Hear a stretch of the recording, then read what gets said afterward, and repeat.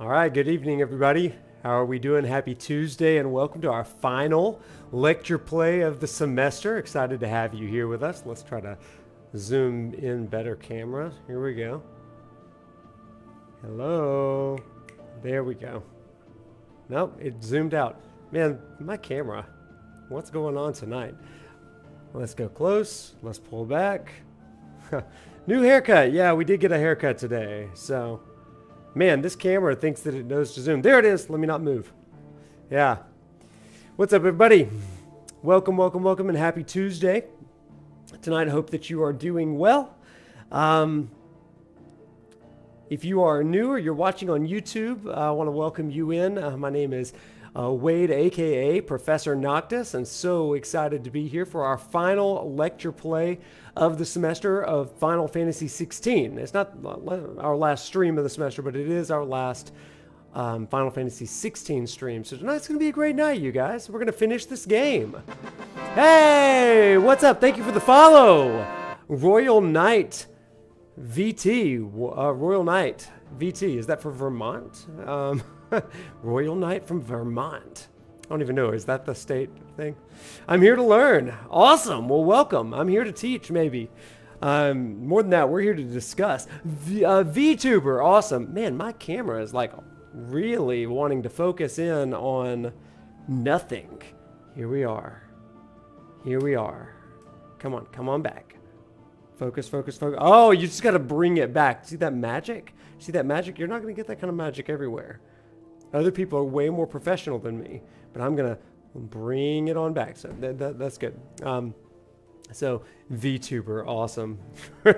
I like Royal Knight from Vermont, to be honest. I don't know if that's even the state thing, but that's funny. Oh, look at the apples. Got your apple to give to the prof? Nice. Welcome. I love a good apple. Not going to lie, Unfocused Prof looks like Patrick Fabian. I don't even know who that is. Not going to lie. Also side-eyeing a GTA 5 lecture. That's one of your first PS4 games. Yeah, so like, funny story. Like I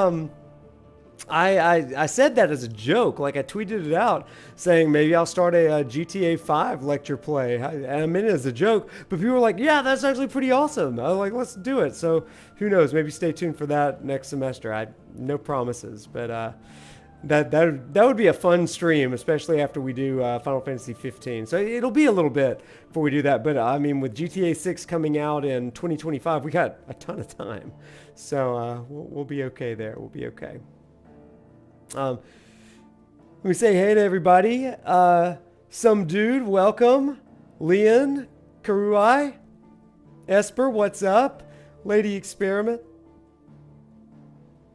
Ruby, what's up? Welcome. Come on in. Come on in. You guys, it's a nice night, you know?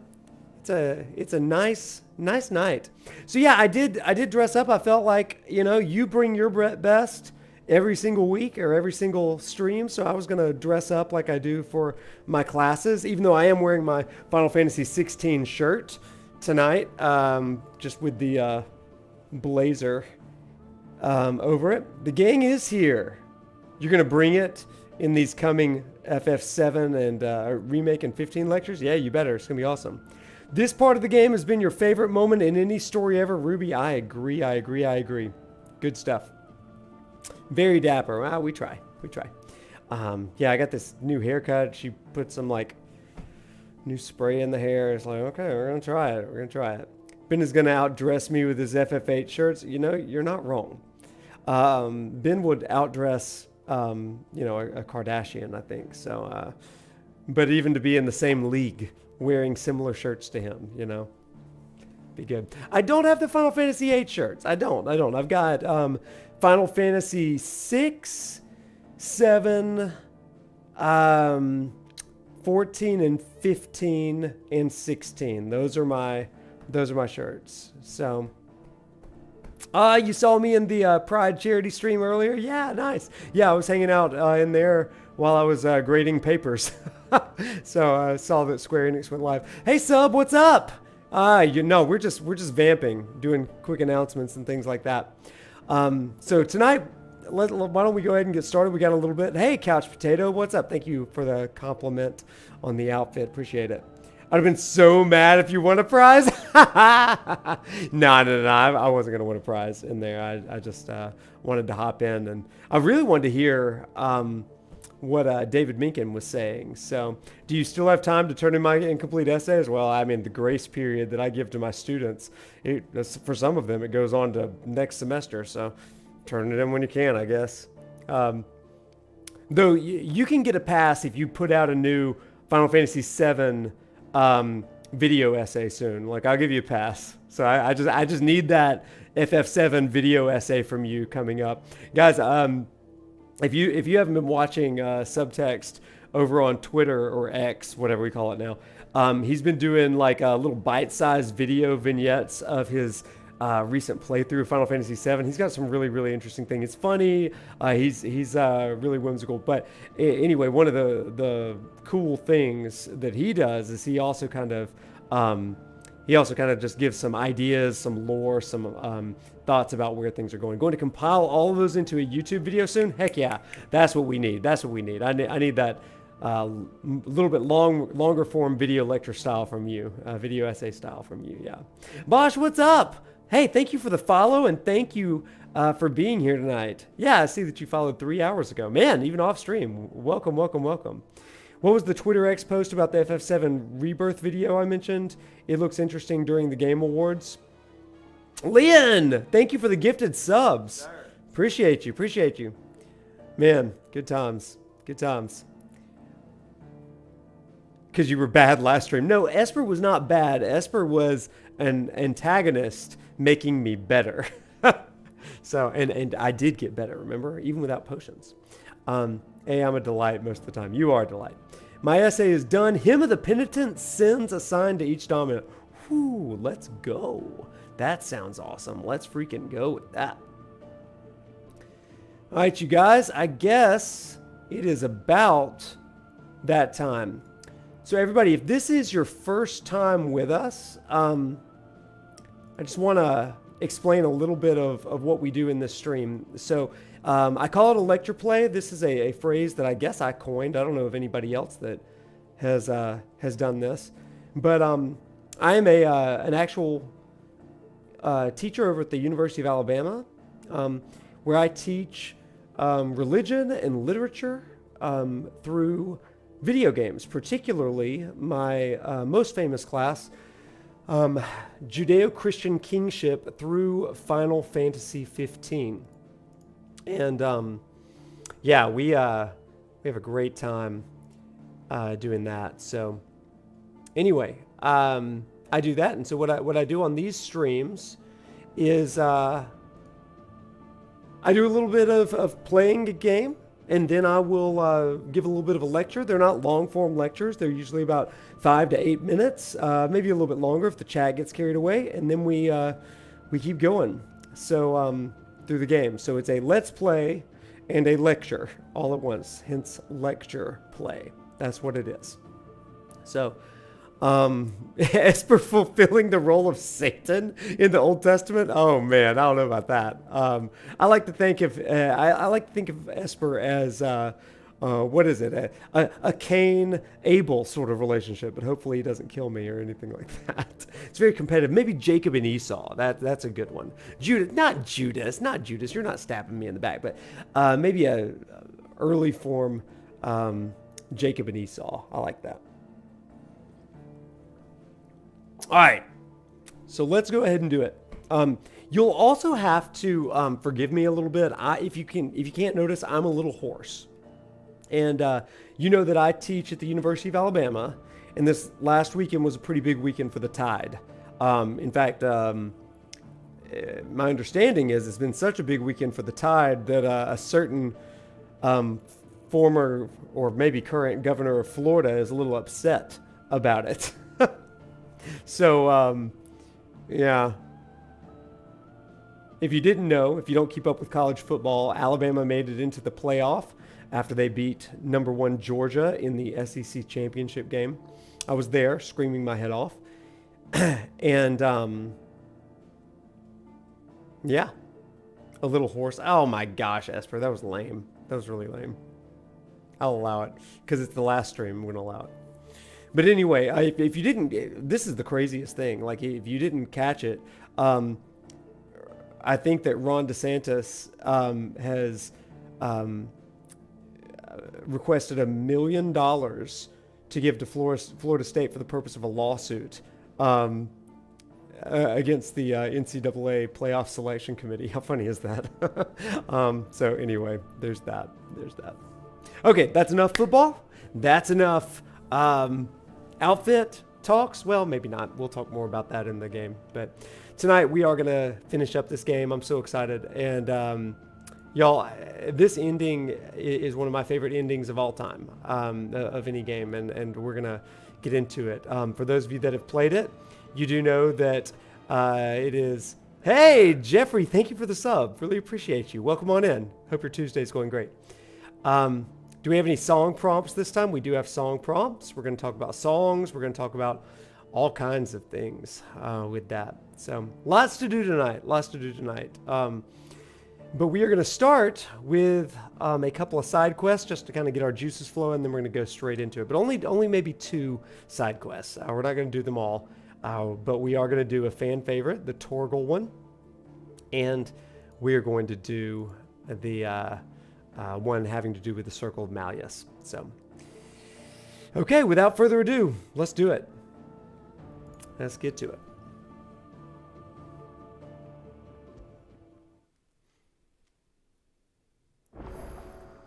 Imagine if this is a Xenogears lecture. Yeah, Esper did mention that to me. Oh boy. Did we do the one with Dion and Harpocrates last stream? We didn't. And just depending on time, maybe we will. But if you remember the last time, the last thing that we did was we got the Ultima weapon. And so I do want to show you what we closed with last time. When you look at the description of the Ultima weapon up in the top right of the screen, yeah, you see the amazing stats, which we're really excited about. But listen to this. I love this. The quote is, "His word was the first, so shall it be the last," from Ikonomachy, which is, and it quotes Genesis 3:11. Now, Genesis 3:11 happens when in the Garden of Eden, and they've eaten of the fruit, and they are about to be cast out. Hey, thank you for the bits, Jeffrey. Thank you. Really appreciate you. But Genesis 3:11 says, "Who told you that you were naked? Did you eat of the tree that I commanded you not to eat from?" And so it kind of goes along with some of the Ultima sentiments of, like, you guys were made in the image of God, and then you rejected this God, and so this is your punishment. And it's similar to some of Ultima's motivations. Okay. Let's get to it. Are we going to do... So listen, you guys, like, there are so many good side quests here at the end. We've only done Joshua, Jill, and maybe a couple of others. What's up, Darth Ace? How are you? Welcome in. Here for the last ride. Glad for it. But we can't do all the side quests. That's just not going to be the best use of our time tonight. So...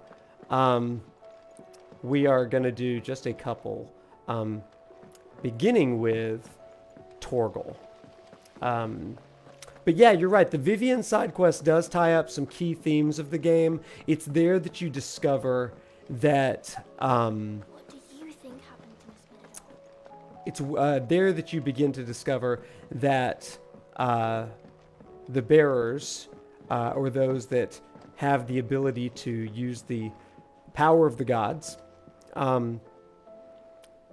you learn how they were defeated, and ever since that war where they lost, they have been enslaved and oppressed, persecuted people. So that's Vivian's.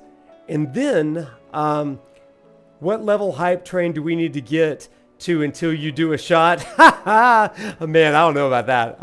The funny thing about doing shots while lecturing is that you begin to not be able to control what you say, right? So I want to be able to give you some good lecturing stuff, right? I need to be of sound mind as I share some of this stuff. Man, my camera is really, really, really wanting to focus like on something very, very close. Shot. Okay, let's have some good doggy daycare time. Ready? Let's do it.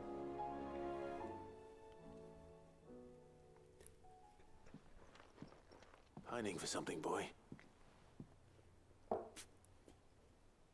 What is it? What do you see out there?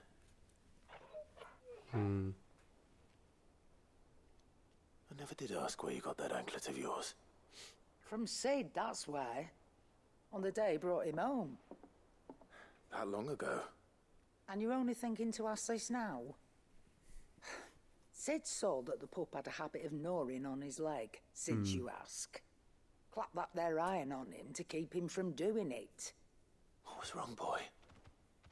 I'll take like as not. Must have been hard on the poor whelp losing his loving masters at such a young age. Doubly hard in being a frost wolf, torn away from his icons and all. Sid would always tell him, you want that iron gone, you find what it is you're looking for. I reckon what he was looking for was you. I'm sorry, Torgal. Sorry for making you wait so long. Let's get that thing off you. This is a neat... Yeah. Doesn't sound like he wants it off. Indeed. You miss Sid as much as the rest of us, don't you?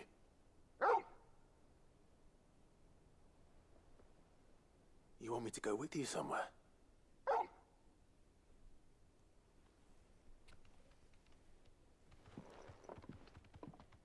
Quick, aren't you? Glad you've been paying attention. Not nearly as much as you have, Lady Karen. Aye, good thing and all. It's not like Gav would have kept him in nuts and rubbed his belly these past 10 summers. Your kindness is appreciated. You've been a good friend to him. Only because he doesn't talk back like the rest of you. Go on now. Let's talk about this just a little bit. I wasn't anticipating doing a Mythos of Torgal / Fenrir stream, but here's what it is. Here's what I would say about this. Torgal, once he primes, I guess, you're able to realize that he is potentially a quote dominant of the icon Fenrir. It's a little bit different than that, but it's certainly an interesting kind of Easter egg that gives a nod to this Norse mythological figure. A couple things about Fenrir. Fenrir is this powerful kind of dog wolf beast, but the gods constrain him for fear that he's going to eat their face, particularly Odin sees in a prophecy that that's going to happen. So he shackles him. And the idea behind this is that he is going to be able to control Fenrir. And so Torgal has this this shackle on him, and it's given to him by who? The thunder god, Rama, Sid. And he does this in an effort to keep him from being, from gnawing at his leg, his paw. And it fixes that. But now he's no longer gnawing at his paw. He's no longer doing the thing that was going to kind of harm him. But when Clive goes to try to take it off, he doesn't. He growls. He doesn't want the shackle taken off. And this is such a beautiful, I think, message and allusion to the idea of the deconstruction of mythos that we all do at some point in our lives. The stories that we have been formed by, sometimes in religious communities even, the more that we begin to grow and think about them, we do undergo, even if you're still a person of faith or whatever, you begin to deconstruct those things. And you don't necessarily throw those things away, but they become a comfort to you. even with people that have left their faith life or their church life belief system or things like that, there is a degree of holding on to those stories from the past. And while others might say, why do you have any remnant of that shackle? Others would say, I don't want to give those things up. And it's really interesting that this is a dog where we kind of get that interesting symbolism in a philosophy of religion sort of focused theme and game. So perhaps here we see Norgal was gnawing on his own hand instead. That's interesting. I hadn't thought of that. I believe in the original story, one of the gods, maybe Tyr, has to keep his arm placed in the jaw of Fenrir. Yeah. Yeah, there's so many different stories that kind of accompany the Fenrir legends and stuff. But it is about restraining this wild beast. Because he was fated to kill him. Yeah, that's exactly it. That's exactly right. He shackled Fenrir because he saw in a prophecy that Fenrir was going to kill him. And so that's why he shackled him. Yeah. All right, Torgal. Where are you taking me? I'm going to need a little bit more than that, boy. Use your words, Do you have a Torgal. better hint for me? Unless you've already given me one. Back on the rear deck, you were looking west, toward Rosaria.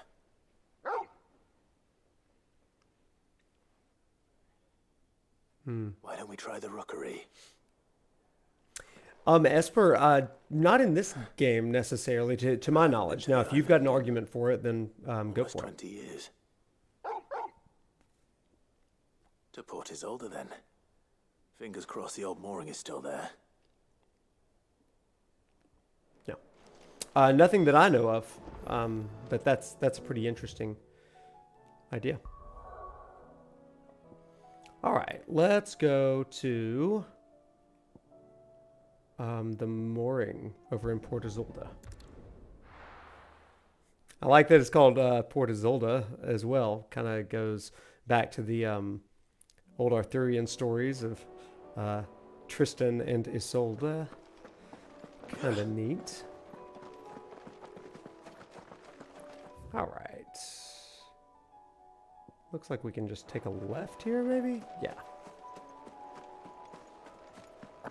In Final Fantasy I, the world's crystals exist to balance it, and the Warrior of Light is born for the sake of restoring that balance, yeah. According to the ending, it is mankind's abuse of nature that through the fifth crystal, the human will, the elements have been thrown astray. Ooh, interesting. That is interesting. Yeah. Hey, Racy, how are you doing tonight? I'm glad you made it in for this one. Is Isolde from King Arthur? You didn't know that? Oh, wow. Yeah. So last semester I actually taught a class on Arthurian literature, Western classics, of course. And we talked a good deal about it. Tristan and Isolde are they are star-crossed lovers. But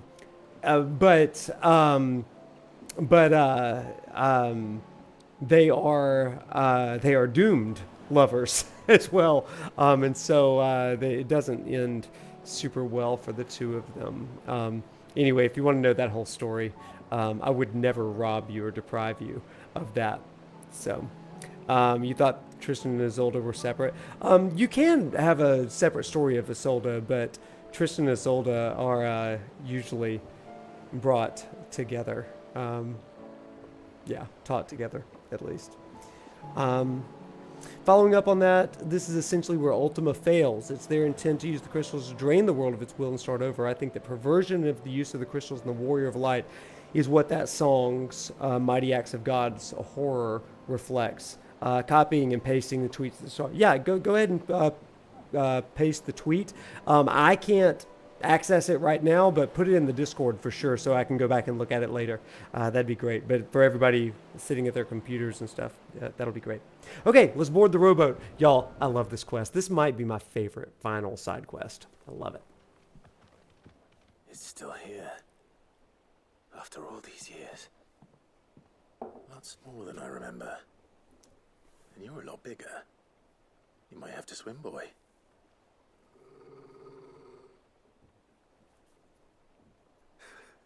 I wasn't being serious.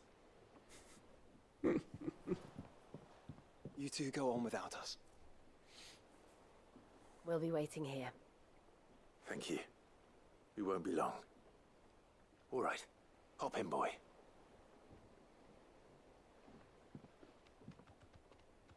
I love that ruby. That's really cool. That's really cool. Ah, that's awesome. I love that linking. There's so much linking to Final Fantasy 1 in this game. Just really, really cool stuff. From the main theme to elements like that. I love it. Okay, let's focus on this good boyo. This place hasn't changed at all. The rookery's right through those trees. Come on. Race you there? I bet I could still beat you.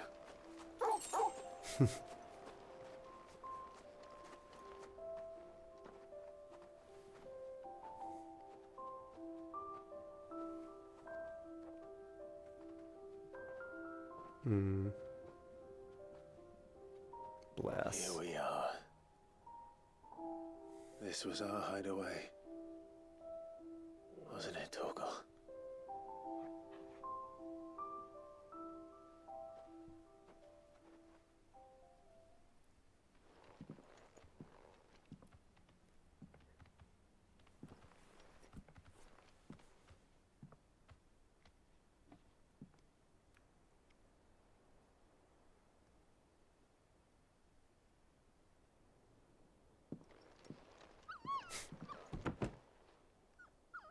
Oh.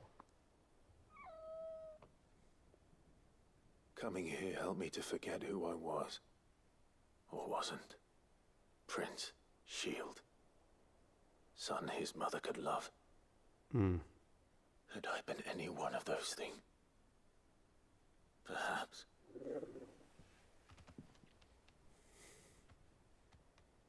What is it, boy?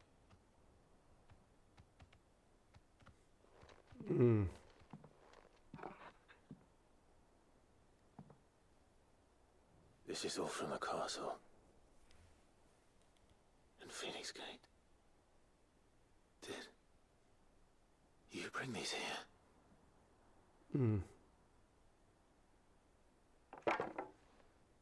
My sparring sword.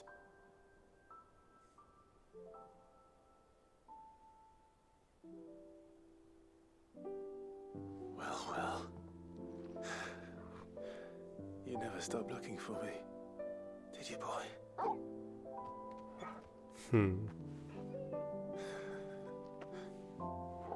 Thank you, Torgal. For never giving up. For never forgetting.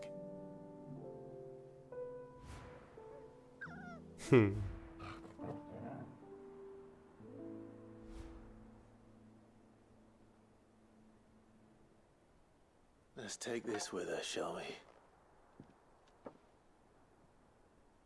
So I don't forget either.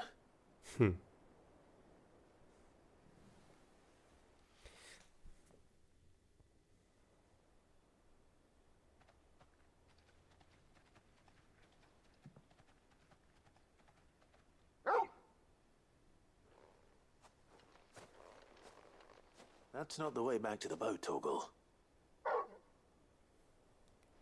All right. I'm coming. This is as good a place as any to talk a little bit about this. Throughout this series, I'll zoom in. Throughout this series, we've talked about how each of the icons represents a different attribute of the divine, right? Garuda is control, Rama is provision, Ifrit is wrath. There's been discussion about all of these, whether or not this is accurate, but this is the way that I kind of see it. And you can see something different, perhaps. Titan is power, Shiva is love, compassion, mercy. Barnabas is law and justice, law and righteousness, and Bahamut is justice.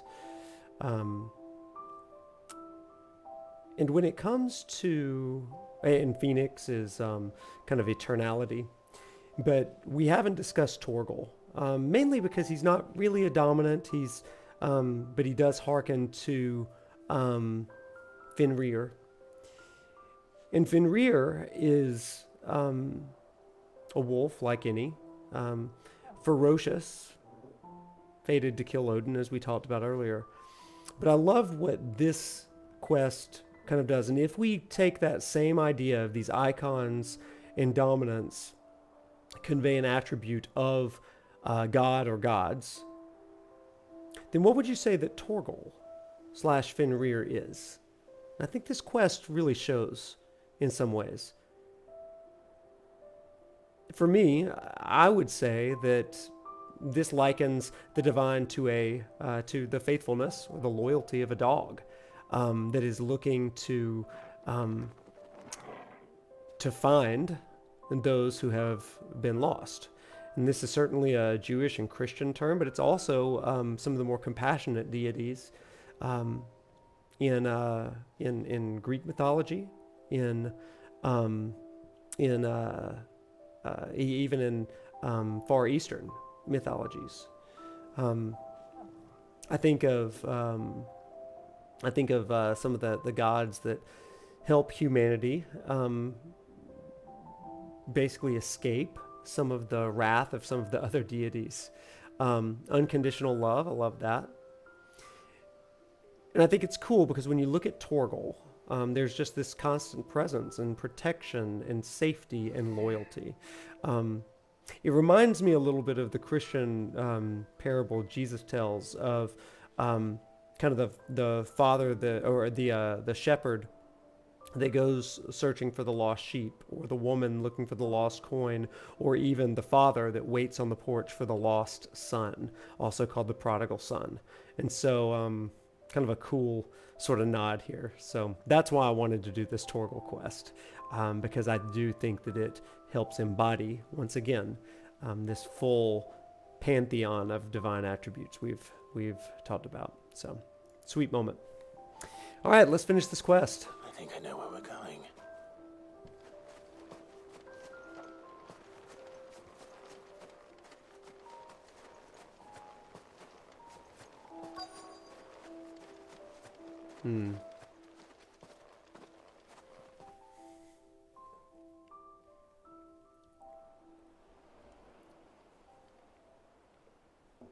Yeah.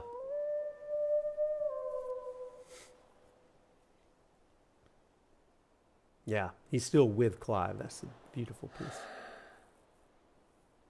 People always talk about the importance of putting the past behind you. But without it, we wouldn't be who we are today. Right? And we certainly couldn't steer our way to a better tomorrow. Come on, Torgal. Let's go home. It's great. It's the idea of Mythos, right? We wouldn't be who we are today without our own personal Mythos and the things that inform us. We'll talk more about that at the ending. Hey, level 81. Let's go, baby. A charged sparring sword. Great quote. Yeah, so good. Hey, guys. You have no idea what just happened. Jill and Joshua, we love you guys. But you just missed out on maybe my favorite quest. Man's best friend. Heck yeah. Heck yeah. So I do want to go look at the journal real quick. Duty Undying. Yeah, maybe that's the one. Kretov. Okay, where are the ones that I'm tracking? Because you know it got bad blood. Smooth like Butler. We're not going to do that one. An Inconvenient Truth. Sorry, Vivian. I will keep you there just in case. But Kretov, we're going to do that one. Okay. This quest is one of the reasons why I say 16 has an excellent trauma narrative. Speaking of pathos begets mythos. Oh, yeah, it does. Say more about that, JMW. Also, welcome to the stream. Welcome to the chat. Man's best friend. I'm back. Miss anything? What are you up to in the main story? Is it right before the final mission? Oh, sub! Man, I hate that you just missed that. We had a pretty good discussion about Torgal, so you'll want to go and catch that. We talked about the mythos of Torgal and Fenrir, and man, I don't know. Ask the chat. To give you the Cliff's Notes version, I quickly talked about how if we're talking about the divine attributes shown in each of these icons and gods, then that's not what I want. Where's one? There it is. The Gilded Path.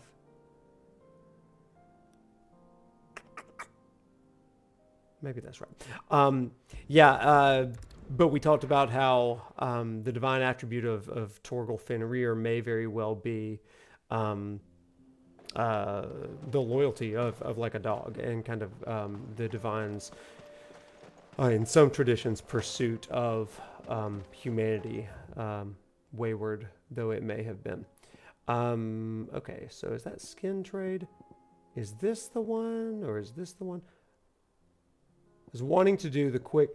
oh, it's down here. Duty Undying. Okay, so we just need to go to the left over here. To answer your question, though, we are at the final quest. We're just doing a couple of side quests. We're not doing them all. We wanted to do the Torgal one, and I wanted to do the one related to the Undying. So we're also not doing a lot of fighting. I think I'm going the wrong way. Yeah. There's 2 Duty Undying quests. Yeah, there are. And so it's a chain, right? You've got this one, and then you've got the next one. This will be easy. Joshua's final side quest.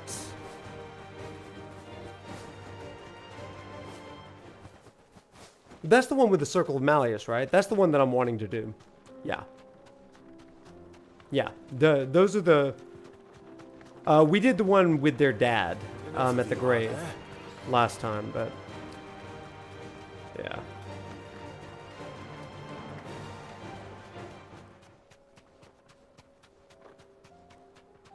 Yeah.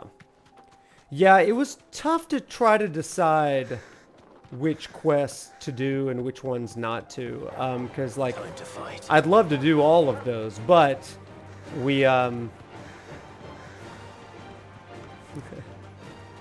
there are so many. Like, this has been a series, you guys.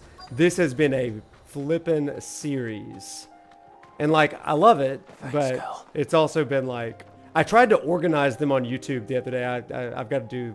After tonight's stream, I'll go and organize them all. But, yeah. All right, here we go.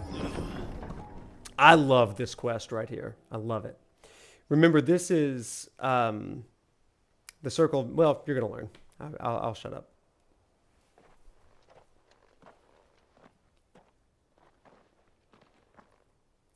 Oh, no.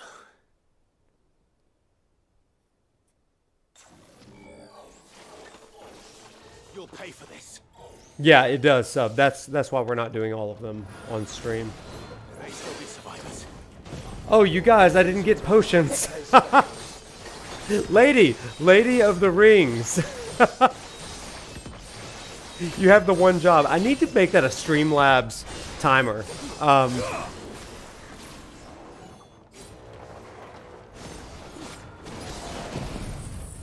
It's okay, it's okay. It wouldn't be a Prof Noctis stream without us needing to go buy potions, right?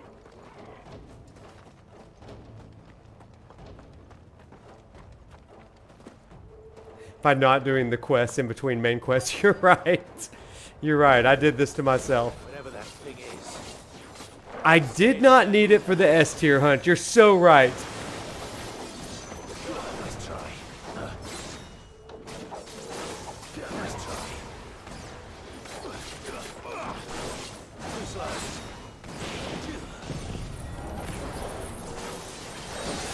Ooh, ow. I'm just adding more challenge. That is my fatal flaw. Always forgetting potions. Yeah, not everybody's gonna do hard mode like I do it.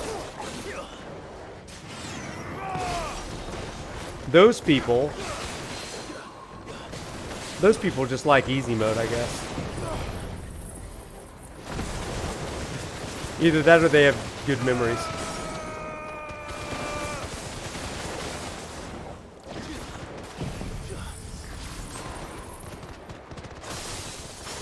Channel points activity, buy potions, do a gym flex. Well, you know, we're doing Final Fantasy VII Remake starting next week.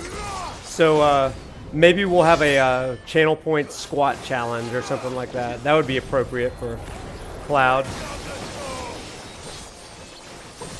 Your lowest level armor in FF mode because you needed to make your challenge? Hey, listen.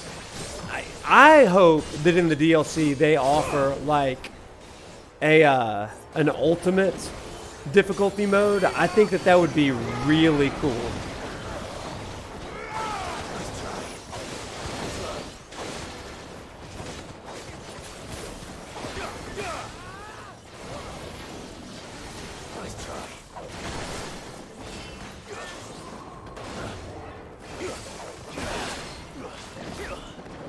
Will there be a Thursday stream? There will not be a Thursday stream this week. I have got a student banquet that I have to be a part of, which means I'm also going to be missing the Game Awards live. I'm really upset about that, but I'm going to watch it back later. I'm actually going to watch Subtext and Sleep Easy's stream of it after I'm done with my work obligations. So, yeah, I'm not counting on new difficulties, but I would be so happy. Yeah, me too. Oh my gosh, I don't think it's going to happen, but it needs more raw challenge. Yeah, it needs more raw challenge because this battle mode is too good to not have it, right? Like it needs that element. So I know they want to make it accessible, but they did, right? They have a normal mode. Should have stayed in the past. Bring on harder enemies. Bring on more icon Cyril's fights. colleagues. You have our thanks, stranger. Who are you? Yeah, that's true. Ultimaniac. I haven't tried Ultimaniac. Forgive me, my lord. I did not recognize you. You are Lord Rosfield, are you not? We are archaeologians, tasked with surveying this site. When the echoes appeared, our brothers here occupied their attentions. Thanks to them, and to you, we were, for a mercy, able to see our duty to its conclusion. You call that a mercy? Your brothers might still be alive if you put their safety before your duty. Surely this survey wasn't worth dying for. We are charged with uncovering Ultima's origins, a duty of the highest import, as I'm sure you will agree. And you think your dead brothers would agree with you too? I know they would. They gave their lives for the cause, an honor to which all Undying aspire. Now, to what do we owe the honor of your presence, Lord Marquis? Cyril told me of your work here, and I agreed to collect your findings in his stead. I see. That is most kind. Pray, take them then, with our humble thanks. May the Firebird's flame burn ever in your heart, as it does in ours. Thank you, Undying. So again, here we've got a almost One thing to lay down your life for another. Templars-esque For a survey. religious group. Forgive them, Clive. The Undying live by a very different creed, and nothing we say will change that. Come. Let us deliver their findings to Cyril, that their deaths might not be in vain. Let's do it. Off to see Cyril.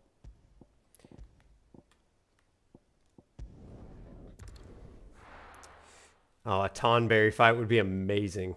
Yeah. Yeah, I'll play Ultimaniac eventually, but that's not story. That's stage selection, right? You can't just play through the story in Ultimaniac mode, right? Or can you? I don't know.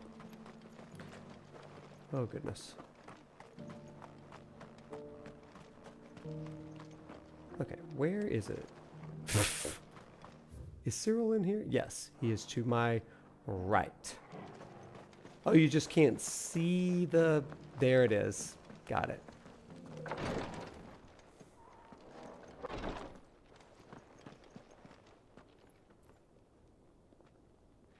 Ah, you are returned. I my am lord. returned. I That's what I was collected thinking your someday. That's colleagues' not bad, preliminary but findings. Here, take them.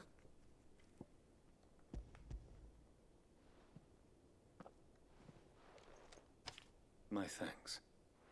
okay. I shall study them and inform you forthwith if I discover aught that might aid you in your fight against Ultima.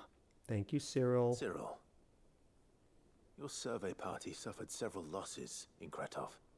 Losses which could have been avoided had the others not chosen to complete their work instead of saving their friends. Tonberry With can these drop you in orders. Strangers of Paradise, lady. Yeah, absolutely. This was their I'm going to have to choice. specify Lady Every Experiment Undying and devotes Lady his of the life to Rings. service of the Phoenix. It is our Yeah. sole duty. I want that second And quest should for we sure. die in discharging it, so be it. Even when death is avoidable. My lord, I fear that this is not a point over which it would be fruitful to argue. The Undying You go by Rose? Okay. have served the Phoenix for I'll try to countless remember that. generations. And your opinion of Taya and Mythos, Rose. however earnest, is not like I like to these change names. them. We live to serve the Phoenix. Our very order exists for that purpose, and that purpose alone. Cyril, I know that you and your brethren answer only to Joshua, but allow me to offer you a word of advice. It does not further the cause of the Phoenix to have his loyal followers surrender their lives without good reason. Provide your survey parties with an escort, that they might live to do their duty for years to come. Think not only of how you can serve the Phoenix, but how Joshua would want you to serve him. Please. For all our sakes. I thank you for your advice, my lord. If you will permit me to respond, our faith in his grace, Joshua Rossfield, is absolute. This is a huge statement. I'm going to comment on it in a second. We'll do what we believe is right to fulfill our duty unto him. As first shield to the Phoenix, I am sure you understand what it means to do one's duty. I do. Then we are of the same mind. And it is my hope that we may continue to do our duty together. Together, yeah. All right, big concept here. So Cyril and the Undying are protectors or purveyors of the Phoenix's legacy, right? They're the ones that are guarding and protecting the Phoenix and the legacy of the Phoenix. But if you notice there, Clive pushes back against that and says, the Phoenix would not want this. The Phoenix would not want you sacrificing yourself, surrendering your lives to this, because he has seen what this leads to, right? He's seen the followers of Barnabas who surrendered their will and actually subjugated the thing that made them uniquely human and having agency. And so Clive knows that that's not what Joshua wants for his followers or for those that are protecting him, like the Undying. So the question is, are Cyril and the Undying protectors, guardians of the Phoenix, or are they guardians of the mythos of the Phoenix? Now, that's a really important question when it comes to a philosophy of religion. Is a follower or a devotee a guardian of the god or the guardian of the mythos of the god? Okay, what does that mean? What that means is a group or an institution a slave to the god or a slave to their understanding, perspective, or idea of that god?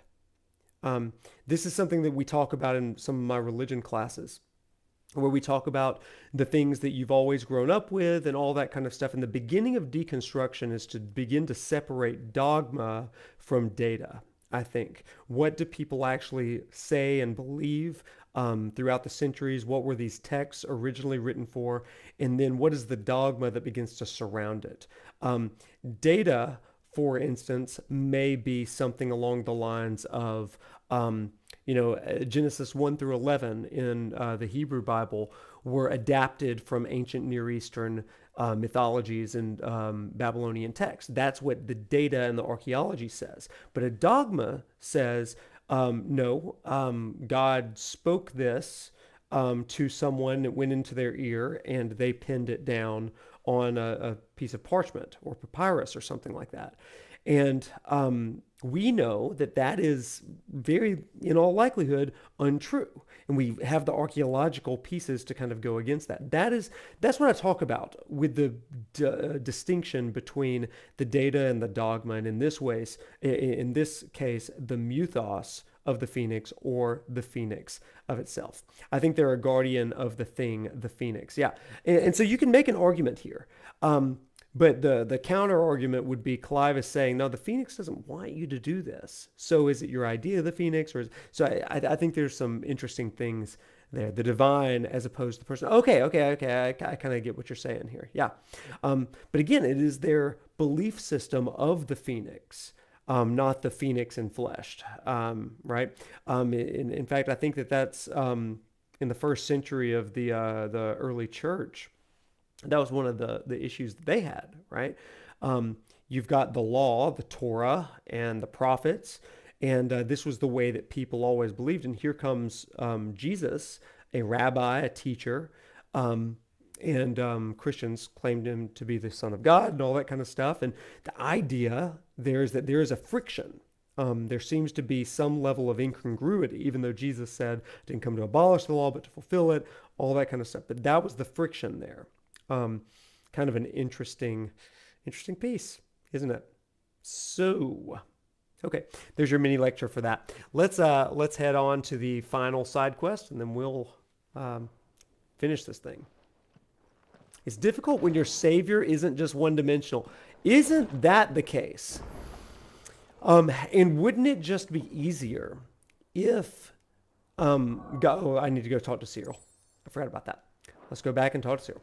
Wouldn't it be easier if saviors and deities were just one-dimensional? Notice how we've done that in this game. We've tried to make each of these icons one-dimensional. But what we find is that the truth lies somewhere in the turning of that prism. So we're able to see all of the nuance, all of the attributes, and those are embodied within Clive. Kind of interesting. Well, they are specifically tasked with chronicling the history of the Phoenix and maintaining accurate info, but also they refer to the Phoenix like an eternal absolute God. So like both dogma and data, dogma-driven data. I will not say that 3 times fast, but yeah, that's kind of what it is. And that will become a topic for a little bit later. What is it, Cyril? One of our brethren lately journeyed across the strait in order to pursue a new avenue of inquiry in our ongoing investigation. He sent an owl some while ago, but we have heard naught from him since. Was he surveying another fallen ruin? No. The object of his study was a savior cult that has arisen in Ash in recent years. Savior cult. We believe it may have some connection to the Circle of Malleus, an ancient religion that worshipped Ultima as its god. By gaining an understanding of this new faith, we hoped to learn more of the Circle's original beliefs. And so you sent one of your brothers to Ash, a continent teeming with orcs and Akashic. Fully cognizant of the risks, yes. I entrusted the mission to one of the most able of our order, the Third Chair, a master of the arts of combat and survival both.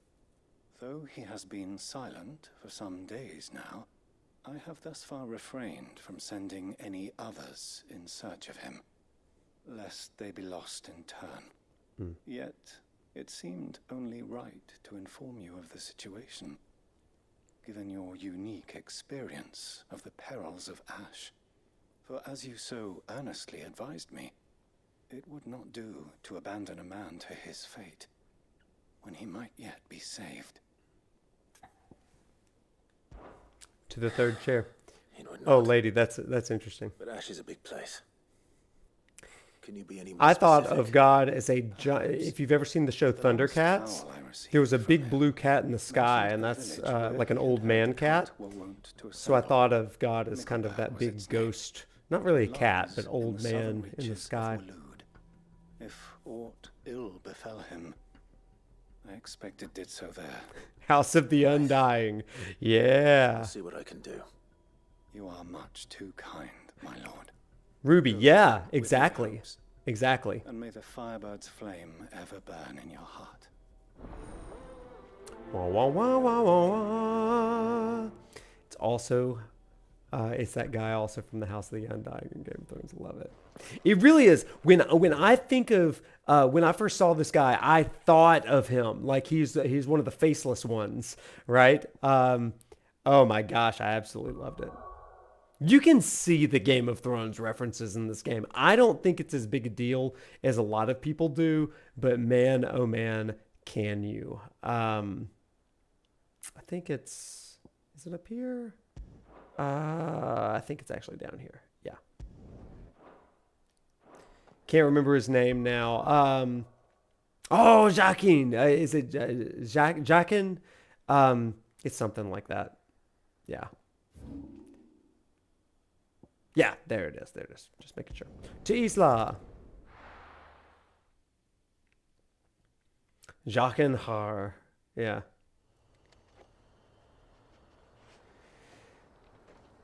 This game criticizes the medieval world far more than it popularizes it. Say more about that, Ruby. I'm not saying you're wrong, but I do want you to elaborate a little bit. I think he has another name at the house itself.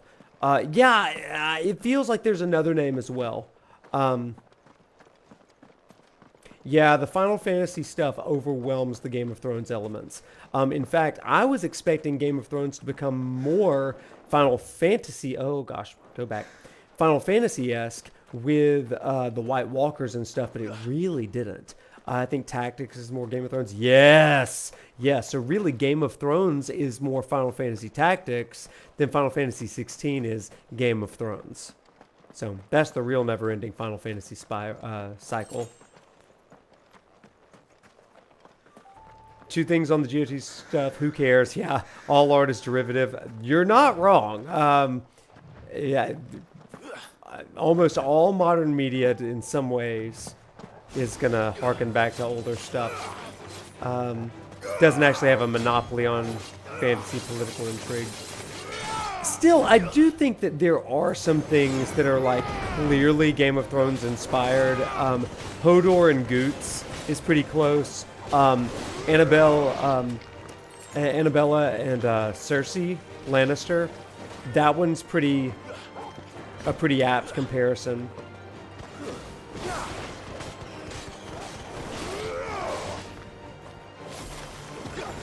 What am I doing? Oh, well, that was wasted. Tear down the existing framework. If they don't, everyone is screwed. Yeah, that's fair. That's fair. In the prologue. Yeah. What am I doing? Okay, I'm going the right way. Whew.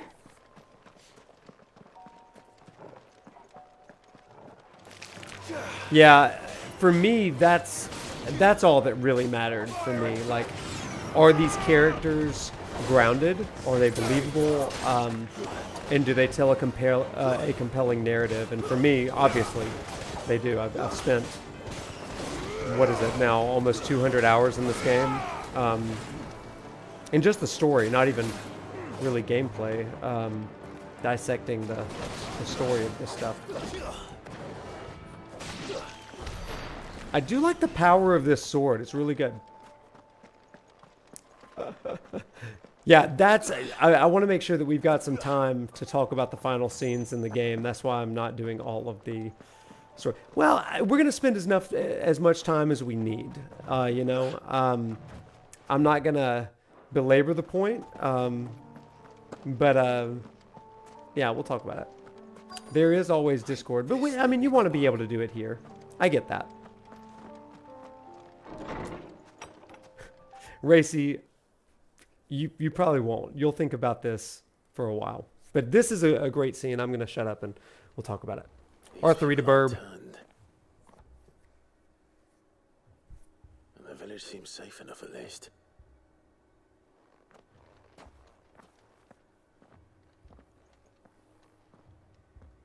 What is going on here? Oh, yeah, you should. Ah, Please. did you too heed the call? Me too, Need the voices. call? No, I came here looking for someone. To be honest, I wasn't sure I'd find him here.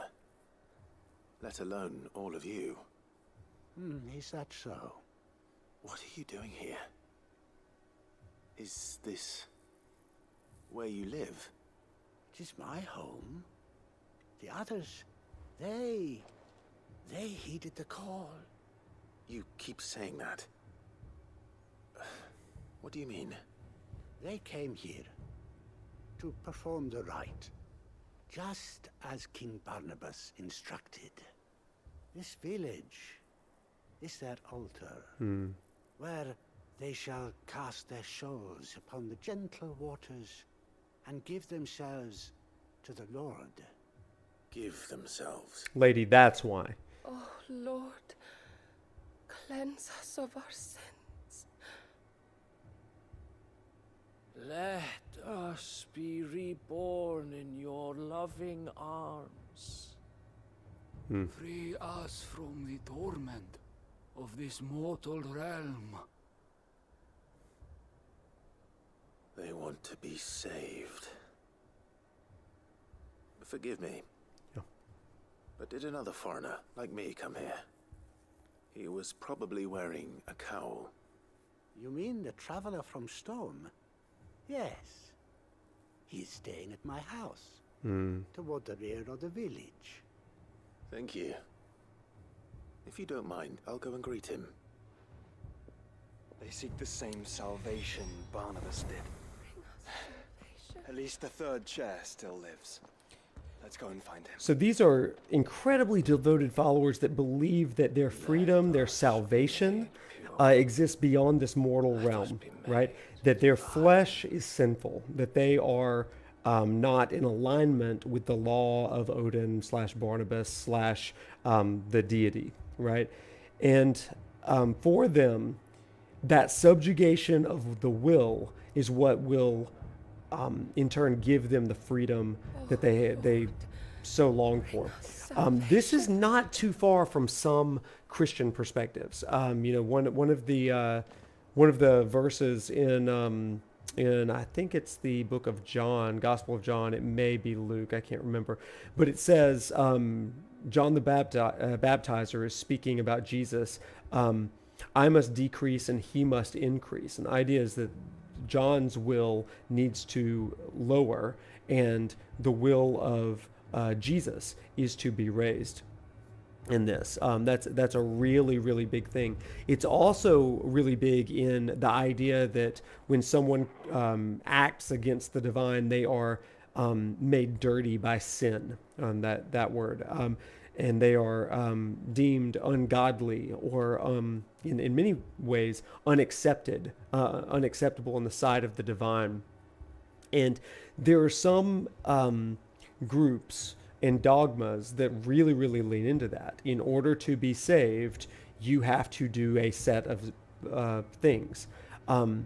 There's all kinds of conversations about how much of it is grace and how much of it is your own human actions that are going to save you. But this is a real world scenario right here, and it's not just cults. Yeah. Speak to the villager again in the speech bubble. Bring us salvation. Your friend with the cowl has been staying with me. Please, make yourself at home too, traveler. Oh, I will. Oh, well. Are there any others? I don't think there's any others. Yeah, okay. Let's make our way on up. I wonder if all forms of learning are a form of indoctrination. Now, I've got a colleague that on the first day of his classes every semester, he calls himself the fascist at the front. He was like, unfortunately, you have to conform to what I'm teaching you for your exam and stuff. And he's like, he says that jokingly, first of all, but He was like, that's kind of what it is. You are expected to learn from me for the sake of this semester. He said, but then he oftentimes says, but just because I'm the one with the microphone doesn't mean you can't disagree with me. And it doesn't mean that you can't have your own opinion. So we always try to qualify that. I think some of the best teachers and professors do that in my classes. You know, I've got a set of beliefs, but my job is not to convey my set of beliefs in the classroom. My job is to give people the data that can better inform their own dogmas, right? So there you go. I think this actually wouldn't qualify as a cult just because they actually seem chill about people coming and going. Yeah, that's fair. But you decide for yourself. Yeah. Jeffrey, this quest reminds you of the Heretics quest in 13 Lightning Returns. Yeah, it does. Yeah, good reference. Not a lot of Lightning Returns references. Data-driven dogma. That's right. That should be the title of this stream. You were reading The Picture of Dorian Gray, but there's a line that says there's no good influence. Because all influence changes a person by nature. Yeah, that's great. And actually, it goes in line with educational theorist John Dewey, who says that the purpose of education is behavior modification. Purpose of education is behavior modification. He doesn't say it exactly like that. I'm paraphrasing. But in my dissertation, that was one of the things that I talked about. Like the purpose of education is to help people live differently in light of those learnings. Got to go back and watch this region when I have the time. I imagine you had a lot to say about the idea of the Akashic. I sure did. That was a great conversation. I did find this as maybe the most interesting exploration of the idea, but I admit that I struggled a little bit to resonate with Barnabas as a character. Had lots of thoughts on him. Yeah, absolutely. Yeah, you need to go back and watch I think there were 2 or 3 episodes because of internet drops about the mythos of Barnabas and Odin. Yeah. Internalized racism. You disagreed with something that was said by the teacher as an example because it seemed like defamation or a false example. Yeah, sometimes, yeah, that can happen. And the entire class shut you down because you were taking up time. Yeah, that's unfortunate when you're with students that just want to get out, but you're actually having a maybe fruitful discussion. That was around the time you really gave up on most of school. Yeah, that's unfortunate. I'm sorry that happened. Because a good teacher is going to curate and facilitate some of those conversations. So, okay, let's do this. We're never going to finish. Excuse me. We have to. Are you with the Undying? I am. Yeah, Ruby. And so it would appear, are you? Lord Rosfield, if I am not mistaken. That's right. And you must be the 3rd chair. I am. Cyril was worried for your safety. He sent me to find you. Then I must apologize. I did not mean to trouble the bearer of the burning quill. Much less you, my Lord Marquis. He said that you had failed to report. Is there a reason for that? I came here to study the followers of this new faith. But the more I learned of them, the more my own faith began to falter. You have seen them at their prayers, have you not? They devote themselves to the veneration of their Lord with a fervor I have never seen before. Praying night and day that they might be rid of their wicked wills and reborn in their Saviour's light. See that? I mean, not that they might classic be granted stuff. Respite from their worldly woes, but so that they might continue to serve him. Serve him with all of their beings. That's why we have a Discord, you guys. I too swore to devote So your my boy life can to the sleep. service of my Lord and Master, but this, it is different. It is more. And so I would see it through to the end. See these people safe, that they might achieve their dream, that they might do their duty to their Lord, even if it should keep me from doing my duty to mine. You do understand what their dream is, don't you? I do, my lord. They would cast aside their wills and become Akashic. I know that it may be hard to believe, but to these people, that is the very essence of salvation. Forgive me my lord. But I must remain here. If you are to return to Master Cyril, I would consider it a great... Did you hear that, my lord? Something is happening. I'll go find out what. Stay here.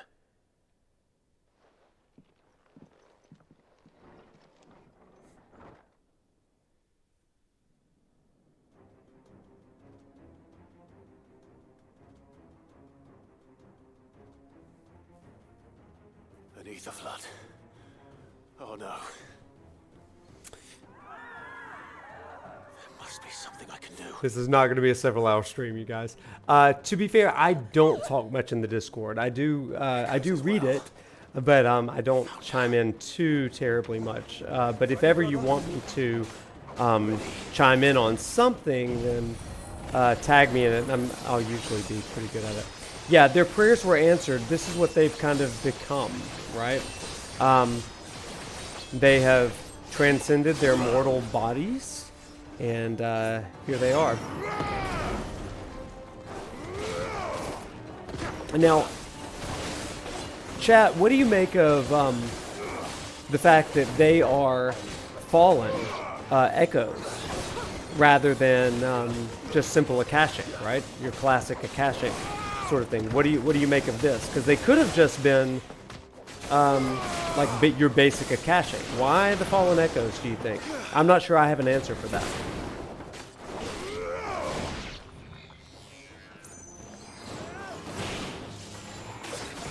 Are these not the people? These just came out of the hole. Okay, maybe that was it. Oh, the people are being attacked by the fallen echoes. Okay, that's it. And then they do become Akashic. Yeah, they're all hiding over there. And these guys come out of the hole. Yeah, that's right. Well, this village does appear to be built on fallen ruins. Yeah.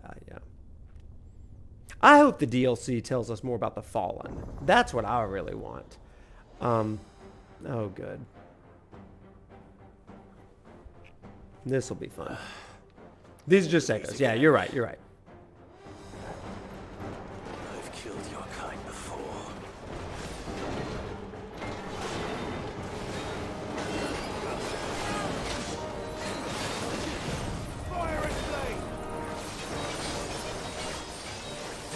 You want to know about Leviathan the Lost? Yeah. This Atlas design is sick. So we haven't really talked about Leviathan at all, but I can give you just a few thoughts on Leviathan.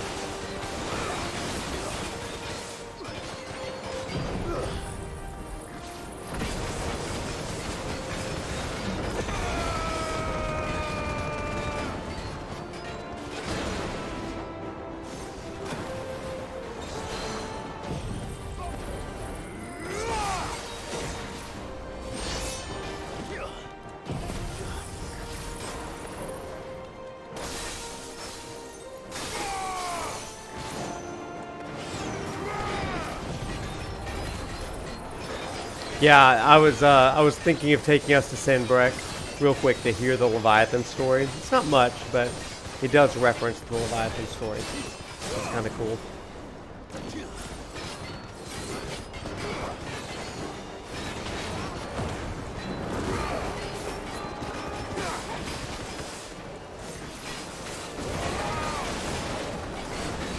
All right, Jill, get him, Jill. What am I doing?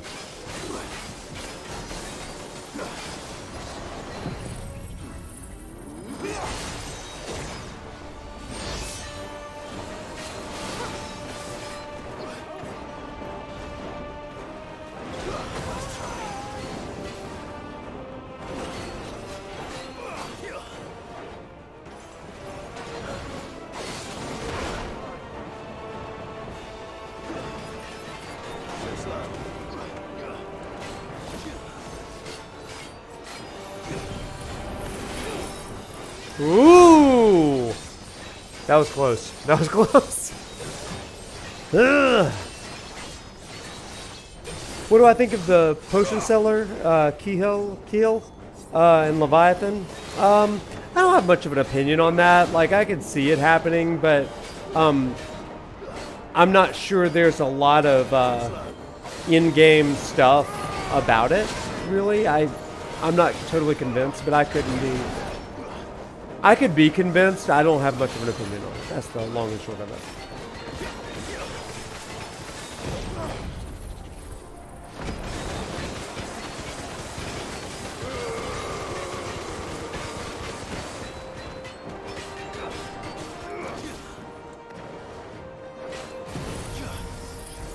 Clink, clink, clink. There's Jill.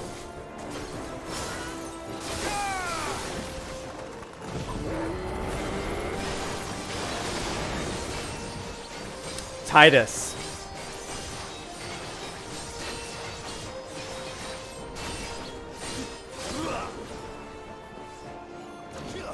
Yeah, you know, Titus is an interesting character in the New Testament.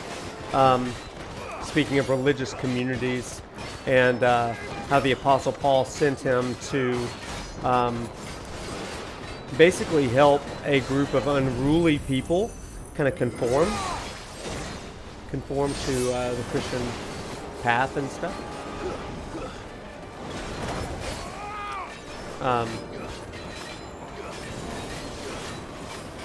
It was on the Isle of Crete, if I am not mistaken.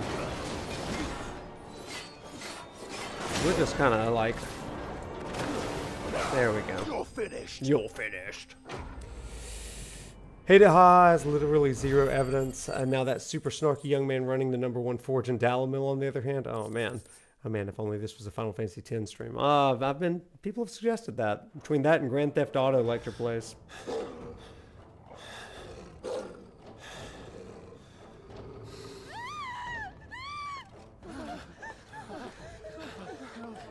Esper, that was a joke about Jill's clanking there. We knew it was the hits. But. Damn it.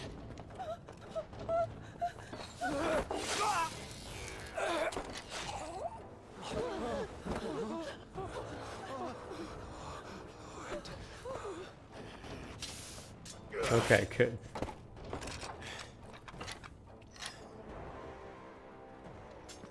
Don't you die. Come Don't on, you die. Speak to me. I had to save them, that they might have a chance to find true salvation. Some stranger saved him, Themselves to the but a stranger who's been inspired by them, right? Inspired in his own faith. And decided when the Undying plucked me from the gutter. gave me a cause to believe in. Wow, yeah. Duty. And so from his mythos, he began to develop Everything a commitment, a devotion to this and I would not deny faith them system. that fulfillment, even if they must become a Kashik in order to achieve it. Forgive me, my Lord Marquis. Yeah. I did not mean to trouble you with this. My findings. Could you deliver them to When I was Master in Cyril grad for school, me? finishing my master's degree, You're and even in what the we've years done. following,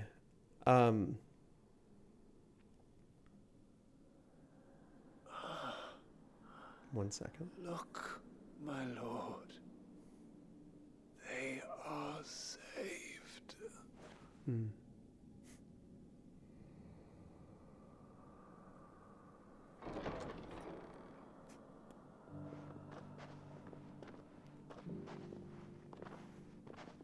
Yeah.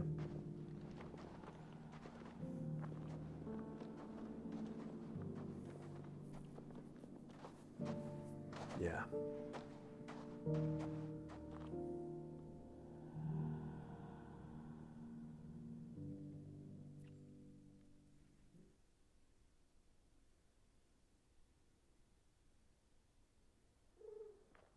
I think one of the things that I love about that is that Clive is committed to allowing people to live and die on their own terms. And even if he doesn't necessarily agree They are saved. with those terms, Found her. just I should get this report to Cyril. there's something really important to that. Like I was saying, when I was in my master's program and even in the years beyond, I got the extraordinary opportunity to travel not just around the States, but to other countries, and even more metaphorically, travel to other religious communities. So I got to spend a semester visiting and kind of studying alongside, like this guy, a Hindu temple community where I would visit temples, and I would also visit kind of their home temples as well, where they would have celebrations and worship, prayer celebrations. And what it did for me was it personified these groups that I had always kind of had assumptions from, that were always through the lens of my own religiosity, right? And in a lot of traditions, there's the idea of like, we're right, and they're infidels or they're wrong and all that kind of stuff. But what it did for me was it allowed me to humanize those that believed differently from me, and to find value in some of those mythos. Did this again when I was able to visit Indonesia and China and South Korea, learning the cultures, and even in Christian traditions, to see the differences, the differentiation between American theology and American practices in church and those others. Some of those things I'm like, oh, that is really just kind of rubs me the wrong way, but to listen to the stories and to hear gave me an appreciation. Also, I don't know if I've ever been as challenged in my own faith as when I began to learn prayer practices of Muslim communities, and how at certain hours of the day they would turn and face Mecca, and they would pray throughout the day in a religious event that I was hosting. I think that proximity helps one to do that. But again, I love Clive's mandate of to allow and enable people to live and die on their own terms. I think that's a really cool sort of thing. And it perfectly goes in line with this, especially in our philosophy of religion conversations here. So.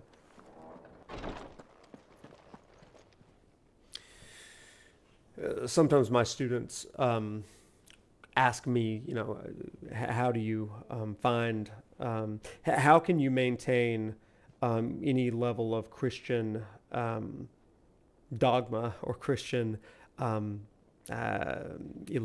exclusivism, and have that kind of perspective? And I have a long answer for that, that is uniquely Christian. But also is what I would call Christian inclusivism. But it's a bit, maybe that's one for another stream. I don't know. Let's finish this quest. We're never going to finish this if I keep going on these tangents. Sorry, you guys. Welcome back. I'm glad to see you hale and whole. I met with your third chair, Cyril. He bade me deliver his findings to you. Yeah. The third chair is reported into the teachings of an Ashen savior cult, its outer edges stained with the same man's lifeblood. Yeah, it is an interesting thought, right? Thank you, my lord. More more tangents. It's invaluable. I thought you were saying no more tangents. I buried him in Mickelberg. I won't hold myself back, but sorry that I couldn't save I will him. be mindful of time. I want to respect your time and mine. Him, no one could. The villagers, I will. they were Thank you. believers in this savior cult. They prayed to their god that they might be unburdened of their wills. Then an ether flood came, and their wish was granted. Your brother sacrificed himself that they might live, even knowing that that life was death by another name. That life was death by another name. Yeah. Then he perished defending liberty. Liberty. Wow. Yeah. End. For the right to choose how one dies is no less sacred than the right to choose how one lives. Sid would agree. He wanted to build a world where people could die on their own terms. A noble ambition. To die for one's cause is the most perfect expression of one's faith. It matters not how misguided others might judge one's decision to be. Only that the decision is one's own. We live according to the teachings of our order. We believe in them, we protect them, and yes, we die for them. For better or worse, that is our creed.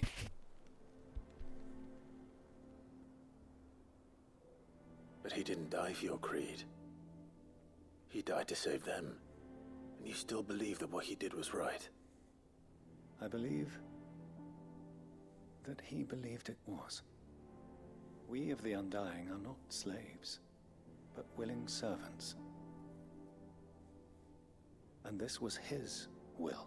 The ultimate expression of it. Yeah, that's so interesting, right? All right. I'd like to know this man's name, Cyril. To know the names of all the Undying who've fallen in the line of duty. They died serving my house. It's only right that I remember them. That is my duty. Of course. I shall fetch the Book of Martyrs at once. Book of Martyrs. My lord, it has been, and shall ever be, the greatest honor of my life to serve House Rosfield. Though our duties may differ, yours is no less important. I pray with all my heart for your success. And were they here, I have no doubt but that every one of my fallen brothers and sisters would feel the same. Yeah. Agreed, Ruby. That's good.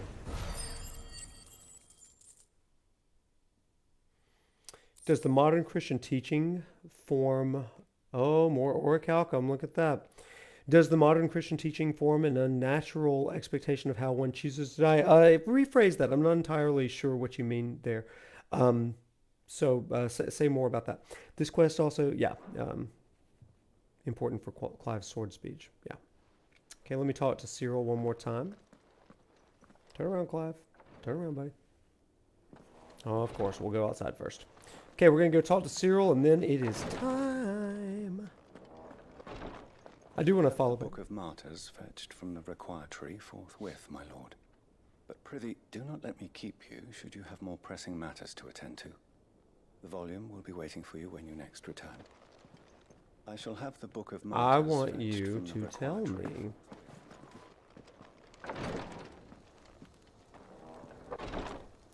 You think that Lubor is Leviathan's dominant? Okay. Interesting. Why? Why? Just personality or fact that he's the bearer? Why? Reload the area type of thing. Okay, well, let's reload the area. As long as we're still in Dalmekia. This game's depiction of legacy to me shows that the most important thing that you can pass on is the thoughts and beliefs of others. Okay. Yeah. Wasn't he using thunder, though? Hey, what's up, Urka Jinners? My lord. Oh, here we are. I have the Book of Martyrs, should you wish to inspect it. I would. I would. Thank you. Thank you.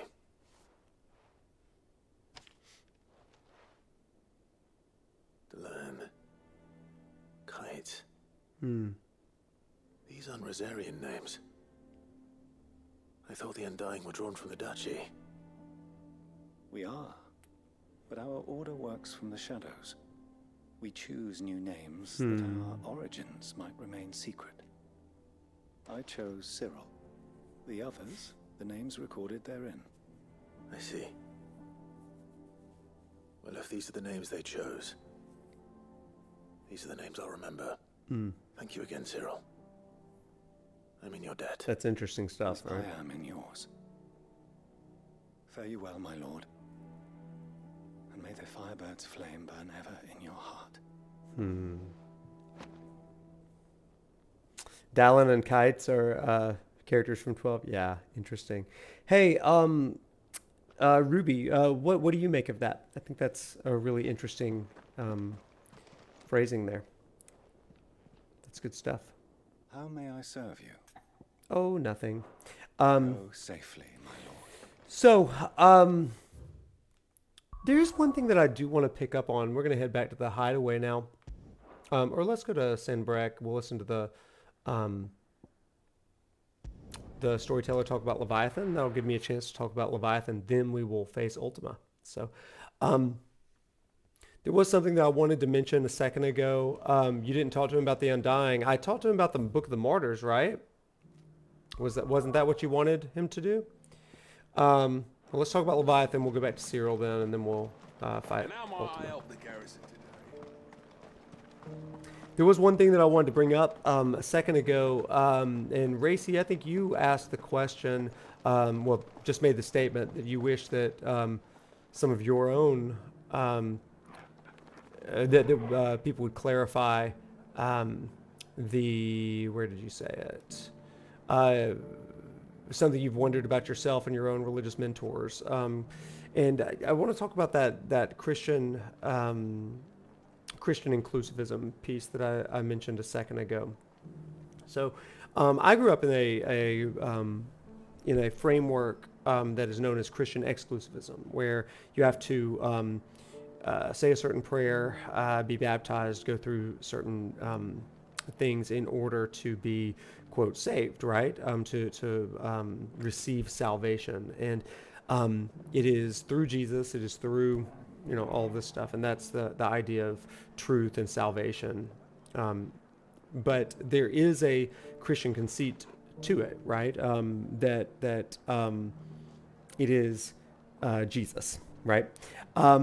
And so this becomes difficult as you begin to learn about other faiths, and you learn even about different, for Christians, denominations and different representations, because you begin to wonder who's right? Like my Jesus and my denomination looks a little different than the Jesus in this other denomination. And I don't mean looks, but I mean acts.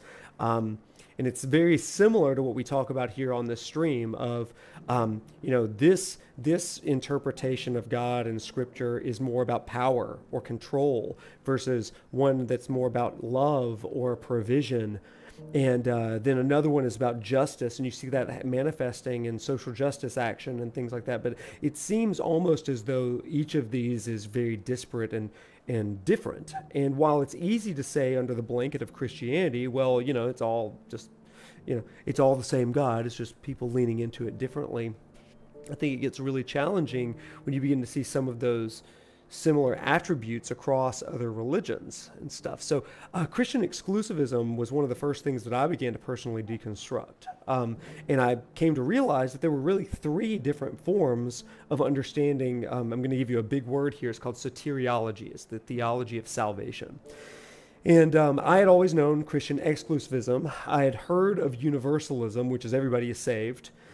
But then there was another form called Christian inclusivism. And it maintains the Christian conceit that people are saved through the work of Jesus, right? The famous quotation from the Gospels is that Jesus says, I am the way, the truth, and the life. No one comes to the Father except through me or except by me. And the statement there is it can be interpreted in a couple of ways.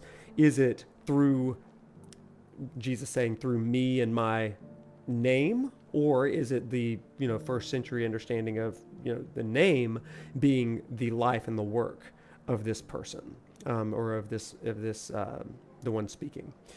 And so if you're in a Christian inclusivist sort of mindset, then you believe that salvation can come through the work and the actions of Jesus on the cross and the resurrection. And you have the Christian conceit that Jesus is the fullest understanding of the divine. But just as they would in the Old Testament particularly, there are a lot of representations of the divine. But Jesus is the fullest. And so that's where that Christian conceit comes in. The question is, well, how do you know you're reaching out and following this God? I like Acts chapter 17 when Paul, the Apostle Paul, is speaking to the Athenians, and he's walked around, he's seen all the altars, Zeus, Aphrodite, all of them, and he's invited to speak to the scholars of the day, the philosophers. And he says, I see that in every way that you are very religious. Because as I was walking among your streets, I noticed all these altars, including one that says to the unknown God. And so what you know as unknown, I'm going to make known to you today. And then he begins to speak about, his perspective, his faith. He doesn't negate all the things that they have really held on to. But instead, he begins to teach about, again, that prism piece of Jesus and what Jesus had done. He even quotes, not scripture, but some of the poets of Athens and of Greece. That's always really stuck with me. And at the end of it, he begins to say, we all reach out searching and grasping for God as though he's far from us, but he's not. He's near us. He's in our on our tongues and on our hearts and stuff. So I think that this is a really interesting way of engaging across interfaith dialogue. And I think it is key to understanding religiosity, which is kind of the point of this stream, the philosophy of religion and stuff. So anyway, if that's ever been you, then I just want you to know, like, there really are three different modes of soteriology: Christian exclusivism, Christian inclusivism, which I just described, and then universalism. And so there you go. There's some of that. There's some data, and you can do with it whatever you would like, because that's the will there, right? Chat, while I was saying that, y'all went into Bear could use all elements, I thought. Yeah. I grew up Pentecostal Christian. While there was baptizing and stuff, for sure, it was always taught about as simply praying to and accepting Christ, or at least that's how it seemed. Like every sermon was an opportunity for someone to be saved. Yeah. And in my tradition, it's a bit more of God's already active in your life. So the question for preachers and for teachers and all that kind of stuff is to help people begin to name, realize, or recognize what God is already doing in their lives. That people, I'm not, as a speaker or a preacher, I would not be introducing God to people. God's already been introduced to them. So that's what we call prevenient grace. It is grace that comes before somebody even recognizes God, which is interesting. So anyway, we going on some tangents tonight. Esper, I hope that you were okay with that. So, man, you wanted these tangents, baby. You want it. Yeah, it's grace which comes before. That's exactly right, Hoven. Welcome, Hoven. Okay, so here's our friend Leviathan teacher over here. From the sea, a mighty serpent rose, and with a roar that shook the heavens, summoned a swell to swallow the western sands. But, we can finish the rest tomorrow. Tomorrow? But I want to hear what happens now. From the sea. Yeah. So again, you've got some ideas of Leviathan there, and I think that a few other times she'll kind of go off on some further tangents with that as well. But I think it's kind of interesting. So we haven't really talked about Leviathan. There's not a lot to talk about with Leviathan, which means I'm going to see Cyril again right now. It's in Bucklad, right? Or is it Tabor? I always forget. No, it's down here. It's in Tabor. Oh my goodness. Children of the Corn, yeah.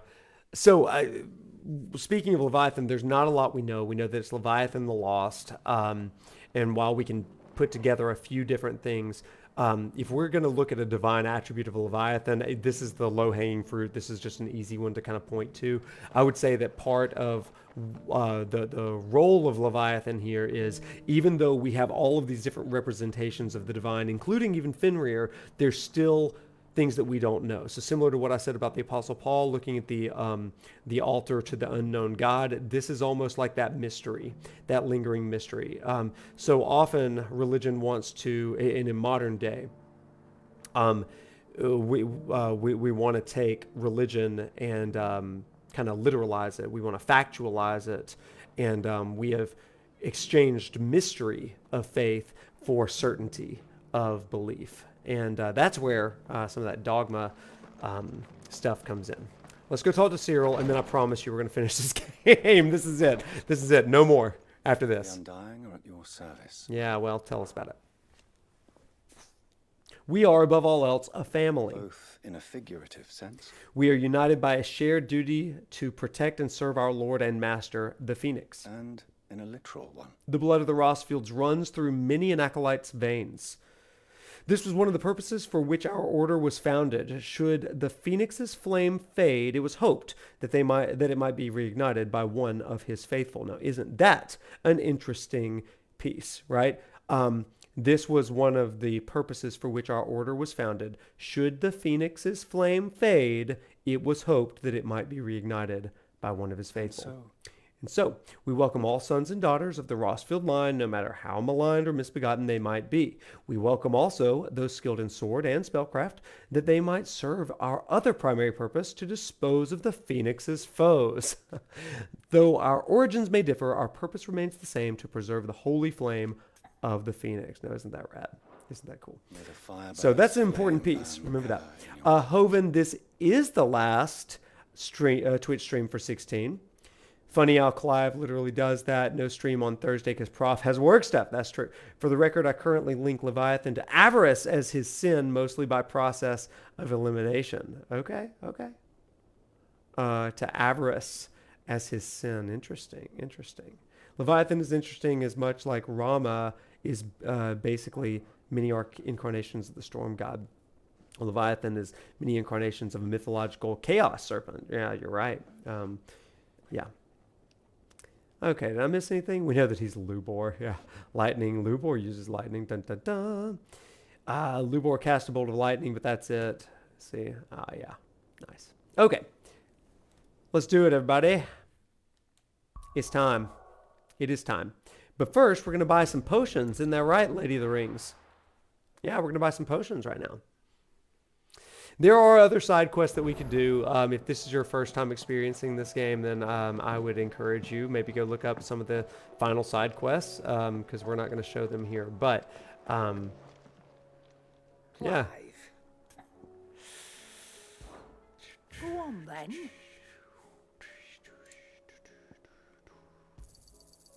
Potion party. It'd better all be here. You'll not find a better price than that. I know, buddy. I know, friend. Let's talk to our friend Blackthorn.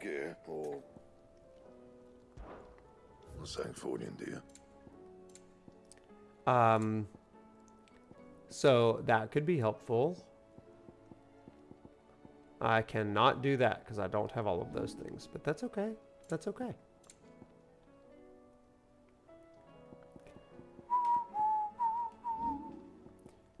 What am I doing? Okay, let's look at some of these things. Sun bracelets.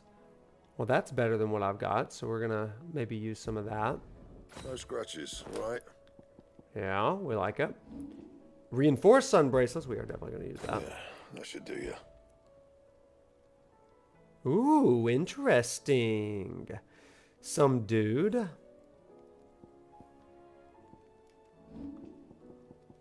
Okay, we are all pretty now. Leviathan is chaos at the Chaos Boss in Sonic Adventures. Oh my goodness. Okay, so some dude, yeah, you're talking about one of the final songs in the game, and that's good stuff. That is good stuff. Okay, so here's what we're gonna do. We're going to initiate this final quest. Here's our sweet boys, Joshua and Torgal, posing for pictures that aren't being taken. Here's our friend Dion over here. He's got a lot that he could say. His whole thing here is that he is struggling with how his act of what he believed was right and just ended up destroying the entire his entire home. So he's very sad. That is the long and short of it. But he's regaining some hope that he may be able to atone for his failures or perceived failures. So there is that. So we've done a lot of lectures tonight. This is going to be the final run up to the last part of this game. just as a quick reminder, we've been talking about the attributes of the divine. Each one of the icons has a different attribute. We've kind of discussed and debated which attribute those icons might exhibit. But regardless, what we're going to see in this next part is the power of all of these icons. One thing as a reminder, we talked about a lot of different interpretations of who Ultima may very well be. As far as that attribute, understanding that each one of these is a different attribute of an Ultima, right? But for the Ultima that we are dealing with, he fancies himself the creator, and so there's a creation aspect to him. And what he wants is for Clive to be a vessel to embody even him and all of these different attributes, so that then, he can, do as Ultima pleases, right? He can have his own will be done. So there we go. Let's go ahead and do it, shall we?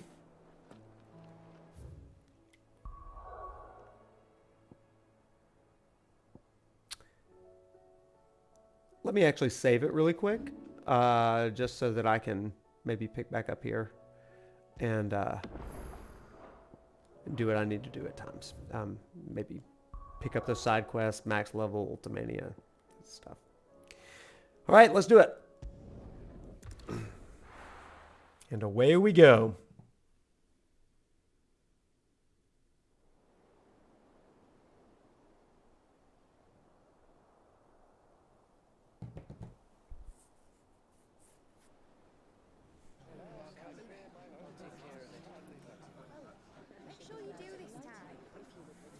While you're at it,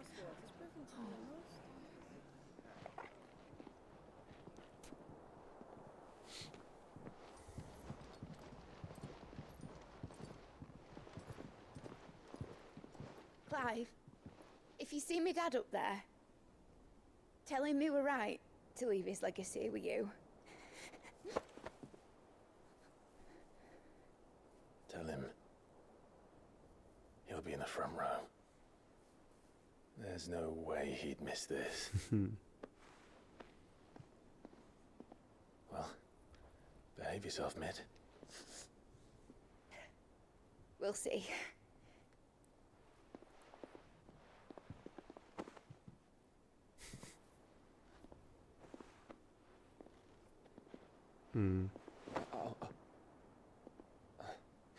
Dion. We love Dion.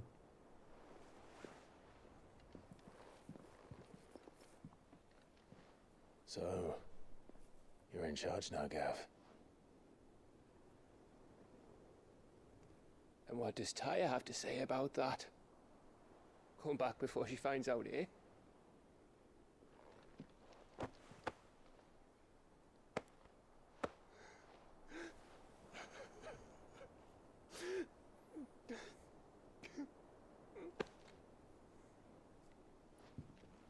Thank you, Yote.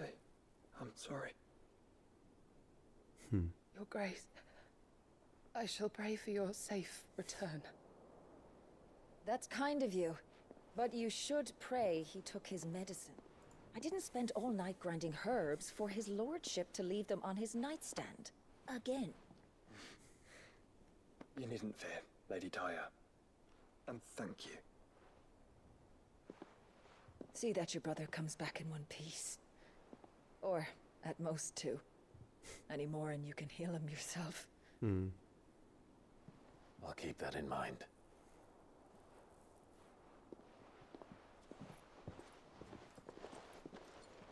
Well, there's nothing to say that hasn't already been said.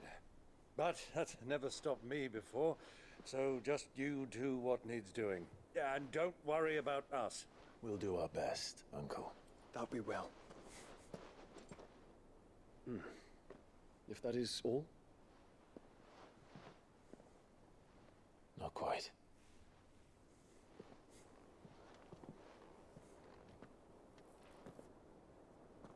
Jill. It's time, isn't it? It is. Take care of him.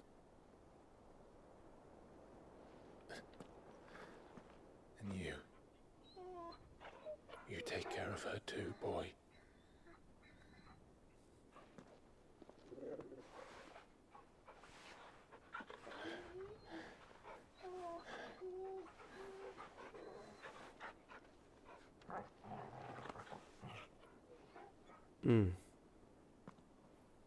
Don't forget, Clive.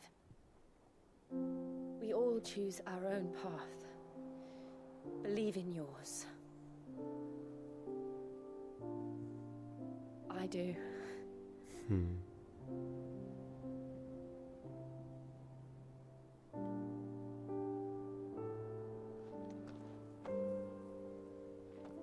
I'll be back. I promise.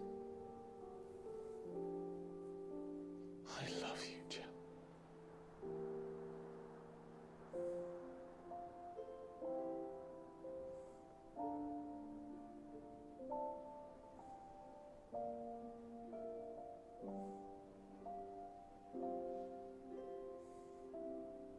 I know. I love you too.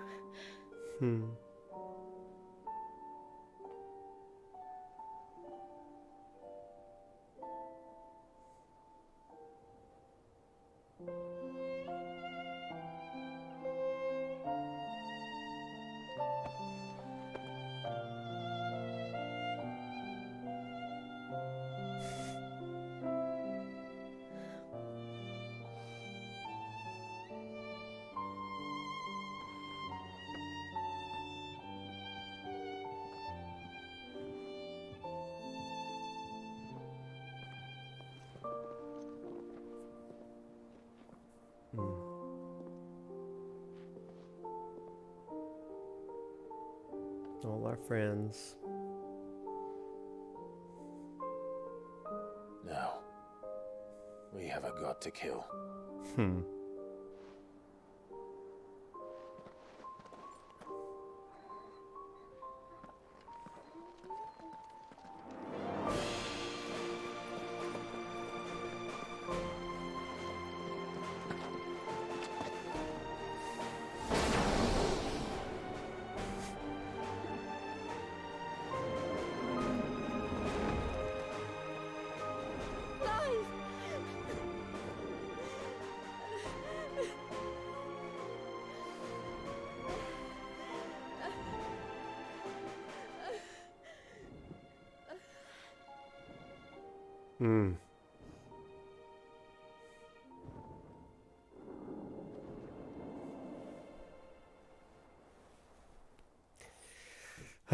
Amazing moment, right?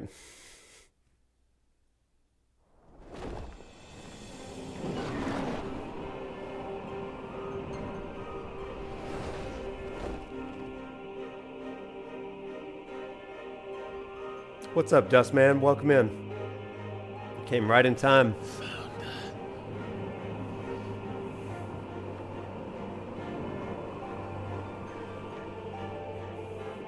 Ruby, you said, do I think that the title of this quest means anything beyond the obvious? Yeah, I do. Back to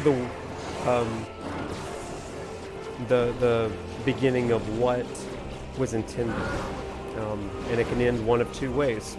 The way that humanity should be, or the way that humanity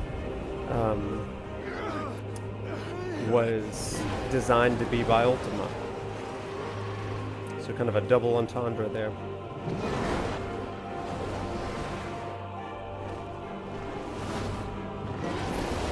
Yeah. He's going to make us a way in. Yeah.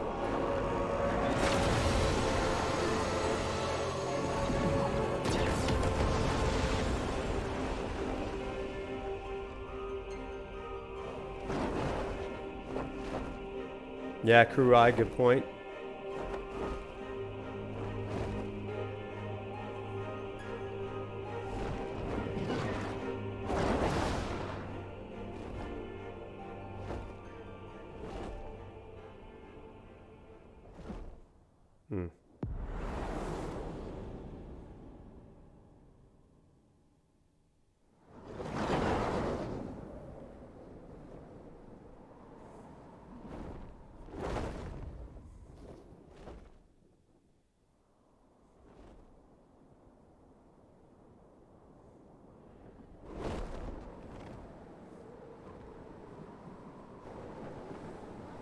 So, this is Origin.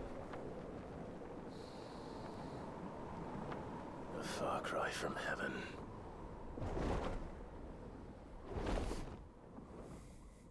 Where it all began, where it all begins, our ark, your architect. There you are. It was here that we slumbered, here that we waited for centuries, clinging to our decrepit shell, for fear that we might have need of it once again. But you have come at last. And now we shall be truly complete.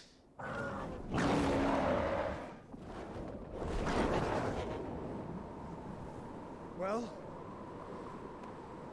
there's 3 of us and 1 of him. Let's make it count.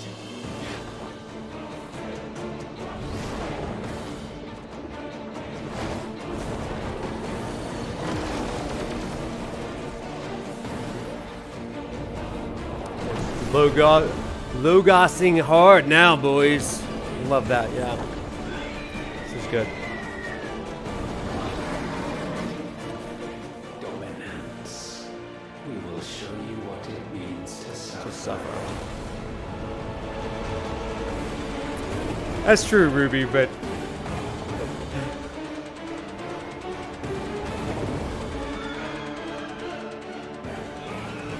Okay.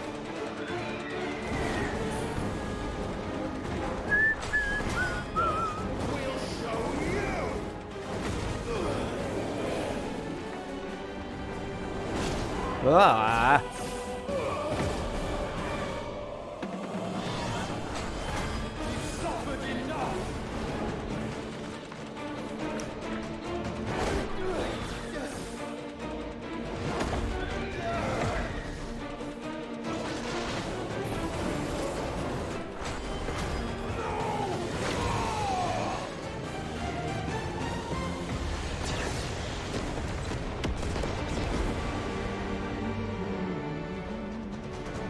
Power Rangers.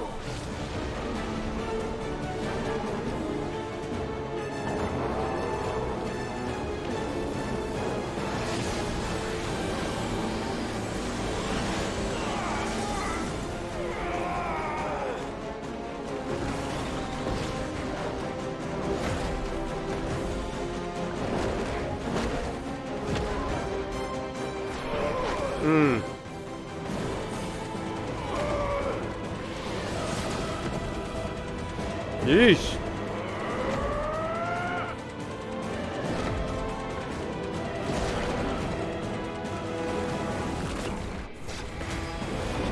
This time.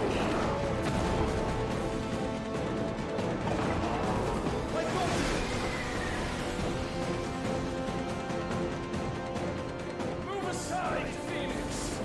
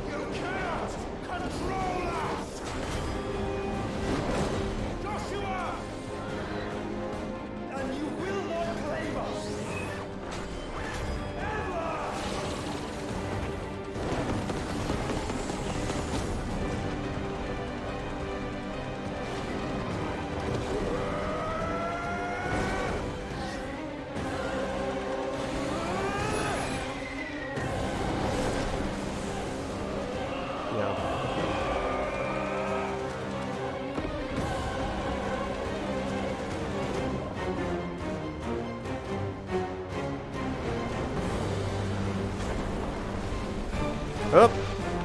I'm having to press buttons now.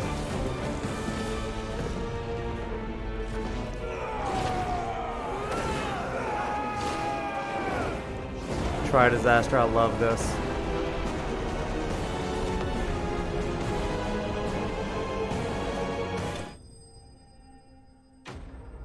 Ultima Prime thwarted. Goodness gracious. So true.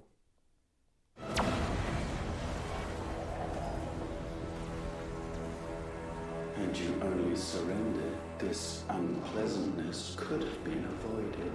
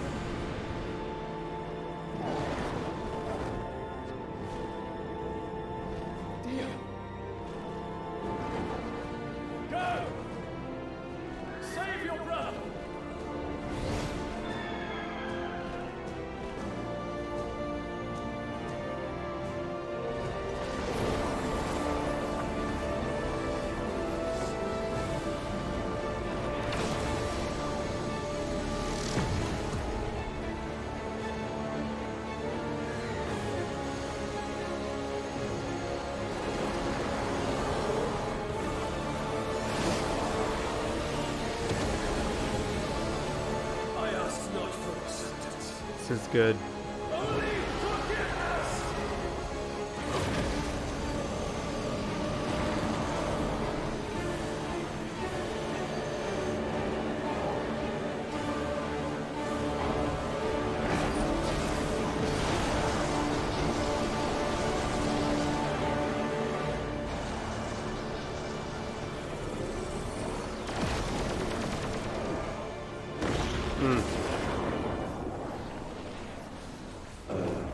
Oh.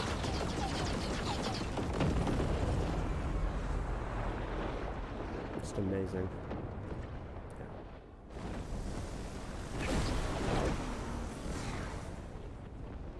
Now, Father, it is done.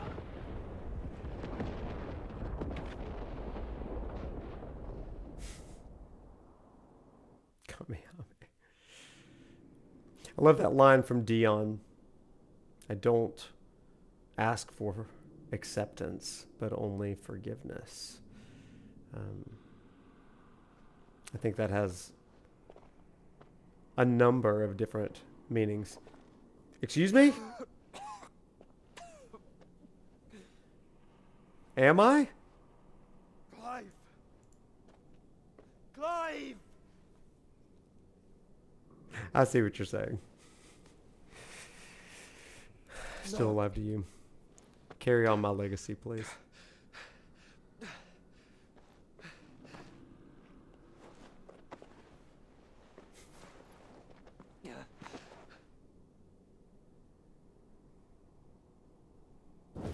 It was Dion all along. It is I.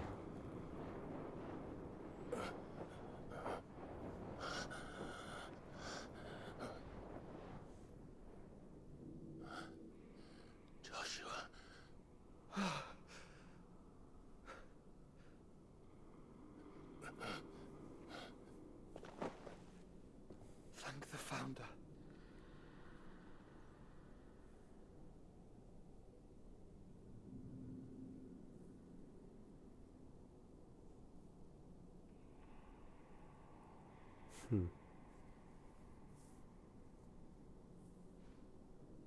Did I mention you look terrible? That makes two of us. Oh, I'll be all right. And Dion.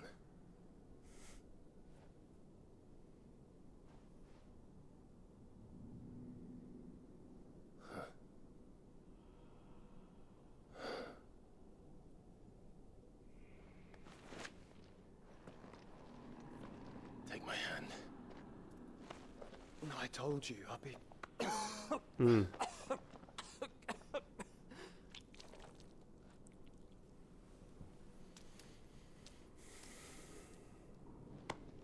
Come on. Thank you.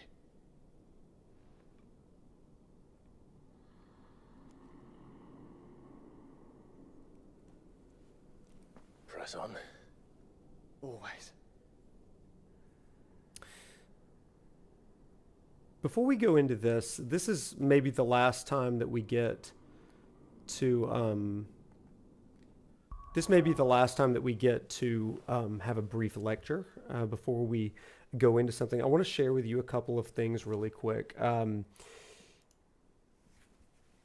want to share with you two resources that I have been using throughout these stream series. And I want to read a couple of excerpts. First comes from a guy named Reza Aslan in his book called God, A Human History. This is actually a really interesting piece. Reza Aslan,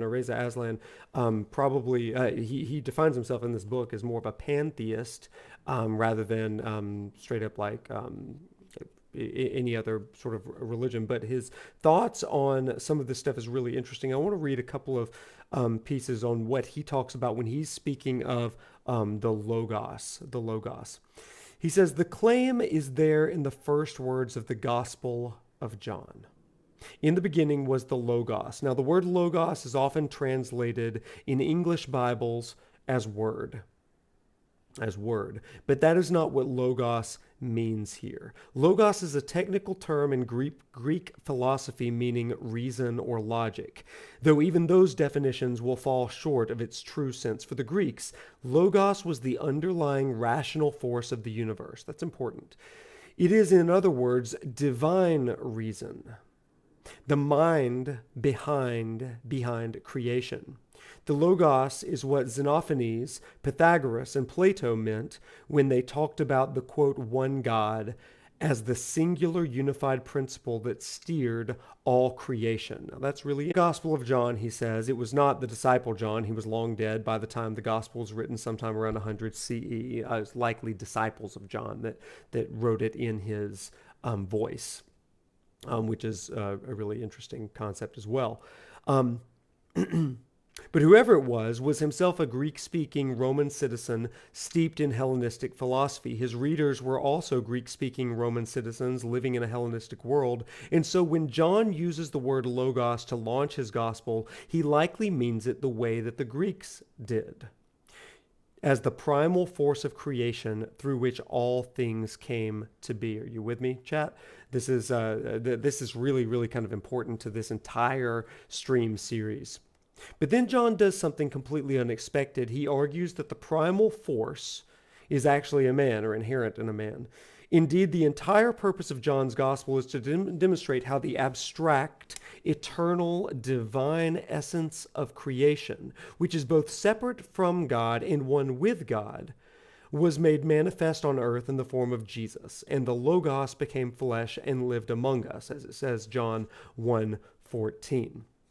To be clear, John is claiming that the maker of heaven and earth spent 30 years in the backwoods of Galilee, living as a Jewish peasant, that the one and only God entered the womb of a woman and was born from her, and that the omniscient Lord of the universe suckled at his mother's breast, ate and slept and shat as a helpless infant while the universe simply proceeded without him, that the creator of men was reared by men and then, by the end of his life on earth, was murdered by men.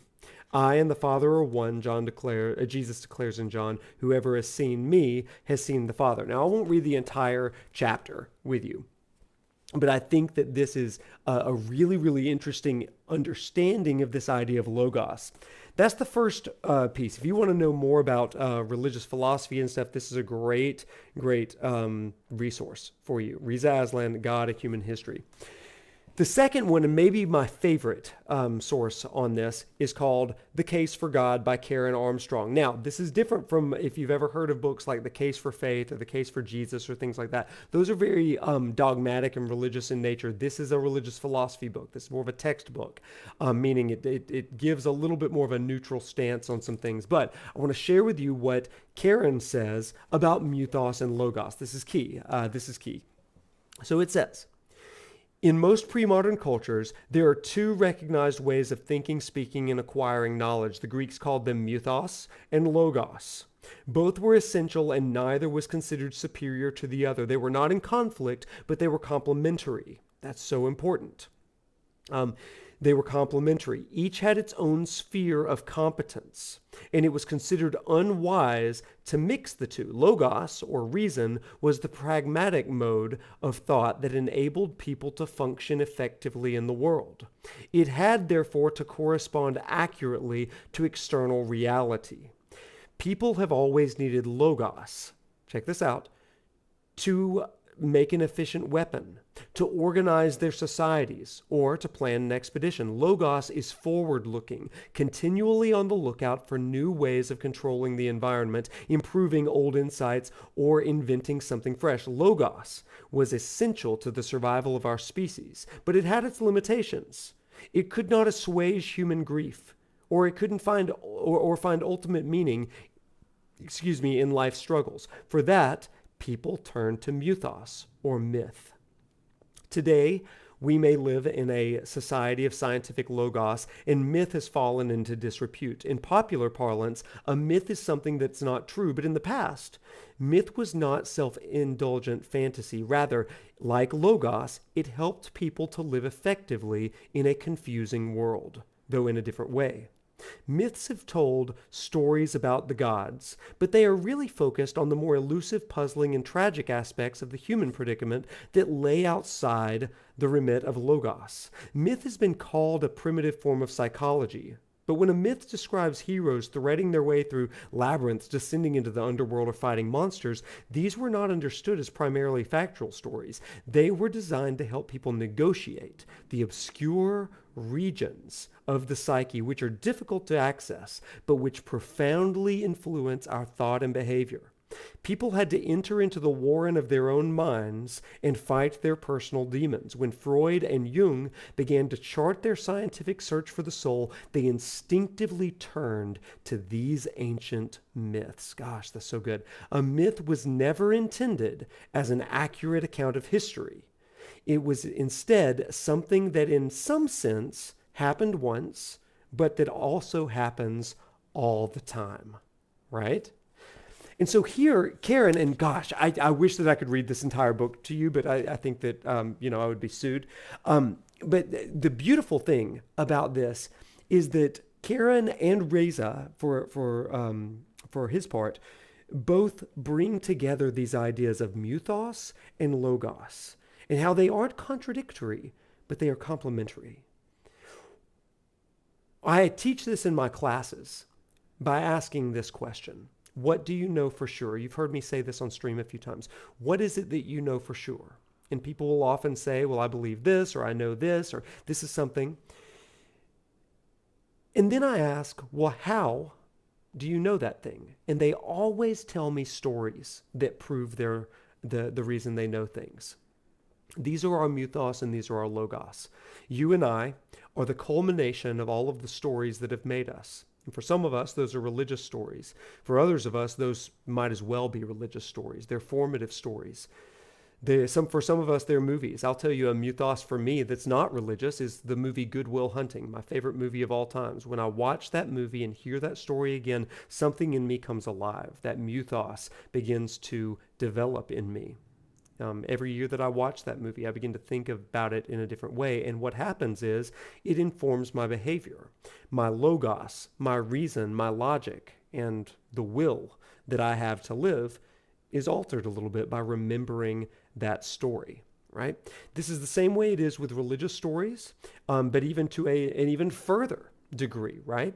These are beautiful, beautiful elements for us to consider when it comes to to this story particularly. So the question for us then is there a mythos, the stories that appeal to our heart, and how does that inform our will? And that is where this game, I think, shines. As we move into the final battle, Clive is not who he once was. Sure, he's got a history story. He's got a story of what's happened to him. But in addition to that, he has about 7 or 8 at this point religious mythos that are informing him. He has the story of control in Benedicta and Garuda that he's assimilated. He has the story of provision about this directive from Sid and Rama that allows him to provide a place where people can live and die on their own terms. He has the mythos of power with Titan. He has the mythos of wrath and revenge with Ifrit. He has the mythos of justice with Bahamut and Dion's story that he's taken into himself. He has the story of love, the mythos of love and compassion that he's learned from Jill that softened his edge to a degree and made him equipped to move against Odin Bahamut. And in his battle with Odin Bahamut, he assimilated the story of a righteous law. A righteous law. And ultimately, in all of this, he holds in himself all of these stories. And it's only through this kind of convergence with Joshua here at the end where we begin to make sense of what is he going to do about this. I see in the chat a lot of you have a lot of different ideas about this, and I think it's right. I think that there's a personal implication. So my question to you at the end of tonight is going to be, what is your logos to this mythos? And you can be thinking about that. What do you do in light of these philosophy of religion lenses that we've used on this game? Others of you seem to say, let's see, you're telling stories about stories that have impacted you. And the question that I would have for you is, what was your logos as a result of those mythos? You feel like Ruby says they feel like they not only that Clive not only has absorbed these religious ideas, but also the cultures and the people that follow them. Absolutely, and that's what I get at when I talk about data-driven dogma. It's not enough to look at the religious stories and parse them out from the data that surrounds it, meaning the culture, the geography, the archaeology. Those all inform a proper reading of these religious stories. And that's incredibly important. And for Clive, he takes the stories of those that he's come to help with him. Leon, both mythos and logos mean spoken word, yet the denoted a different meaning. Yeah, mythos tells a story, a tale, or in this case, a fantasy, but what Ultima wants to use what Ultima wants to use Clive, a tool for him to tell his mythos from his POV. Yeah, I think you're exactly right. This is the other thing that I would say. Some people are willing to die for their mythos, and their logos brings destruction as a result of that. I'm going to be perfectly honest here tonight. I've seen religion do a lot of bad things, and it's because people are looking at the aspects of their religion as an immutable mythos without any concept of what that means in practicality for people. I was on a stream earlier today, just in the chat, led by Square Enix, where it was, I don't know how often they do this, but I saw that the voice actor for Barnabas was going to be in it today. But they did a stream for a charity supporting GLAAD. This idea of representation for gay and lesbian and queer persons. And one of the things that I really appreciated about that was the way that they were talking about how representation was allowing people to see themselves in these stories. And I think that that's a beautiful piece of this game particularly, but it also has a larger piece where sometimes mythos can seek to subjugate the will of some people or eliminate the agency of some people and stuff like that. What I think is beautiful here is that there's a logos that begins to say, there are all of these attributes of God. How do you hold in yourself this tension? And what does that mean for people who who want to live and die on their own terms. How do you reckon that? So I think there's a lot of messages with that. Can't think of a personal mythos for you, or at least no name comes up, but I know many of the games I've played, shows you've watched. Yeah, those would be mythos, the ways that they've deeply impacted you. Lady Experiment, the way that I would describe it, mythos is a myth, but I mean it in not as a fantasy story, but as in a story that deeply affects a person. And logos is the reason that directs the will. Meaning it is the thinking, the knowledge, the logic behind it. So, for example, in the mythos of, let's use a common story like the Garden of Eden. The mythos would be that God created humanity in God's image, right? And the logos of that is not necessarily that you believe that story is 100% factually accurate, but instead you begin to say, okay, if God created humanity in God's image, then how then should I live? This is the divine will, and this is why Jesus is referred to as the Logos, because in Jesus you have the one that did humanity, according to Christian conceit. Jesus is the one that did humanity as God intended. And I think that that's a really interesting piece. The image of God fully present and now accessible to people. That's some Christian theology for you, but it also exists in some ancient Near Eastern stuff as well. I think the greatest part is that Clive admits that he could not have made it here without the mythos. Yeah.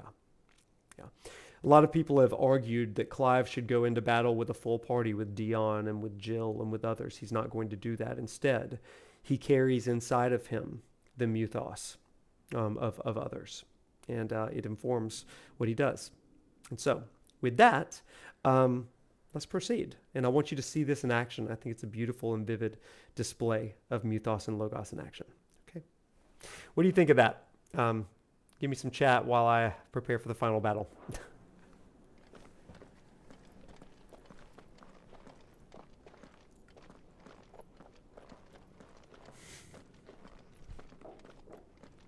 Yeah, let's praise the mythos and logos of Xfinity. Yes, Jeffrey. Sorry about Dion. Don't be. Please. He did what he had to do. And it's time we did the same. Yeah, Sub, I agree. They don't fully explain it, but that's fun for me too.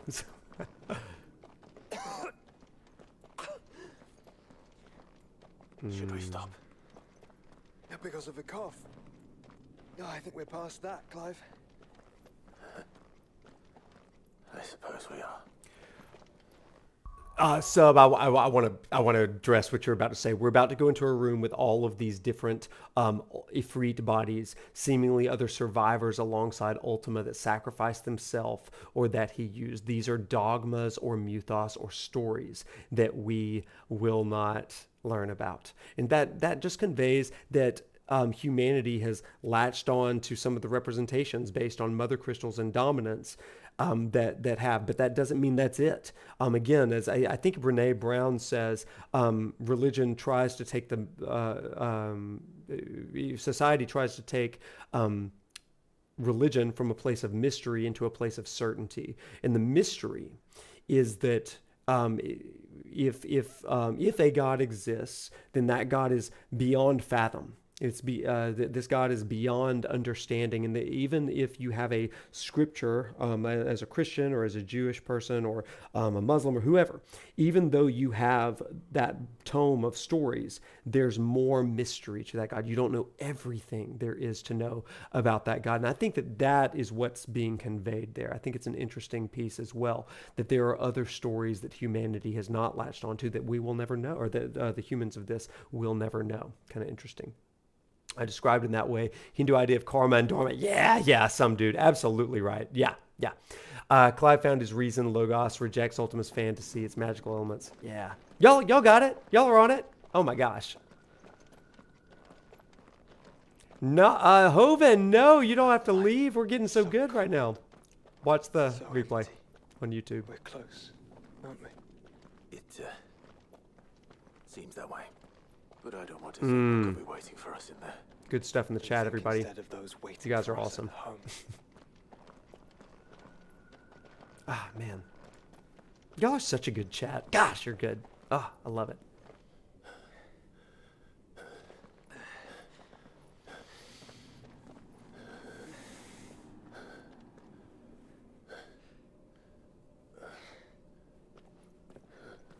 Yes, Ruby.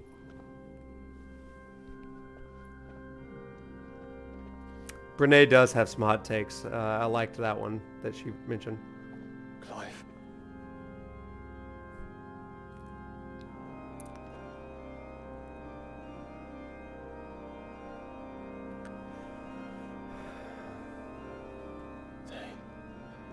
They can't be. But they are. This is the Nexus. A wellspring of life.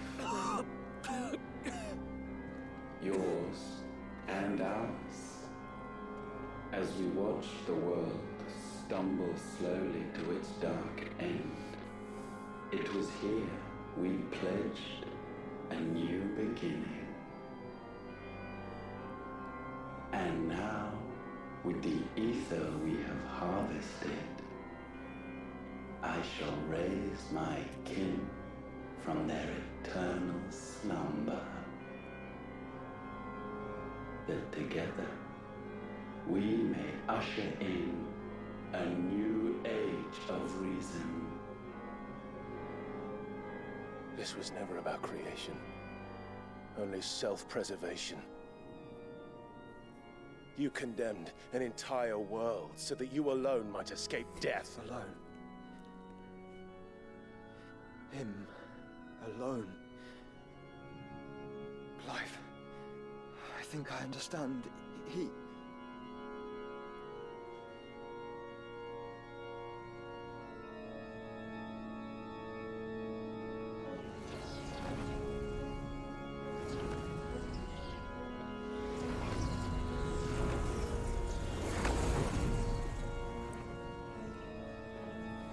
It's so good. They sacrificed their flesh to become beating hearts of crystal that pumped the land's lifeblood from the depths of the earth unto this very chamber. And thus would they labor still, long after their work was done, had you not set them free. You meant for us to destroy the mother crystals. It's what you wanted all along. You have our gratitude, Mythos. In this you have served us well. You have both served us well. Welcome home, brother. Ruby, what would you make of this? I'll turn it around on you, since I'm about to play.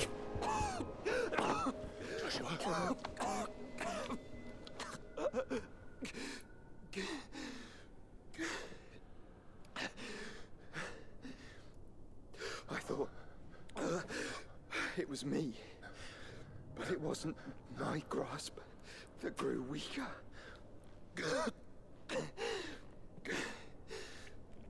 It was theirs that grew stronger.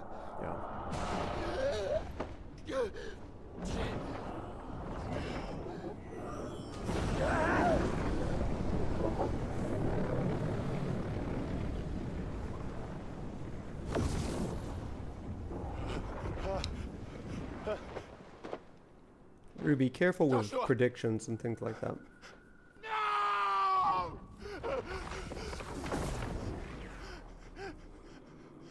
Or foreshadowings, I should say. Now we can become one.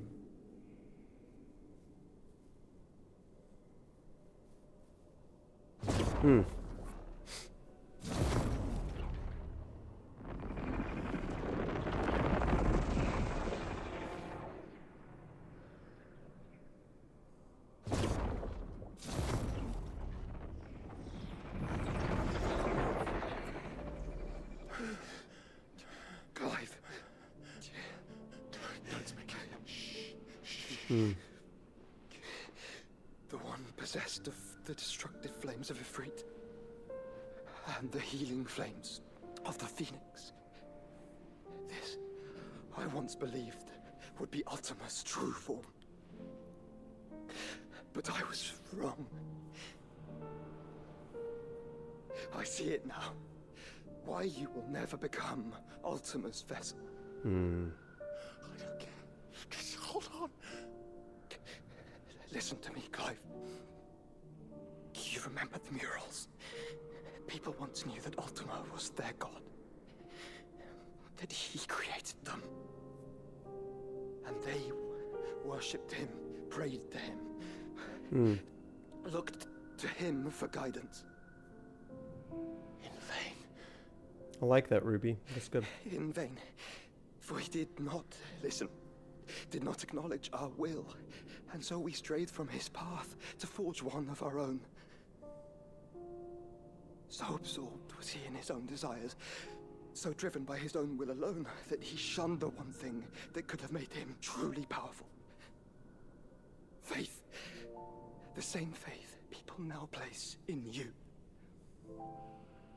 Faith that you will fulfill their dream, Sid's dream, of creating a better world for us. Faith that you will follow in Father's footsteps and save those who need saving most. Faith that you will answer Jill's plea to save yourself. The difference is, Clive, that you chose to listen, and that is what has steeled our bonds. Bonds that helped you stand firm when Ultima's pull was at its strongest. His power may be absolute, but so is ours. And so will yours be. With my light in your heart, not even a god might stop us. Joshua! Yeah. Some dude, yes. Don't do it, you'll... Enough, Clive. My body is too far gone. If the wound does not take me, the curse will.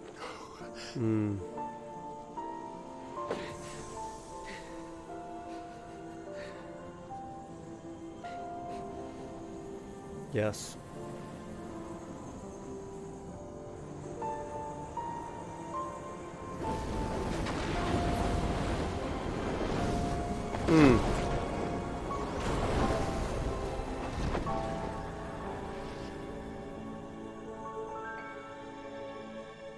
I have always been proud to call you my shield. Bless. But now, it is the world that needs you. Thank you, Clive.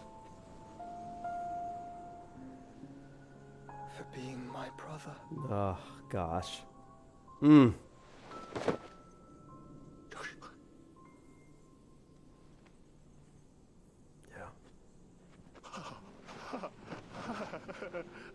Just amazing storytelling, my gosh.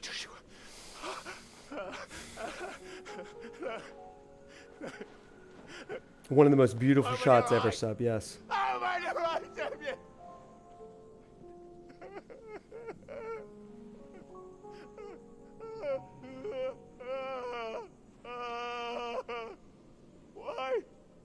Why did you do this? Joshua. Y'all are watching in real time Ben Starr winning Voice Actor of the Year, Performance of the Year on Thursday night. Gosh.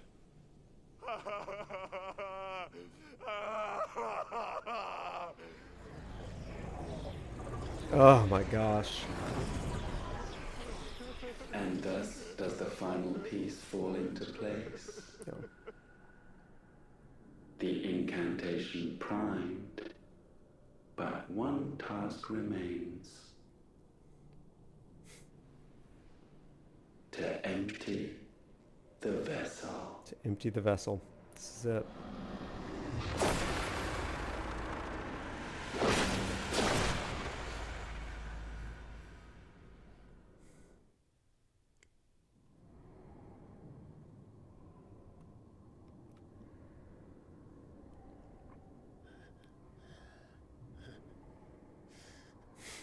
Oh no, he's hot.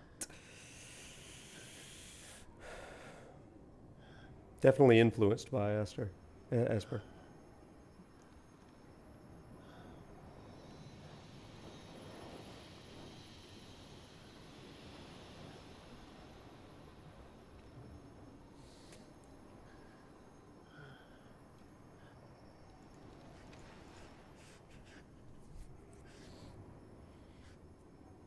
Yeah. You're still here. With me to the end. Even now, you would deny the inevitable.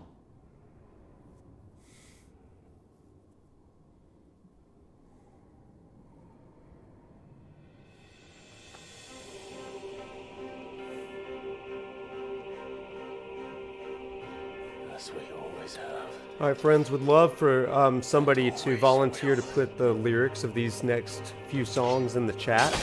I'm not going to be able to do that, but I would love for you to. My sword, I swear, to shield the firebird's flame. Somebody would volunteer and help us out. Forevermore. Shield the firebird's flames forevermore. Beautiful.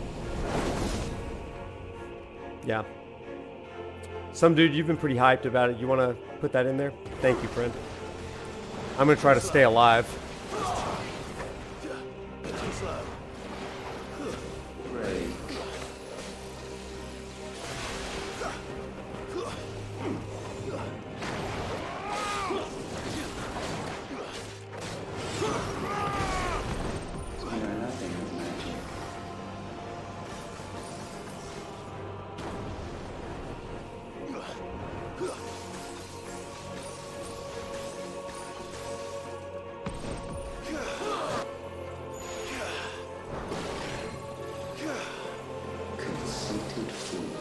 Back it up.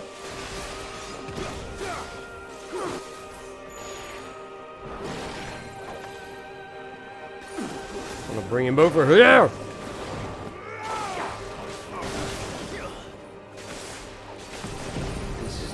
Crap. Dodge that.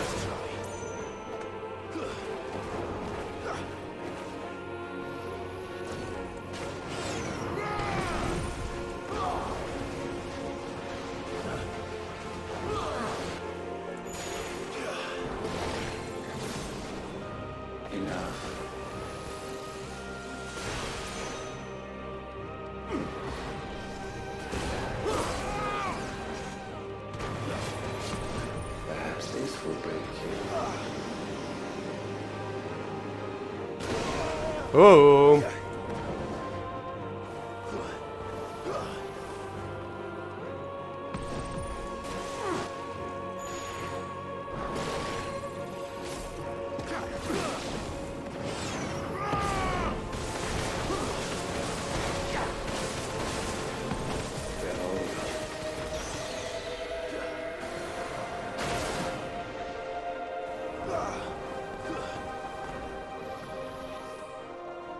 Here we go.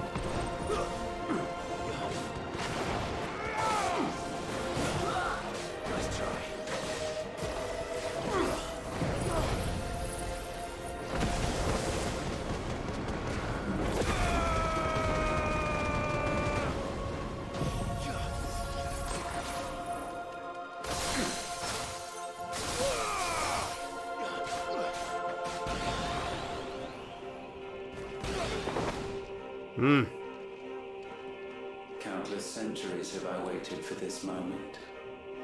This moment in which I might revel in my creation. It really begs the question. Find it profaned. Ah, thank you, some dude. It must be cleansed. Could you pull out a few of the lyrics and put them in chat for me? Ultima using I now instead of we. That's big. Rather than us, yeah.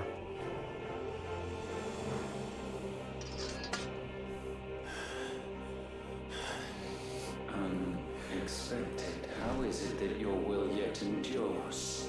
Because it's not so easily broken.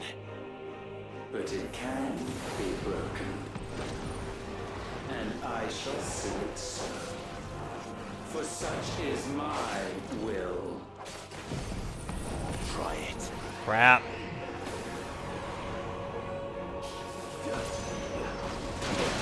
Ow.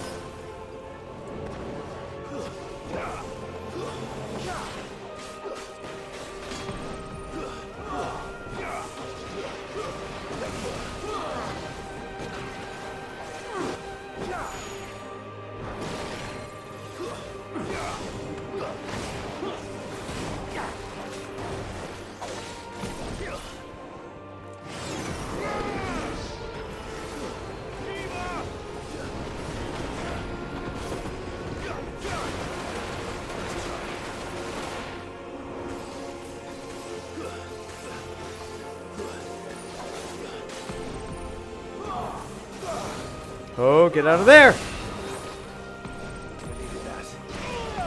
Oh my goodness.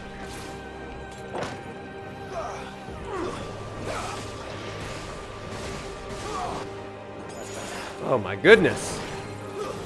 Okay, let's...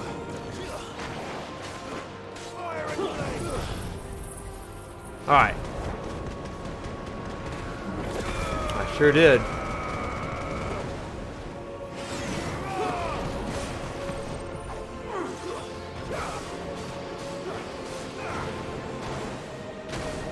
Ow.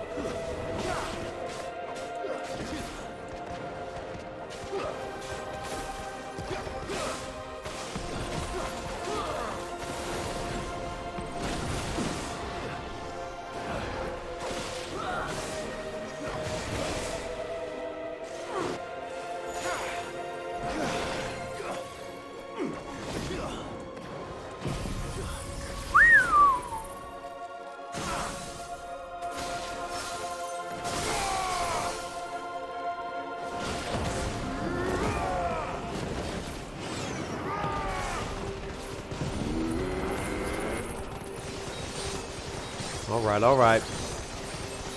Love the one heaven part, certain in our faith. Okay, that's good.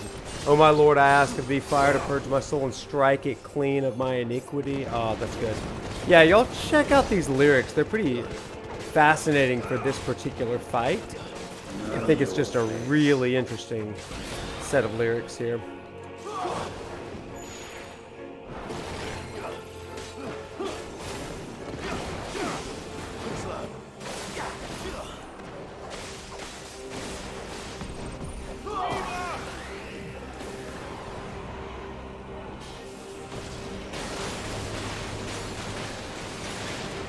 Ow.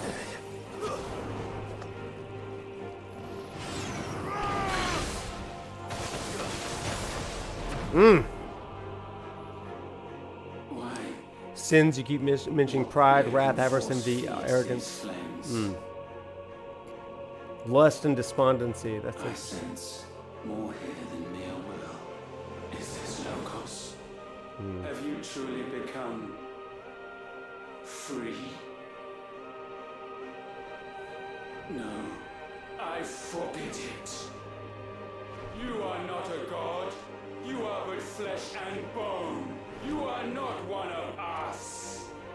This is a kind of moment that I would like to kind of talk about here. So a lot of people have an idea that this game really pushes down the idea of religion. But one thing that I want to say here is that it's propose here is that there is an idea that Ultima here is saying is acting as one attribute that's seeking to control a series of attributes to convey his own will. So it's almost as though, what if one dogma or one aspect of the divine handpicks all of these others, but there is still a mystery of the divine, thinking in terms of the hope of a god even above Ultima, say the stories of the great Grieger, Saint Grieger, right? So just an interesting, again, piece that might be here. It's not necessarily saying that this is the capital G God, but these are the dogmas, dogmatic mythos ideas of God that are not the logos, the divine will of the unknown, mysterious, greater above all God. So that's kind of an interesting way of thinking about it. Let's keep going. Basically gatekeeping, yeah, an interesting idea there. Oh, I hello. created you, all of you. And what is mine is mine to destroy. I love this part. This is so cool. But we are no longer yours. Our flames are our own, and they burn as one. Let's go! Come on. Heck yeah! Let's go!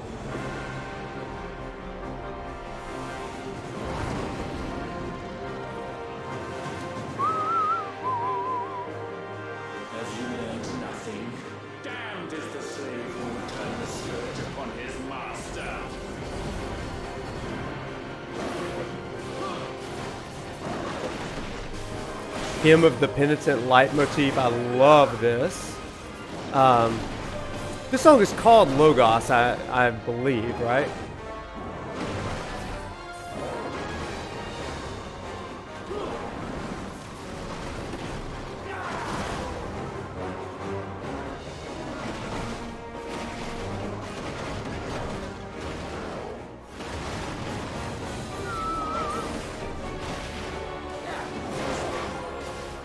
Dodge!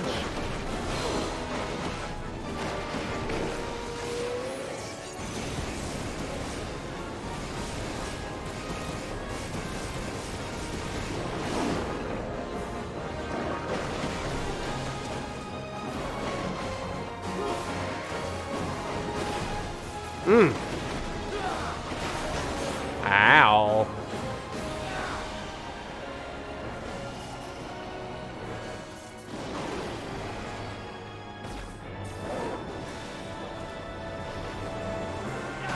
Woo! Whoa!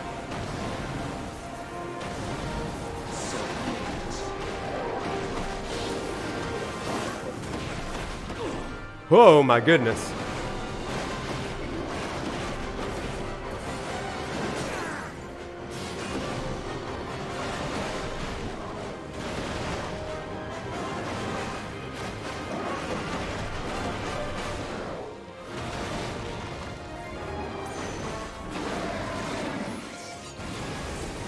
There we go. Yeah! The literal black hole in the background. Love it.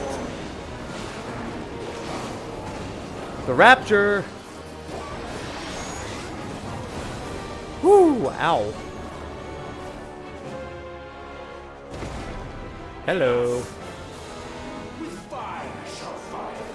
You are you when you're hungry.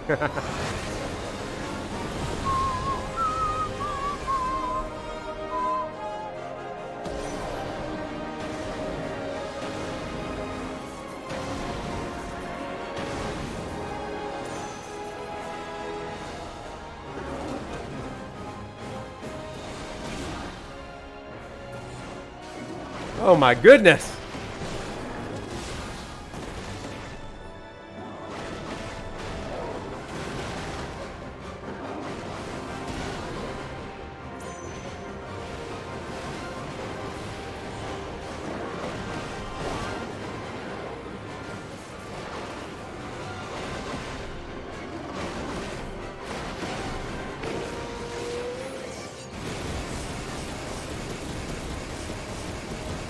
Oh boy, oh boy, oh boy.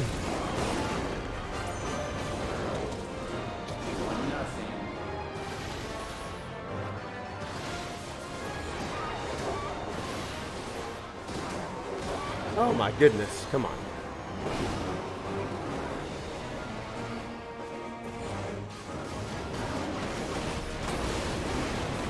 Ow.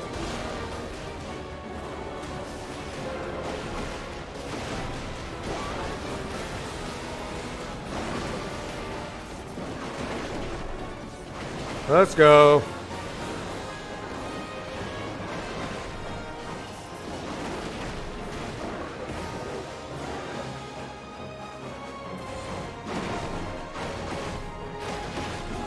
Oh my goodness, oh my goodness, oh my goodness, this is gonna be terrible. Crap, I missed that one. Let's do this again. Oh my gosh!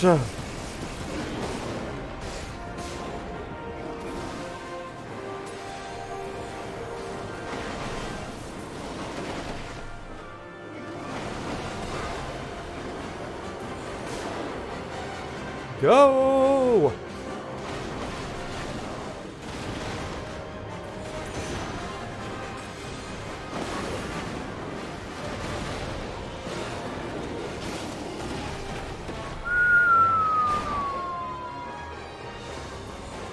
Oh my gosh, oh my gosh, oh my gosh, we're gonna die!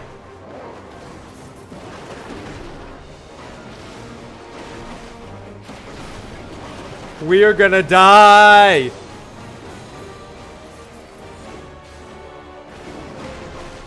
I'm just not doing enough damage!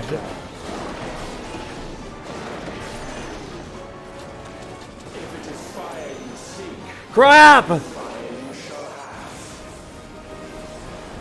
Okay, maybe I did it. Maybe I did it. No, I didn't. No, I died. Ah, crap. Ah! Okay, let's go again. Oh boy. Okay. That sucks. Okay, we're gonna do it again. It's gonna be great. We were close. Man.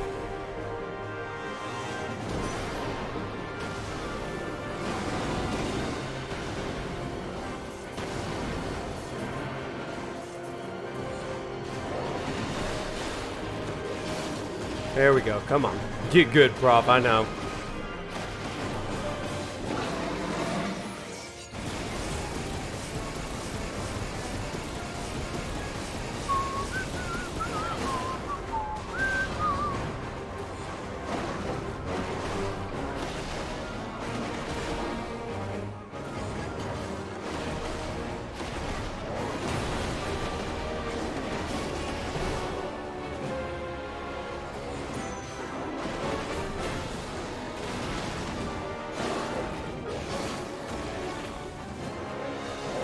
Crap, I didn't even hit him with that.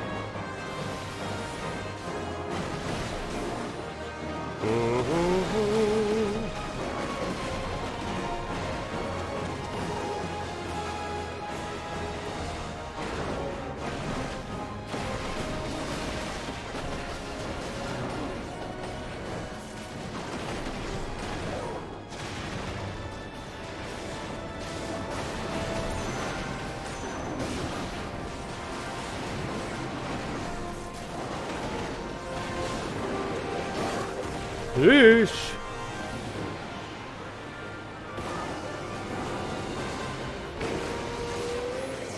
Okay, let's hit him again. Woof.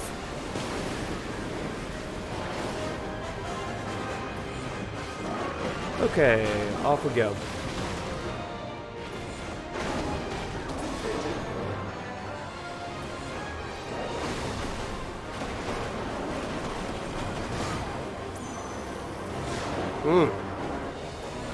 Those hit hard.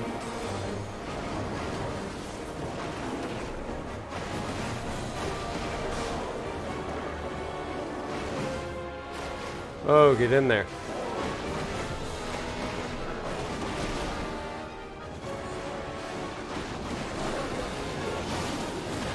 That should help.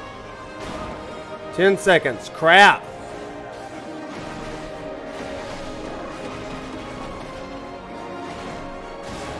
Get in there! Oh my gosh! There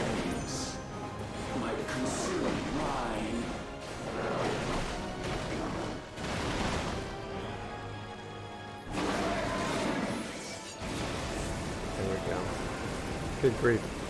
No looking at the chat. Well, that's pretty much it. Yeah, I need that everybody believe energy.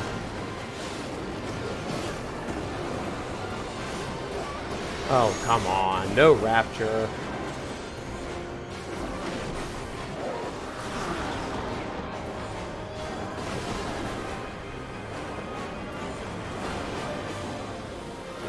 Good grief, this is insane.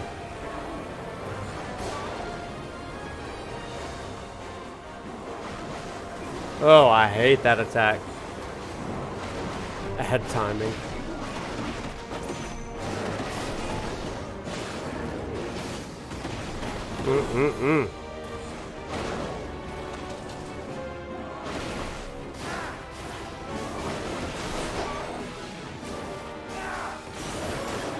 Ow.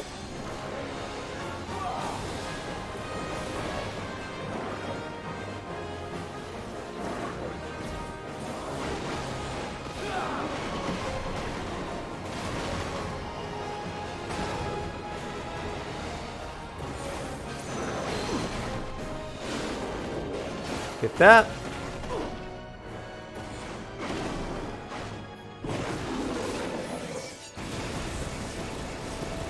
Almost got him.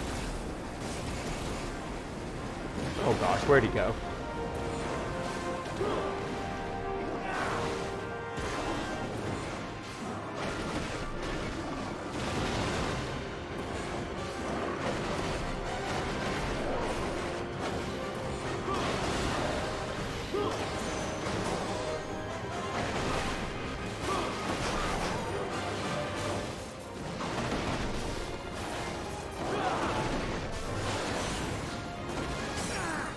There we go. Okay, hit him with... Okay, I will do this.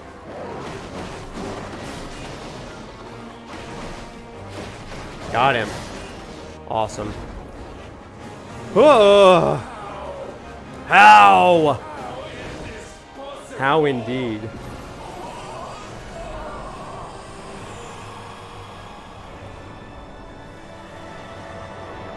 No promises, Esper.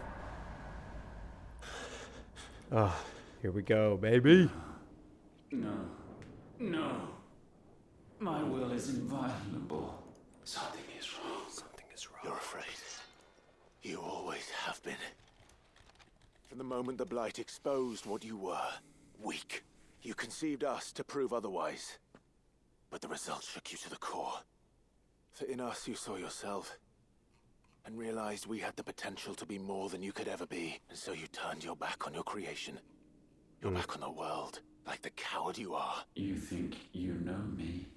You know nothing, Logos. Nothing. All right, I do want to talk about the lyrics of this song really, really quick. So the song, you're going to hear a choir in here. Here are the lyrics to it. It's called Hymn of the Penitent. O my Lord, I ask of thee fire to purge my soul and strike it clean. Of my iniquity, fire to tame the dark and guide me. Broken promise of amendment, hearts contrite, we seek repentance. Certain in our faith, blessed in his grace, O children of fate, one heaven awaits. And then it continues, O my Lord, I ask of thee fire to purge my soul and strike it clean. Of my iniquity, fire to tame the dark and guide me. Broken promise of amendment, hearts contrite, we seek repentance. And then, like some dude says, here are the list of sins. And I think it's interesting that you mentioned earlier they correspond with certain dominants. Pride, wrath, and avarice, envy and arrogance. Vainglory, gluttony, lust, and despondency. He goes on, souls bestained, depraved, defiled, parasites. Oh man, that's a good one. Parasites, what do you think that means? Foul our wills by thee must be exercised. O Lord, preserve us, take us in fourfold embrace.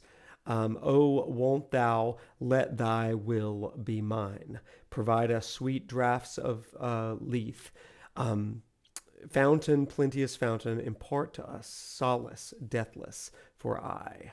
Okay, I'll let you read those things and you can discuss it in the chat while I struggle through the fight. So let's do it.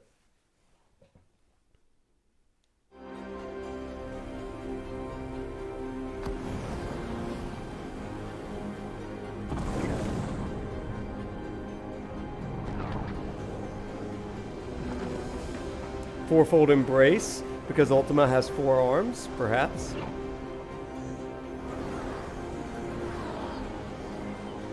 Ultima's motif and Clive's motif as well. Yeah, it's very, very good. Nothing, I just talked about the lyrics. Or I read the lyrics, rather. Also notice this, obviously it's in the shape of a cross, which is pretty on the nose, but also you do have, as Esper saying, this idea of the Sephiroth, a Kabbalah tree, tree of life sort of thing. But also notice that there are 16 of them. I take this as a series of different different mythos that form one large piece. And this is, much like the cross in the New Testament, the both unity and the death of all of these disparate competing mythos in lieu of one cohesive logos that assimilates all of those things. That's a really interesting piece. If Jesus, if we're looking at Christian analogy, and the cross is kind of Christian, right? If we're looking at a Christian similarity, then Jesus is the embodiment of all of the mythos that came before.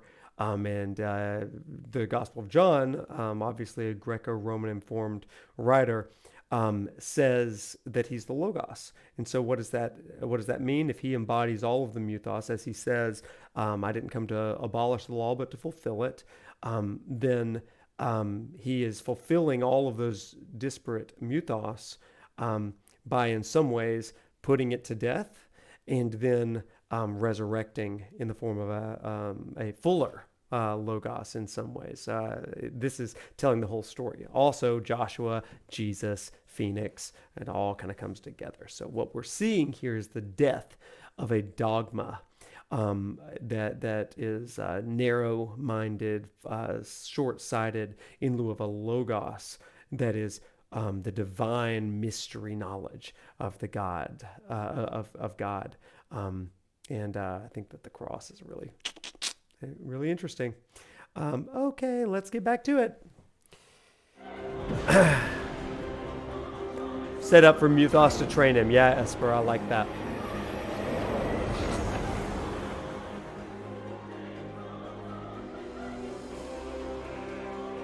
Yeah, separation of humanity of God. Yeah, good stuff.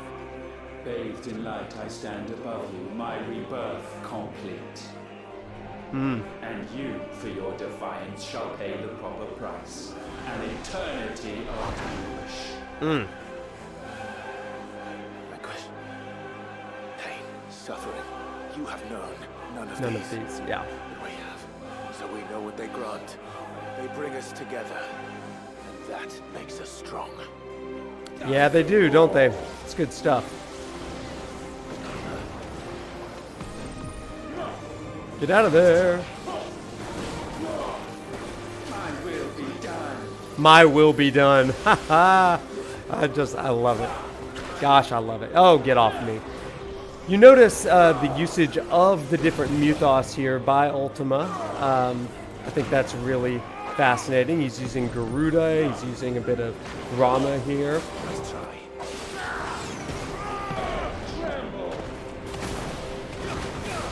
Titan here. I think that's really cool.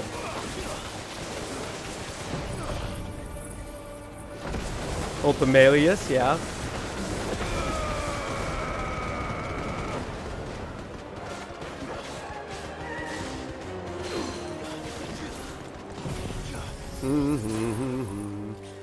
Professional Noctis, am I locked in? Well, I don't know. It's okay, I'm more locked in than I was a little bit ago, I guess, so. Oh my goodness, this is terrible news.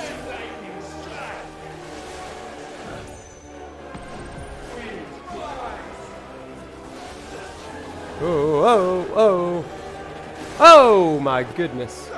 I am not locked in, it turns out.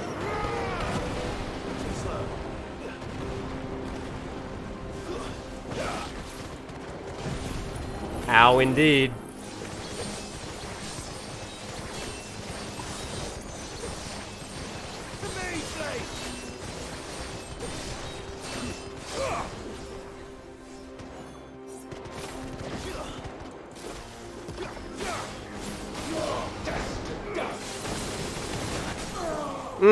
Okay, let's do this.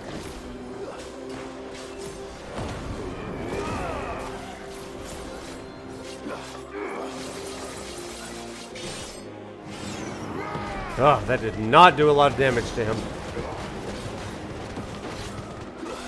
All of my things were on cooldown. Terrible.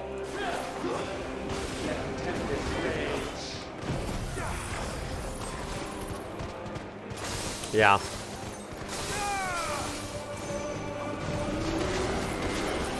Dang it!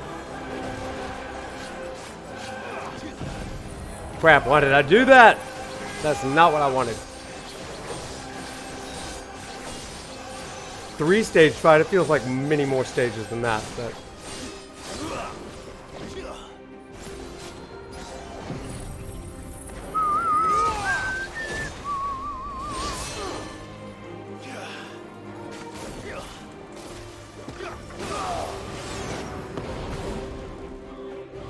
Oh gosh. Garuda! And again, notice he's using this dark side, shadow side of each of these gods, these icons.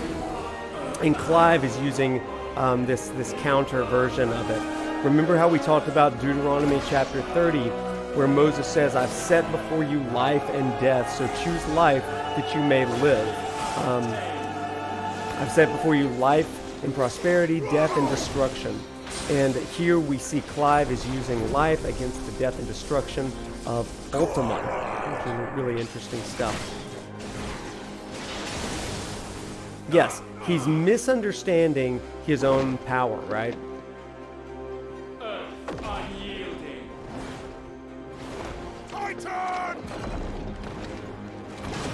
His final fight is 3 forms, yeah. Here we have power. Notice how Clive says Garuda and Ultima says the element name. Yes.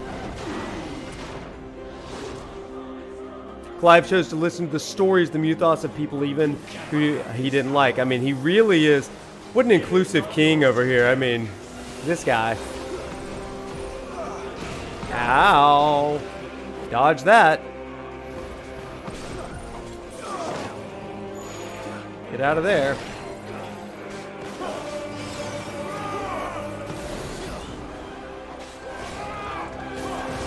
Get out of there.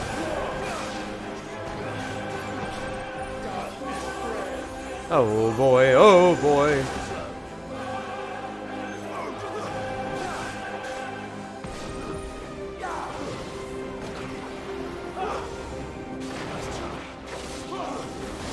Ow.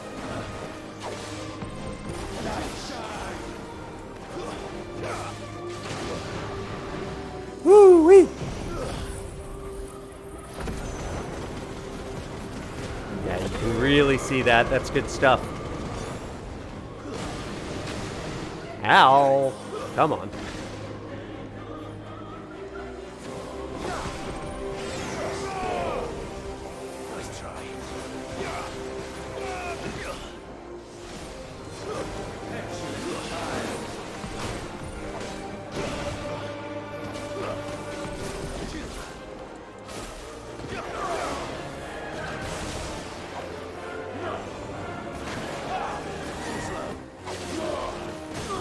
Yeah, there we go. Tricked him into it.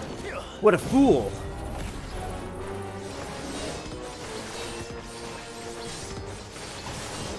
Okay, stop hitting the thunder thing. Come on.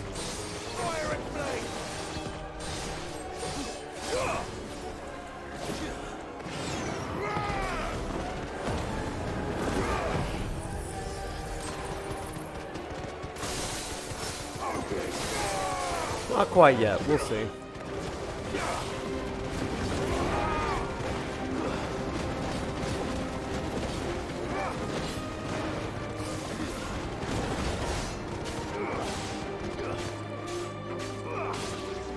I always forget to move the lightning rod. You're right.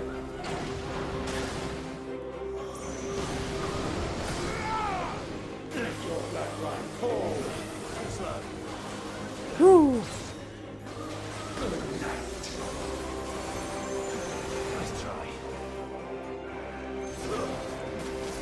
Here we go. Dadgummit.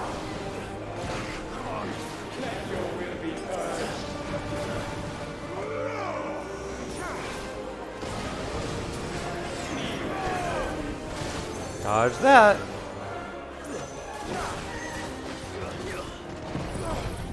Woof. Potion. Just gotta press the ability button again, yeah. Crap. Oh, I missed him.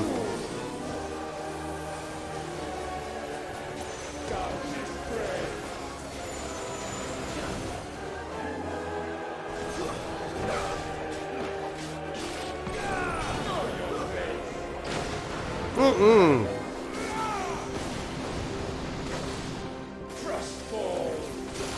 Ow. Yeesh. There is a lot happening. It's a lot harder than the original version. It also might be that I am... Shoot! Dang it! Ah, man. I started talking. Dadgummit. It also might be that I'm not max level, and I was definitely max level first time I played. Oh, man, are you kidding me? Boo.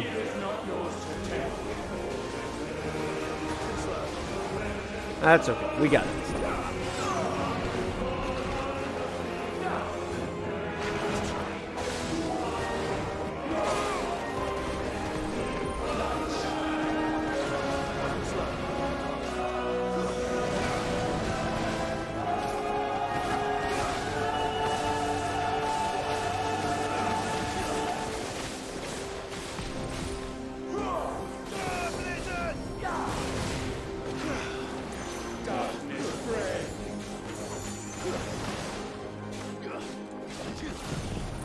Oh boy.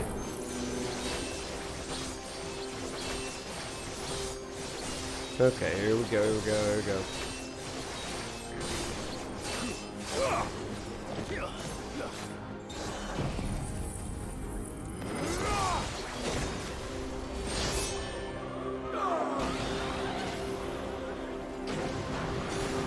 Oh, good grief. Oh, good grief again.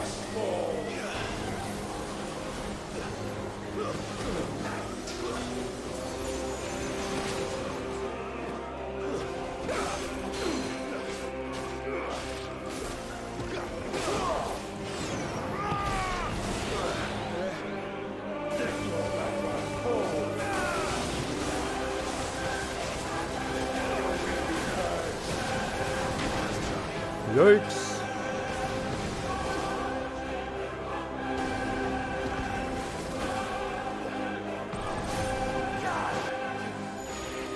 Hooah! Dadgummit, I missed it.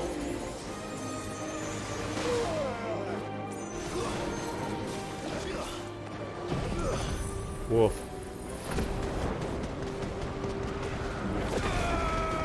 Okay.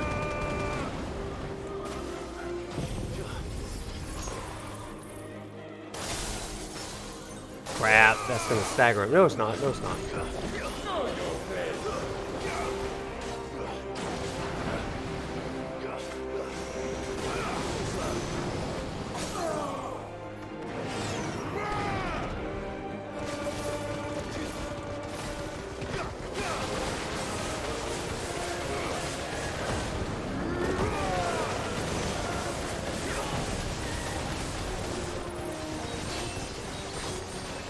Oh boy, this is crazy.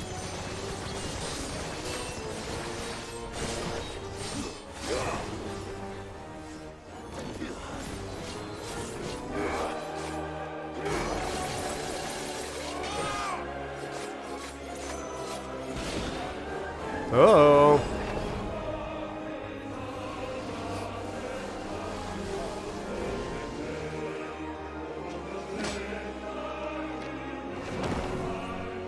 Here's some justice for us. Bahamut! That's my boy! That's my boy!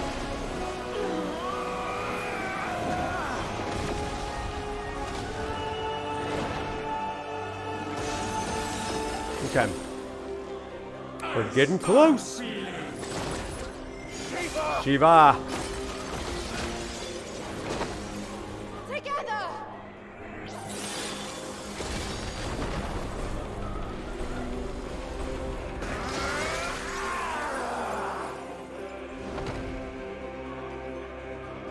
Darkness unending. Darkness unending.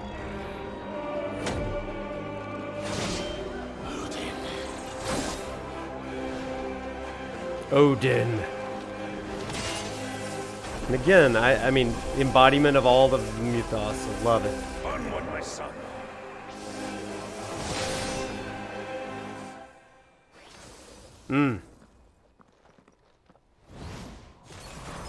No, mine is the altar at which you pray. Mine are the eyes that look down upon you all. Okay, this is a moment that I want us to chat about. All as One is the name of this next track. I want you to hear this because I mean, this is the perfection, the embodiment of everything that we've been talking about, right? If Clive is the mythos, the one that is embodying all of these different attributes and stories, then this song is almost like his anthem, right? I mean, this is his thing. It's the same melody mainly as Find the Flame. This is when he was first starting his journey, but it is the culmination. This is the logos of that mythos. He found the flame, the story of him finding the flame up to this point, and this is the logos. This is what he does with this. Here's what it says. Once more unto the breach, dear friends. Oh, my friends, hear me. And what are these friends? These are the mythos, the relationships, the cultures that he has assimilated into himself. Feel the fire blazing. Feel the blizzard raging, hear the thunder roaring, follow our fateful calling. Gosh, so good. Especially in terms of like he is the logos, the embodiment of this. Step by step we climb through the night to the dawn. Hand in hand we stride to the light, heaven born. Step by step and hand in hand we march on. All is one, marching together. Just great. Amazing. Then it goes on, ever on until a new day dawns, beyond the furthest yawn, beyond eternity. Teeth set, hold hard your breath, dear friends. Oh, my friends, hear me. Fear not the tempest wailing. Fear not the boulders hailing. Fear not the darkness surging. Fear not the brightness purging. On and on we strive through the night, to the morn. Side by side we fly to the light, heaven born. On and side by side we march on. All is one, marching together. Ever on to claim the heaven's throne. We march together, one for all and all for one. Now, it's great to think about this as the different characters that he has encountered throughout it, but I also love it as this is the joining and the complementing of all of these mythos in perfect balance, all of these different myths, all of these different stories that have assimilated into Clive, and here he is channeling that power. This is really, really great stuff. Really, really great stuff. So, in the chat, Phoenix is the last icon absorbed. Yeah, they actually are in order, just ending with Phoenix instead of Odin. It's cyclical, starting with Garuda, but as a circle, it's the same order. Interesting. Interesting. The first blessed, the last absorbed. Yeah, y'all are on it. Love that. Okay, let's do it. Gosh, I love this song so much. Also a banger workout song. And yet still you cannot see. You are no better than us. We are one and the same. We are not the same. Oh, Good grief.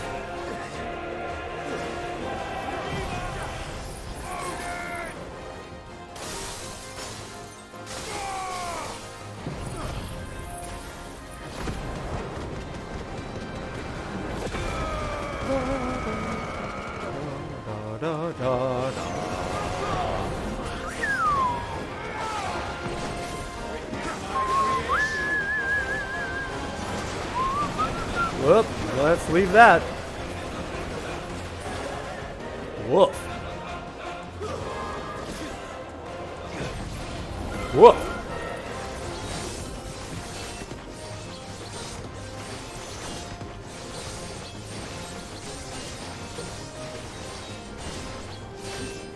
I know. It's for dramatic effect. Lady of the Rings.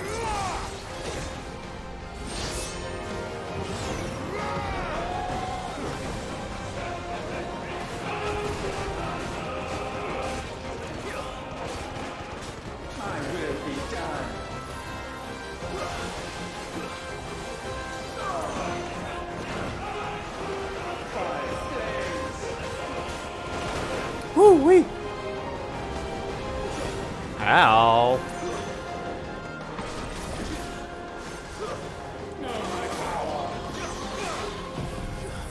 Mm-hmm.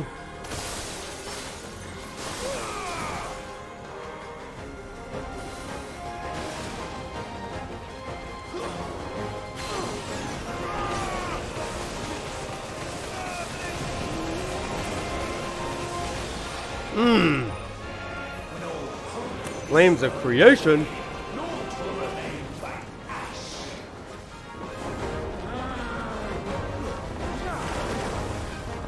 We're just gonna keep jumping up to him.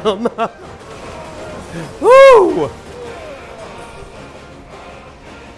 That could have gone better.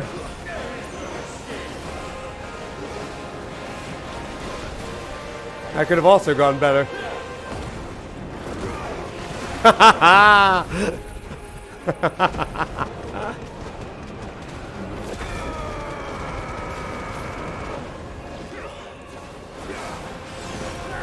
Woo!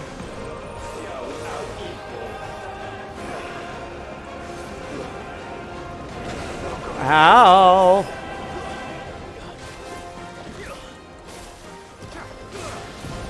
Oh boy! Oh, we're having a good time tonight. Oh my gosh.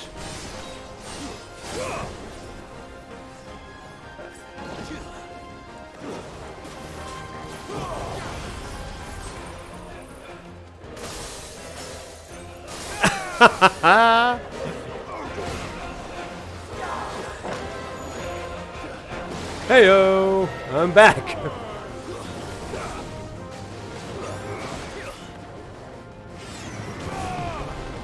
Heyo. Ha ha.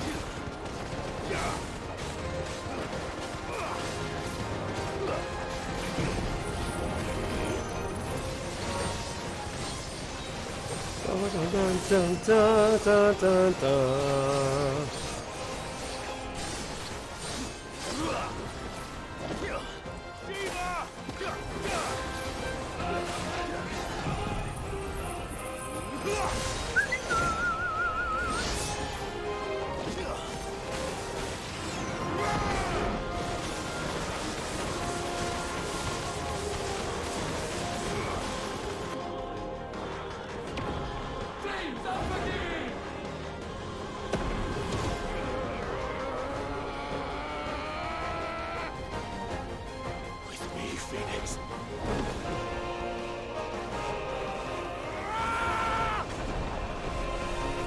Let's go!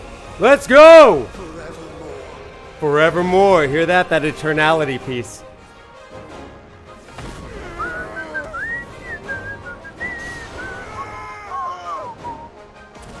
Let's go!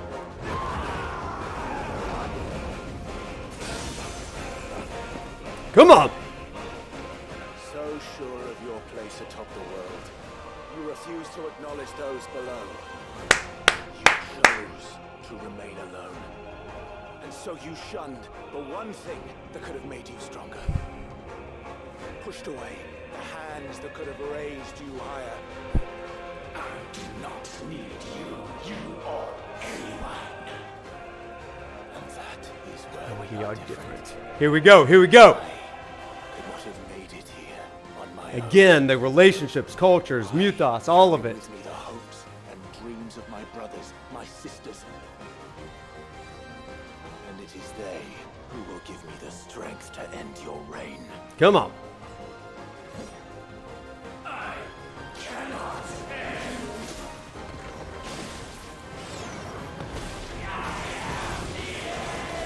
I am the end. Yeah, let's go.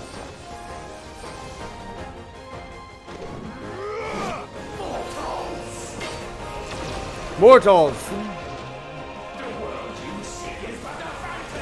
Here we go. The only fantasy here is yours. We shall be the final witness. Yeah!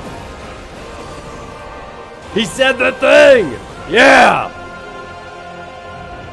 Get him! I said it's over.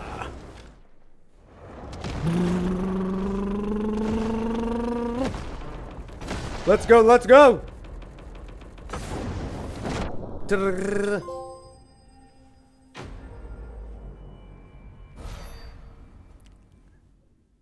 It's so good. Maybe the Final Fantasy were just the friends we made along the way. You're right. Maybe it was. Maybe it was. Welcome back, Lady Experiment. Welcome back. Ah, that was beautiful. I love that we did it. All nines, baby.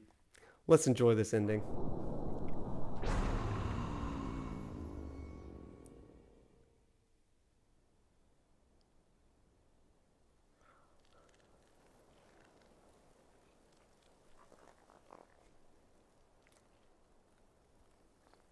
Those ads were at a terrible time.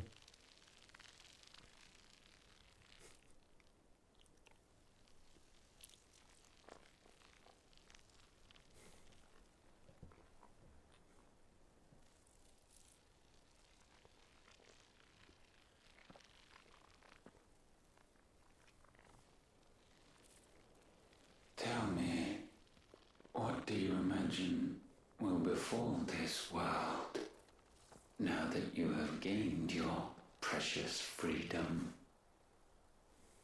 I honestly don't know. But I doubt it will be pretty. A sorry tale of sin and suffering, hardship and pain. And it was for this that you fought so fiercely? Why? It's who we are. We fight. We survive. We endure. We don't need a reason. We are imperfect creatures. When we stumble, we reach for a shoulder to lean on. When we fall, we stand back up. Yeah, it is. We see the horizon, ever out of reach, and still we march on. Certain the answers lie just beyond it. Because that is our way.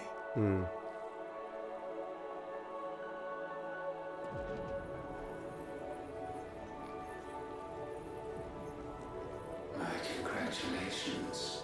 Relish this victory, knowing that you have but delayed the inevitable. Your world is already dead. May you enjoy an eternity on its blackened husk.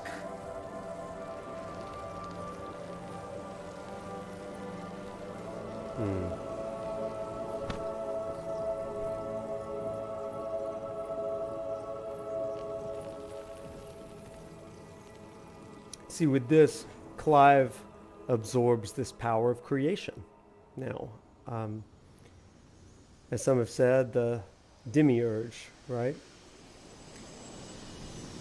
But it is this that allows, let me pause it for just a moment, one of the pieces of the Genesis chapter 1 and chapter 2, when in those scriptures says that God created humanity in the divine image. The idea there is not that humanity looks like the divine. This is something that I try to share with my classes, but instead it is that they have the power to create, to co-create, and the attributes that the divine has, they rest in and within within humanity at this point. And it is this idea that they can create life or death. They have the ability of choice. Now, I would say that there's a lot of thinking that, and we'll talk about this in our Final Fantasy 15 stream, this idea of predestination and predeterminism of fate. But I think that a truer understanding of this theology of what it means to be, quote, made in the image of God, is that they can create, co-create. And so this is importantly the final piece for Clive, and he is able to create through this act the world that will be. So it's kind of interesting in that respect. Okay, let's get back to the ending here.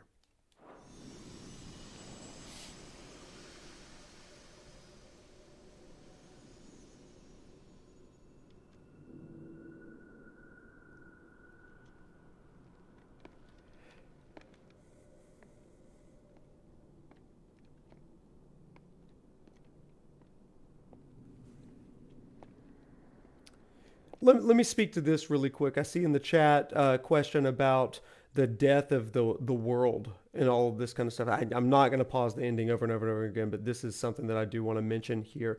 I don't take it as Ultima saying the world is doomed necessarily, like there's nothing you can do to stop it. But what I do take it as is that Ultima's vision of what the world would be and what humanity's part would play in that is doomed. But even more than that, if the world is indeed doomed, and we'll see this throughout the ending, their reliance on magic and these crystals and relics, they were in some ways hindering their ability to progress. It's the reason why Mid, even though I think her quest is like bash my head against a wall, it makes sense that she would not want to go into making an airship and stuff. Instead, she's leaving it for future generations.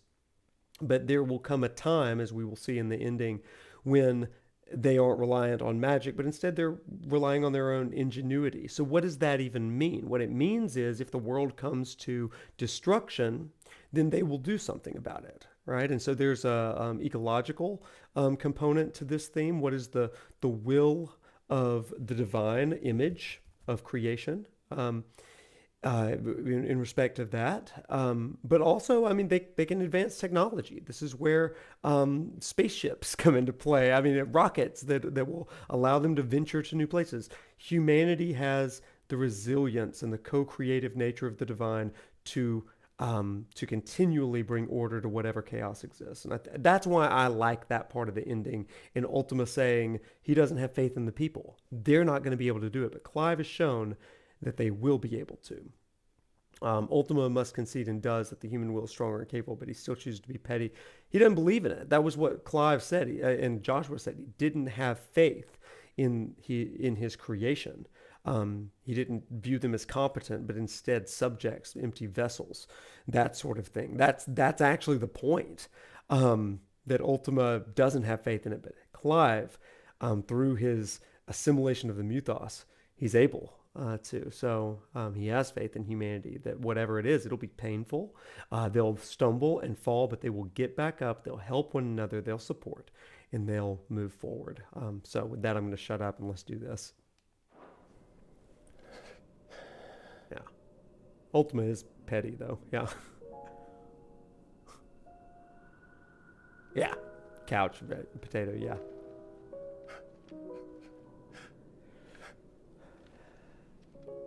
Hmm.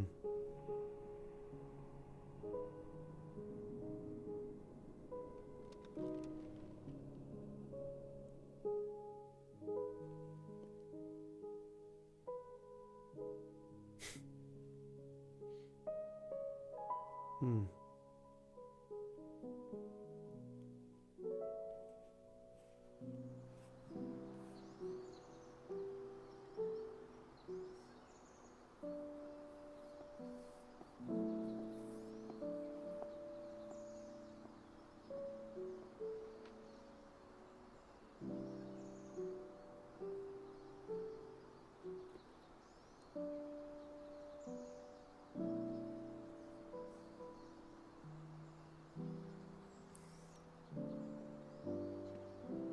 Hmm.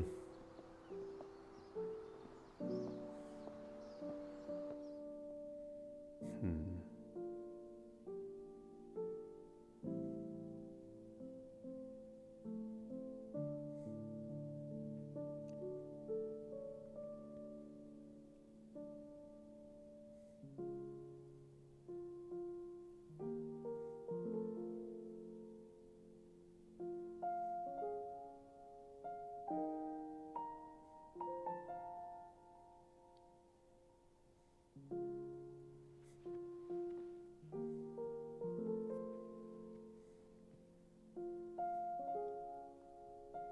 Kurai, he can't imagine that someone as powerful as Logos would live for anything other than his own self-preservation. And yet that's the distinction of the will for Clive. He wants to live as Logos to provide a world where people can live and die on their own terms.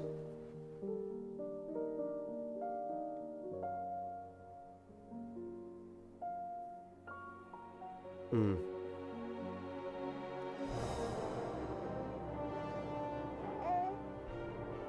Yeah.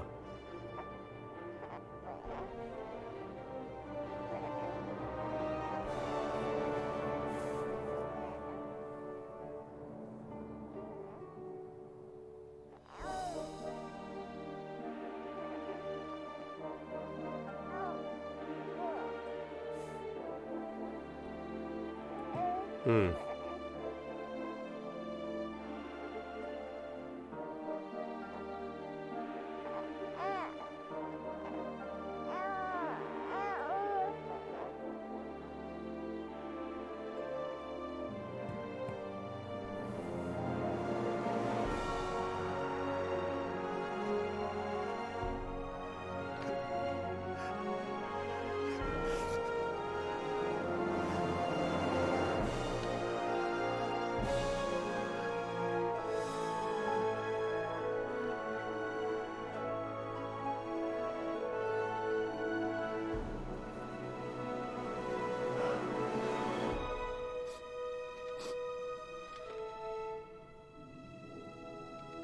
Hmm.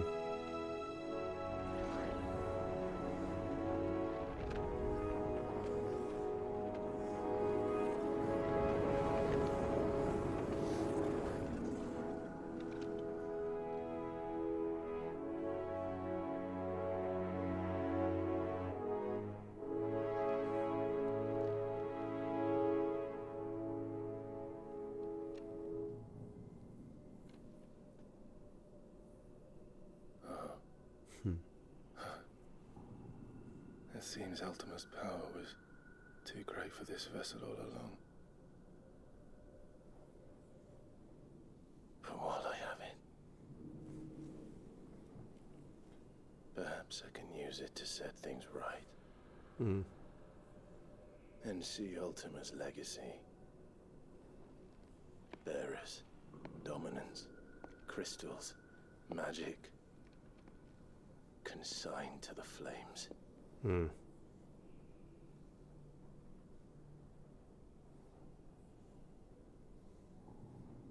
Even if it means the end of me. Even if it means the end of me, yeah. Again, a selflessness.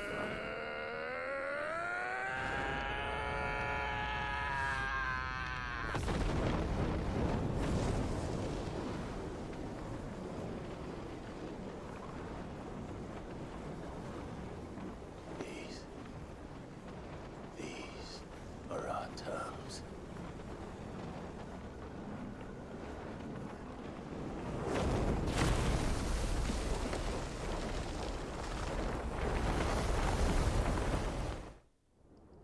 Hmm. These are our terms. Ah.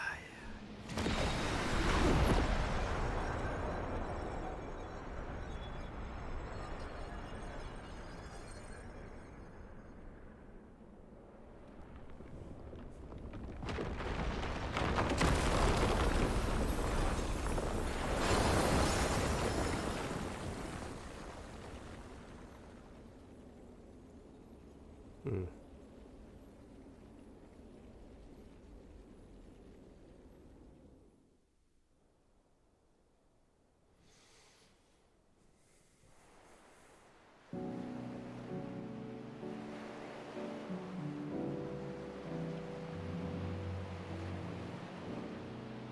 Hmm.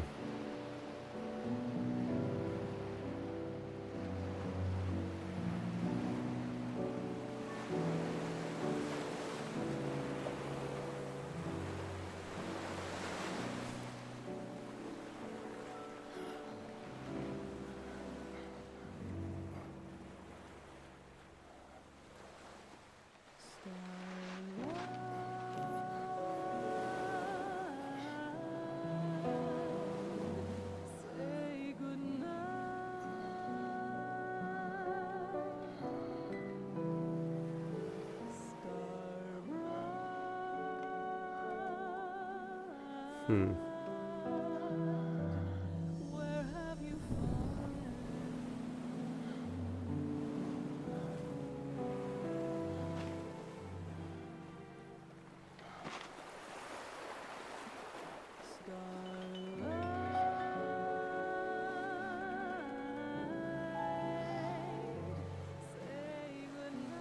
Can you see it too?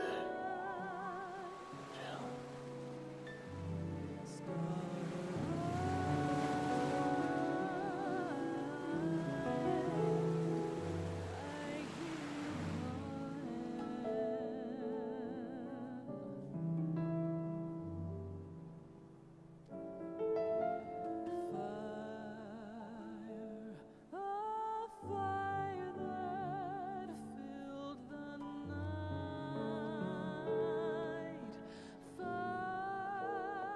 Hmm. Aren't you the most beautiful thing? He is, isn't he? What are you gonna call him? Let me see, let me see. Oh, read little one. Got a smile for your Uncle Gav. Not so loud, you bird. What? I was only... Shh, you're scaring him. It's all right. Oh.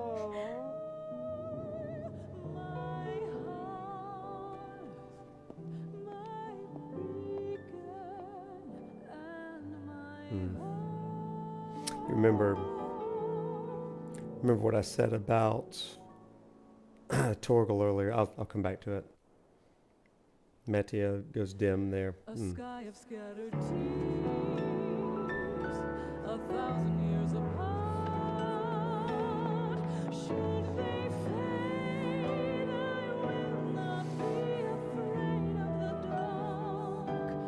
For your If you need a rest, I can take him. I'll hold you to that.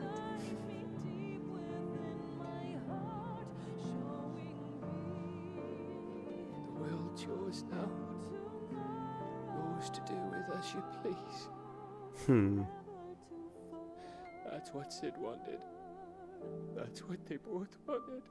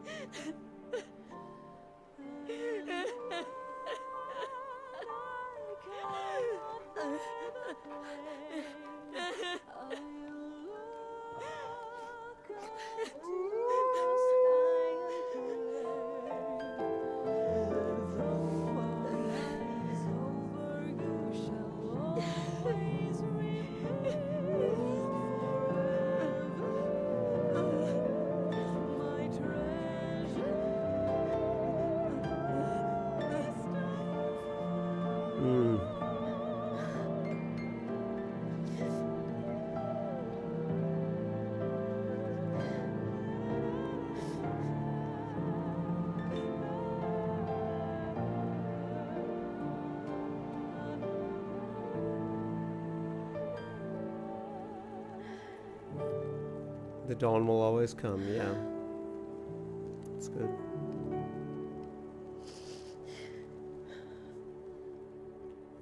And this. And thus did our journey end. Our journey end. No ill news that day. Ever since, whenever I'm having a rather poor day, if the sun is shining, I just remember what I had prayed for, and it brought you comfort every time. Yeah, and so there's a mythos sort of moment where some happening in the world speaks to you something deeper, right? And I think that in a lot of ways, those are things that we experience. Potato, if you believe if you believe Clive lived, then it's no longer her faith in a false god that keeps her believing that Clive will come back, but her faith in Clive himself. Yeah. There's pieces of that. So, a few other thoughts that I've got about all of this. Well, let me ask you this. What do you do with this? If this is a mythos of a story of religious wars, divine attributes, and assimilation and rejection of some dogmas, what do you do with this? What are your takeaways from this story in this game? The way I see it, I can see maybe 3 primary takeaways here, at least based on the lectures that I have kind of come provided you. Number 1, and we've visited this again and again from the very first stream, religion can bring agency or it can bring slavery. Religion can bring agency or it can bring slavery. Meaning religion can allow people to live and die on their own terms, to have hope in an endurance that says the worst things in life are never the last thing, or it can also force people to live and die on the terms of another. This is one of the things that I try to do in my lectures and in my religious groups and all this kind of stuff, to help people think deeply about not only their lives but their faith, and it has to have an actionable item to it. A faith or a religion that doesn't have some sort of actionable item is like, yikes, what are you doing, right?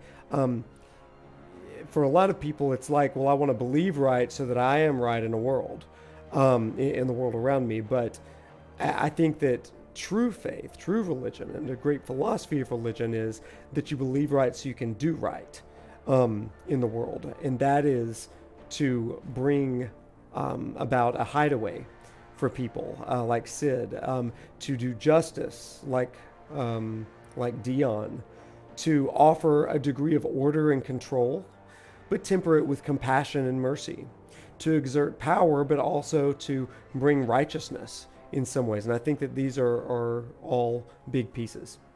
And number two, I know I've shared this a lot, but just to drive home the point, the image of God reflects the following attributes according to this game. And perhaps they're expanded beyond that, and certainly the hundreds of Ultimas out there all convey some idea of the divine. Yeah, faith without works is dead. That's right, JMW. Yeah, appreciate that.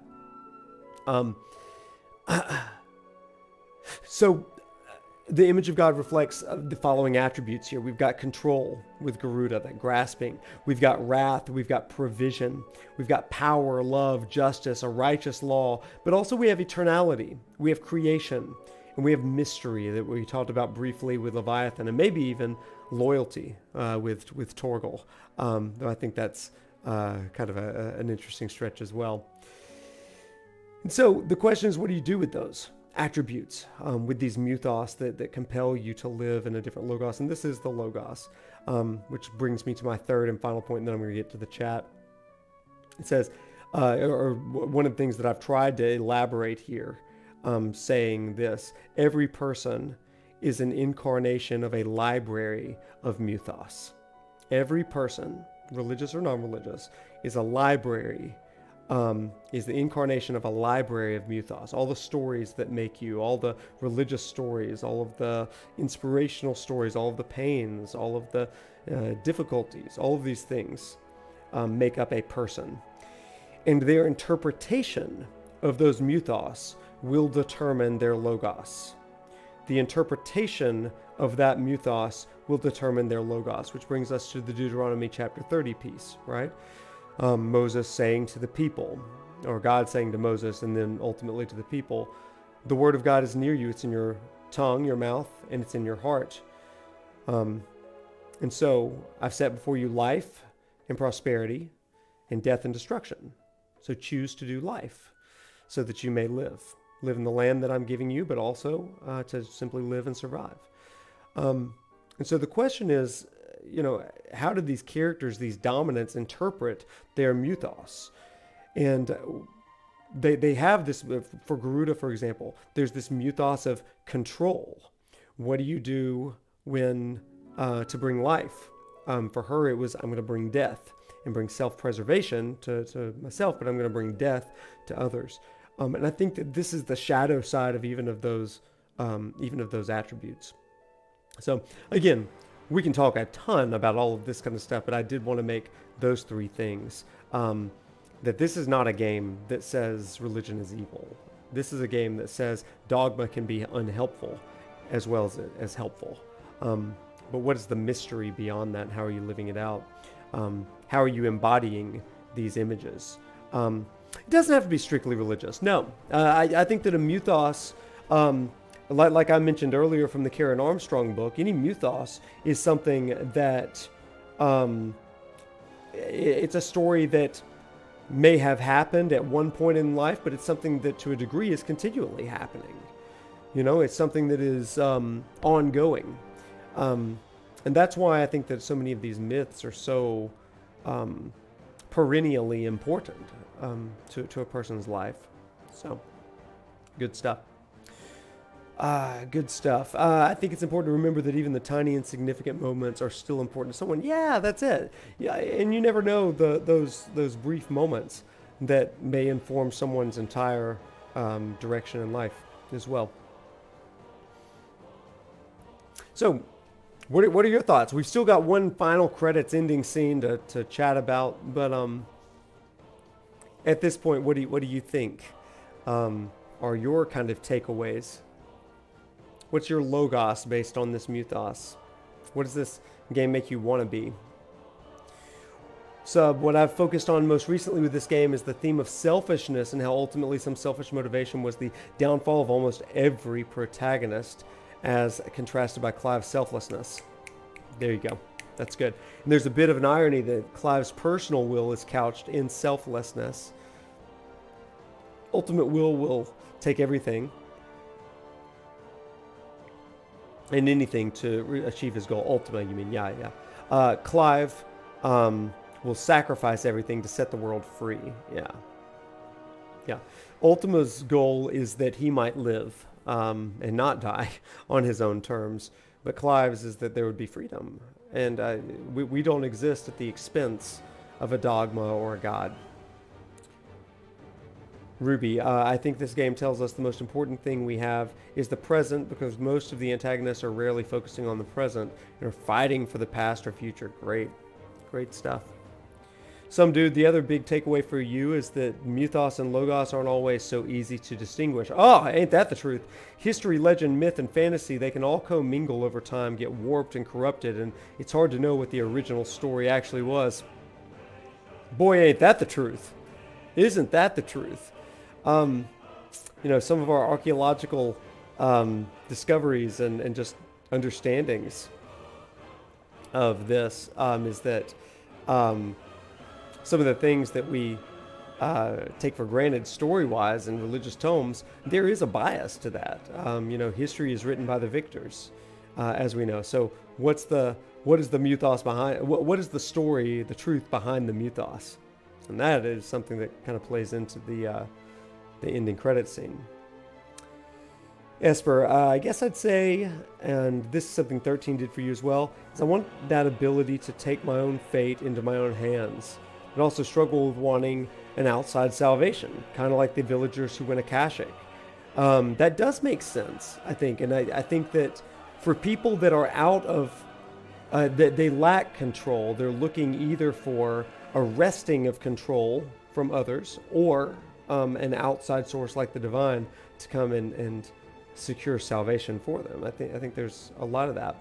So my personal takeaway, however, Ruby, is that I'm accepting my flaws, good and bad. All that matters is I don't get caught up in them. Yeah, it's good stuff. That's great. My overall takeaway for the game is that Clive living or dying doesn't matter, because Clive made a world where his presence is no longer needed to free humanity, and that we should act to create a similar world where a savior isn't needed. Interesting. Speaking on religion, we see throughout history how it's used for horrible things despite its positive influence as well. The only way to condemn those atrocities is to, quote, accept the truth, L3R3, good, and acknowledge how religion was used as a weapon. Yeah, and I think acceptance of that brings about a better future. I'm thankful for my humanity. Yes, gosh, yes. I love that in the book of, I think it's Hebrews, maybe one of Paul's letters, that he says the angels marvel at humanity because they don't have that same sort of thing. You can think of angels in some ways, not totally, but you can think of them almost as like Akashic. Like they don't have the co-creative ability that that humanity has. Interesting stuff. There was also the side quest, not sure if you did in this playthrough, of the book about the history of the bears that the secret society tried to keep hush-hush. Yes, we didn't do it in this one, but we did mention it. We talked about it in an earlier stream. I think the epilogue sort of shows that Clive has effectively established a new mythos for the world, a new baseline story to pull for their own future logos from. Yeah. Not knowing the true backstory. Yeah. Sub. Yeah. The strength of will is highlighted here, but so is the weakness of our wills. Having a strong will can only take you so far, as exampled by the villains throughout the game. They all had strong wills, but choosing not to see the world around you, letting it inform your will, can destroy you. Yeah. Oh my gosh, yes. Something else that I might say is that your embrace of certain mythos and rejection of others or reinterpretation of others will determine your action. I've heard it said that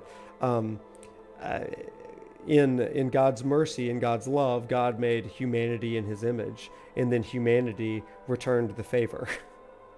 I like that phrase. It's a little snarky, a little tongue-in-cheek, but it is the idea that if you're a wrathful person, then your understanding of God is probably wrathful. If you to the Democrat, God is a Democrat. To the Republican, God is a Republican.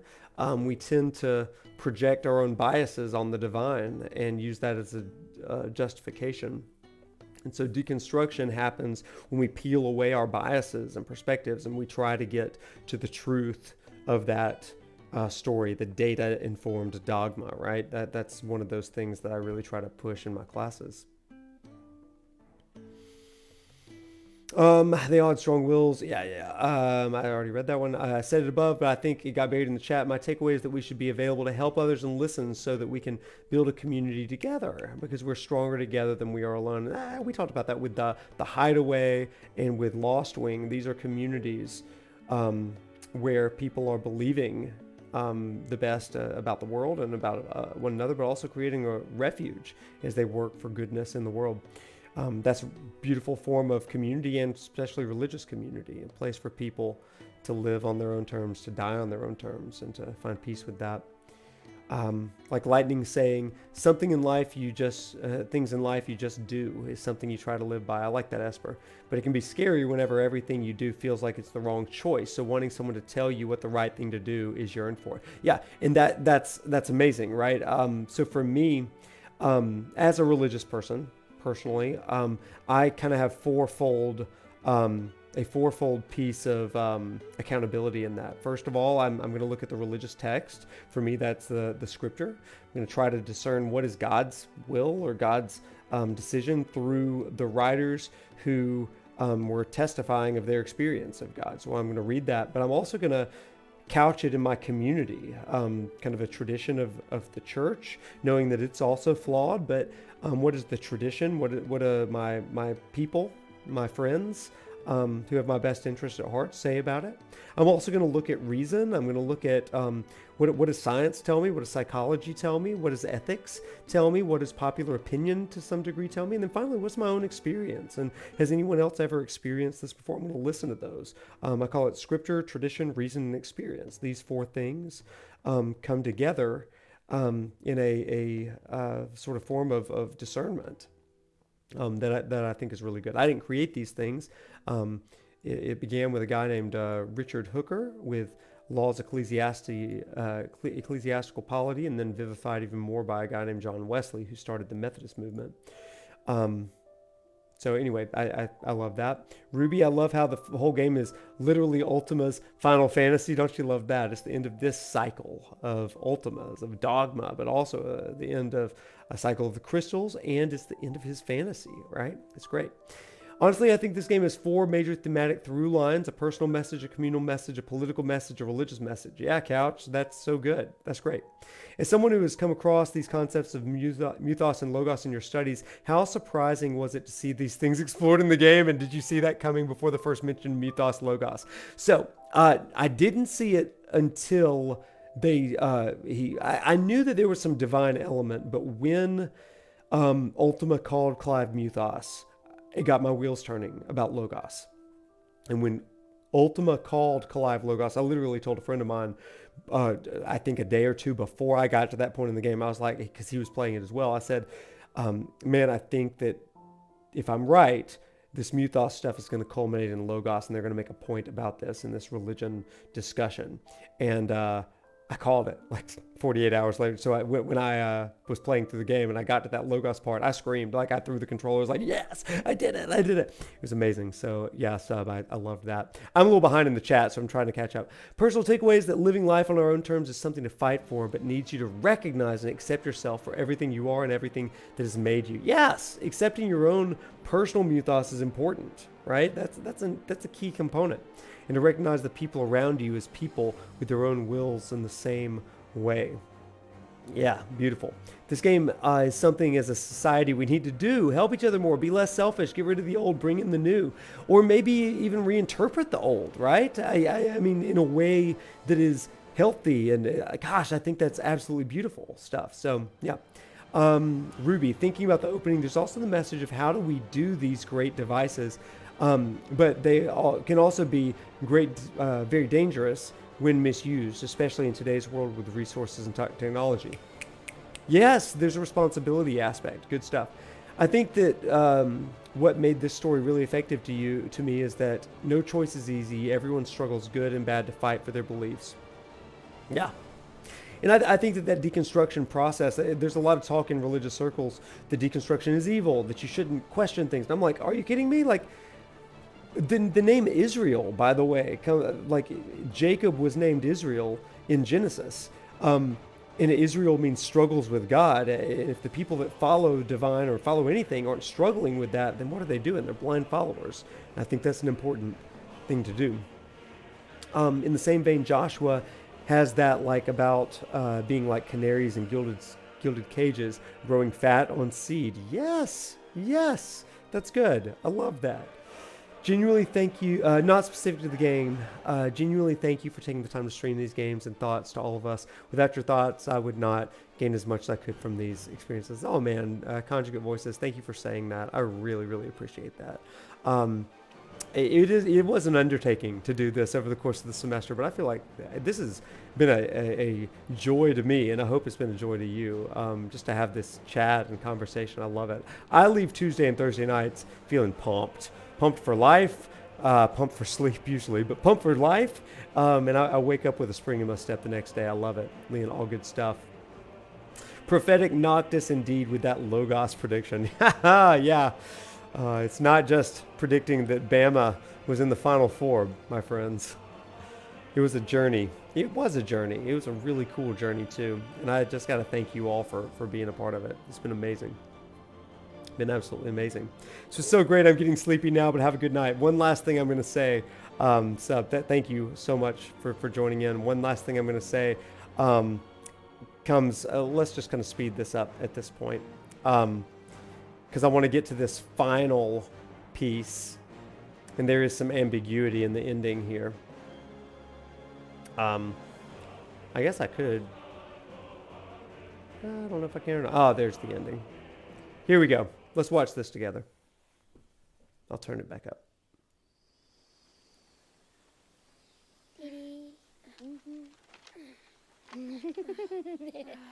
Oh, sorry. Oh.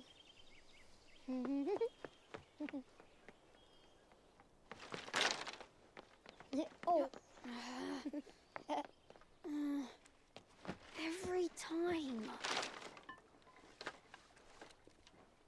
Will you light it? Yes, Mother.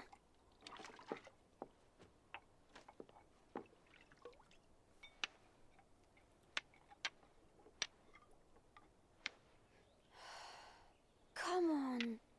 If only I had the flames of an icon. Icon? Have you been reading that silly story again? Magic belongs in fairy tales, and fairy tales don't boil kettles. You see? Well done.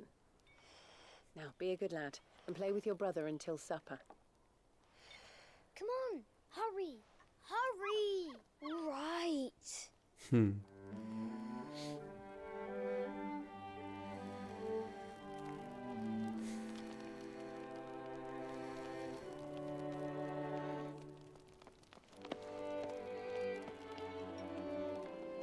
Right, let's play the saint in the secretary.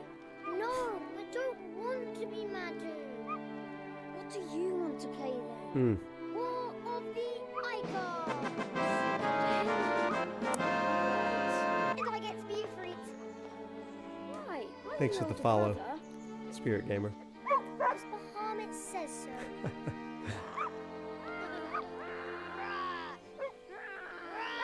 so. The timing was great. I loved it. All right, I got to talk about that. That might have been my favorite part of the entire ending. I mean, there's a lot, but that epilogue to me is perfect. Is perfect for the themes of this game. Yeah,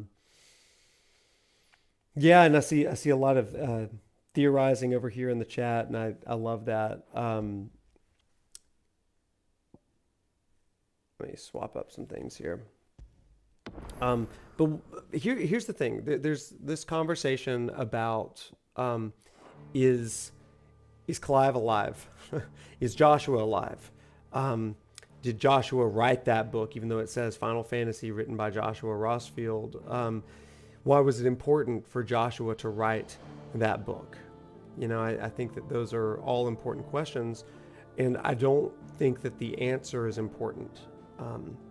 What that epilogue does is it shows the persistence of mythos, the persistence of story, and how these children are taking those stories and it's forming their world, even as they are able to create their own world. You know, they have the power of Ifrit, but they're now striking this match or striking stones to do this with fire, and they're creating it.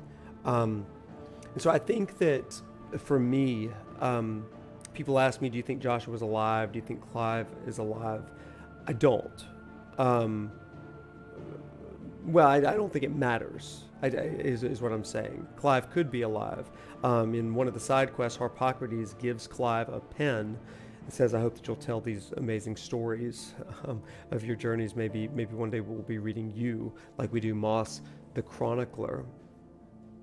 And so the question would be, why does he choose to write it under the pseudonym of Joshua, if that's the case? And I think that the reason that he would do that, or maybe the Undying is writing it, or maybe it's Harpocrates himself is writing it, regardless, it's important that Joshua is the figurehead because he's the phoenix, you know?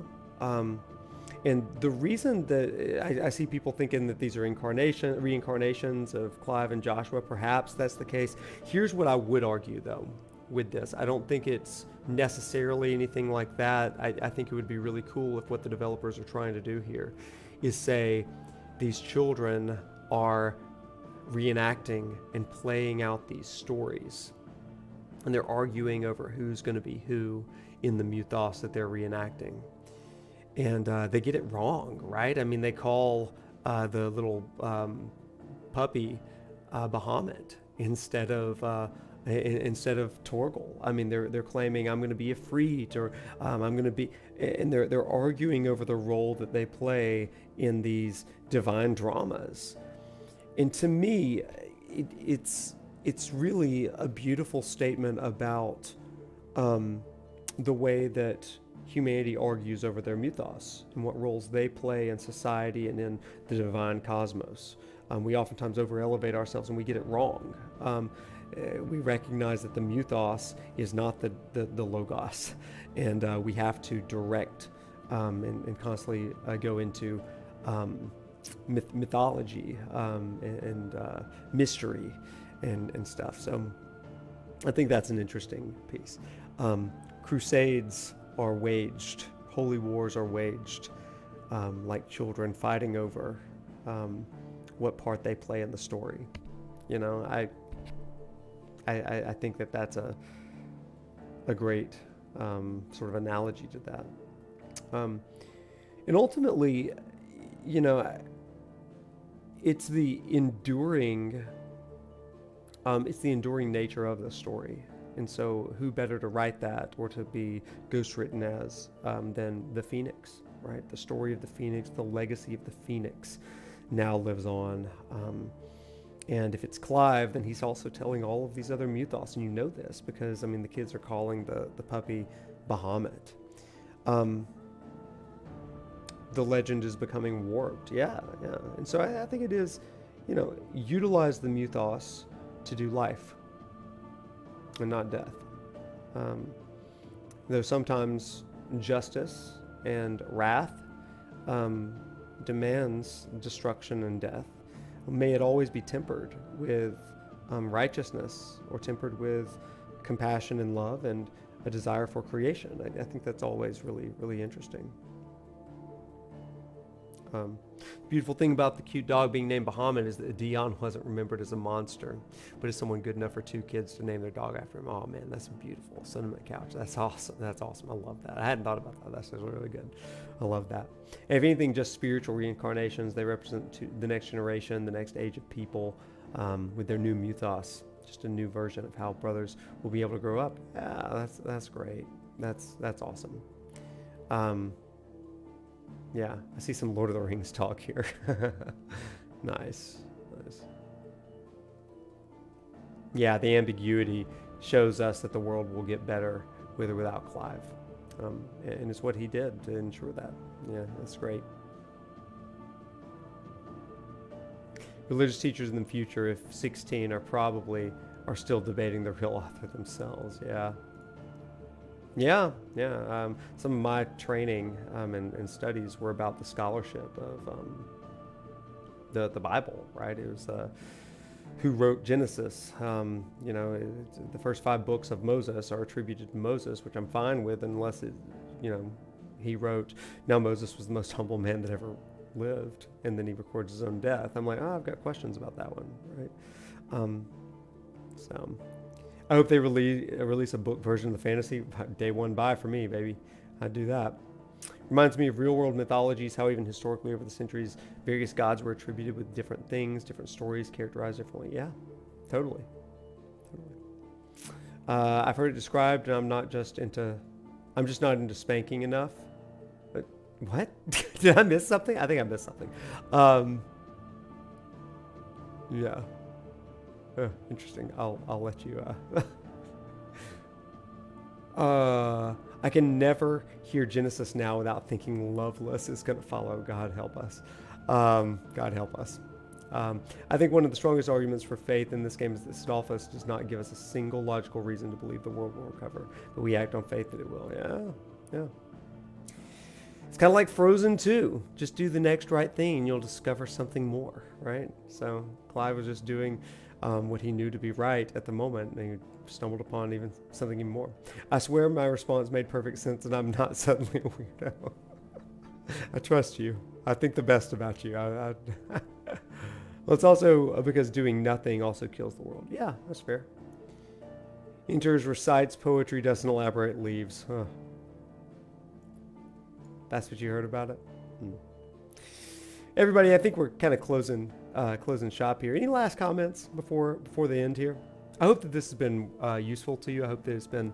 I'll be honest with you. I hope it's educated you in some way, that you've learned something. I hope you felt something. And I hope you laughed at some things. I hope that you had a good time, that you learned something, and you, in some ways, leave inspired and challenged. I tell my classes the point of education is behavioral modification. It's so that you can live differently in the future with new knowledge. And that's really what I hope. Thanks for the series. I wasn't able to catch too many of the streams, but I'm glad you were here. I'm glad you were here for this one too, Potato. Yeah. I laughed at the Purgatorium part. Esper, I appreciate your heckling. Just reiterating, it's easy to forget, but in the first hideaway, the botanist says, Sis says the blight doesn't so much kill the land as it makes her forget who she was. Ooh, that's good. That's good. In almost all of these stories that we've talked about, there is the narrative of sin or wrongdoing, and it makes people forget who they are. It disconnects them from their true identity, which is the image of God. And the blight can be made to think about that. I think that's cool. Overall, 16 is a great game. Falls short on the RPG elements. I agree, but the VA music, the presentation of it is absolutely stunning. You should do one of these for Final Fantasy 13. Oh man, I'd love to. No time soon though. I think this series has cemented this game as my favorite of all time. Yeah, it's a good one, isn't it? The game has changed my outlook, or at least changed your life, or at least your outlook on it. Yeah, I love that. A whole lot of love, baby. Thank you, Esper. Likewise. She'll soon remember her purpose. All she needs is a little reminding. I like that. So we have a request for 10, Xeno, and 13, and also Grand Theft Auto 5 from Twitter earlier today. The docket is filled. So here's our plan moving forward. We're not going to stream on Thursday, but next week we are going to begin our holiday through January lecture play of Final Fantasy VII Remake, getting ready for Rebirth. I'm putting together a trailer for it. It's going to be really fun. This is going to be a study of life, death, and fate, but especially life and death in the next semester. Get excited for the Final Fantasy 15 lecture play, which will also coincide with my class at the University of Alabama. Y'all, this has been a blast. You guys are the best chat in the world. I absolutely love the community that we've built. If you have not done joined the Discord, make sure you get in that. We continue the conversation over there. January, woot, your birthday falls on a stream day. Heck yeah, we love that. We'll celebrate together. You have a request for FF7? I need you to become godlike at playing Tifa. I will not be Blitz. I told him once, I was like, bruh, I follow your guides for that. I'm never going to be the guide for that. I'm going to follow your guides. We got to meet over at the LA Final Fantasy 16 launch party, and I was like, dude, that's what I told him. I was like, I watch your guides for everything. You're the man. Like, I love it. So don't expect me being godlike at anything. It's gonna be a struggle stream, baby. So we do. Thanks again for this. I do hope the boys in Resin Arc had a chance to catch your streams, because that's how I found you. Hey, Conjugate Voices, thank you for that. That was a great stream. Love those guys. I don't see how GTA could be used in religious talk. It's far from it. What I've found is that religious stories are human stories. And if we can find stories in Mythos from Grand Theft Auto, then we can find some allusions to God in that as well. So it's good stuff. Yeah, I think we could. Now I'm going to need to do some work on it. I need you to become Prof, don't forget we shall include Norse mythology for Final Fantasy VII. Not just Norse mythology, but we're going to have Greek mythology as well, right? So we're going to talk a lot about some of those things. Maybe even bring on MJ for a stream or two with that. I would love to have some guests for the 7 remake stream. Maybe bring in Sub, MJ. We've been wanting to do some stuff together. Maybe even bring in Schrodinger as well. That might be a fun one too. Certainly gonna get some of his input and stuff. I hope you're gonna be eating well. I mean, we're all kind of doing our own road to rebirth stuff. I think it's gonna be a lot of fun. But I think that I'm gonna bring some theory crafting that maybe you haven't heard before. But it's gonna be based on some of my own religious and psychology and cultural studies. I'm not trying to predict anything, but I am going to try to show why they're doing some things and why they depict some things, especially in the realm of life and death and afterlife. So they think it'd be pretty rad. 100% sure you can find something special in the dynamic of the main characters. Yeah, might play it as well. Us Final Fantasy nerds gonna be eating well. Hope so. It's out of pocket. Not sure you'd want to play other games outside of FF to have a lecture on in the future. I would donate and support it. No, I think it'd be rad. Like, I mean, I like commentary on video games, right? I did a stream, not a stream. I did a class on God of War Ragnarok and the remade God of War for a class on mythology one time. I've done The Last of Us, talking about human and religious experience of revenge and forgiveness. Last of Us Part 2, particularly. Yeah, I use this stuff in my classes. Maybe not as extensively as Final Fantasy 15, but oh god, the camera's killing me. Yeah, there we go. You know what you should have done for the last 16 stream? Dressed up as Dion one last time, you know? I did the stream as Dion on the Dion stream a few weeks ago, but Halloween or November 1st stream or whatever. Yeah. Considering Valkyrie Profile Lenneth really talks about death and what it is to be human. Yeah. I've never played Valkyrie Profile and an ad. Okay, well, with that, we've gone on for quite a long time tonight. What is it? 4.5 hours. Heck yeah, some of y'all were right. Some of y'all were right. So listen, it's been awesome. Love you guys. You are absolutely incredible. If you've missed any of the streams, they're over on YouTube. And some of you are getting hit with ads. Sorry about it. You can sub. That's all I got. But we're not streaming on Thursday. Stay tuned on my Twitter and on Blue Sky and Threads and Instagram, I guess, and certainly Discord. And let's do a great Final Fantasy VII remake. Good night, Leon. It was nice being with you. Thank you, Lady Experiment. I don't know what's going on with the ads here. So anyway, it's been a joy. It's been a pleasure. If you were just tuning in for the Final Fantasy 16 streams, I would love to see you again sometime. But if this is goodbye, then goodbye and farewell and walk tall, my friends. But if you are hanging around, look forward to seeing you with 7 Remake next week and then 15 in the spring. With that, have an amazing evening. Go and walk tall. And remember, the only fantasy here is yours, and we shall be its final witness, right? What a great line. I love it. All right. Good night, you guys. Take care.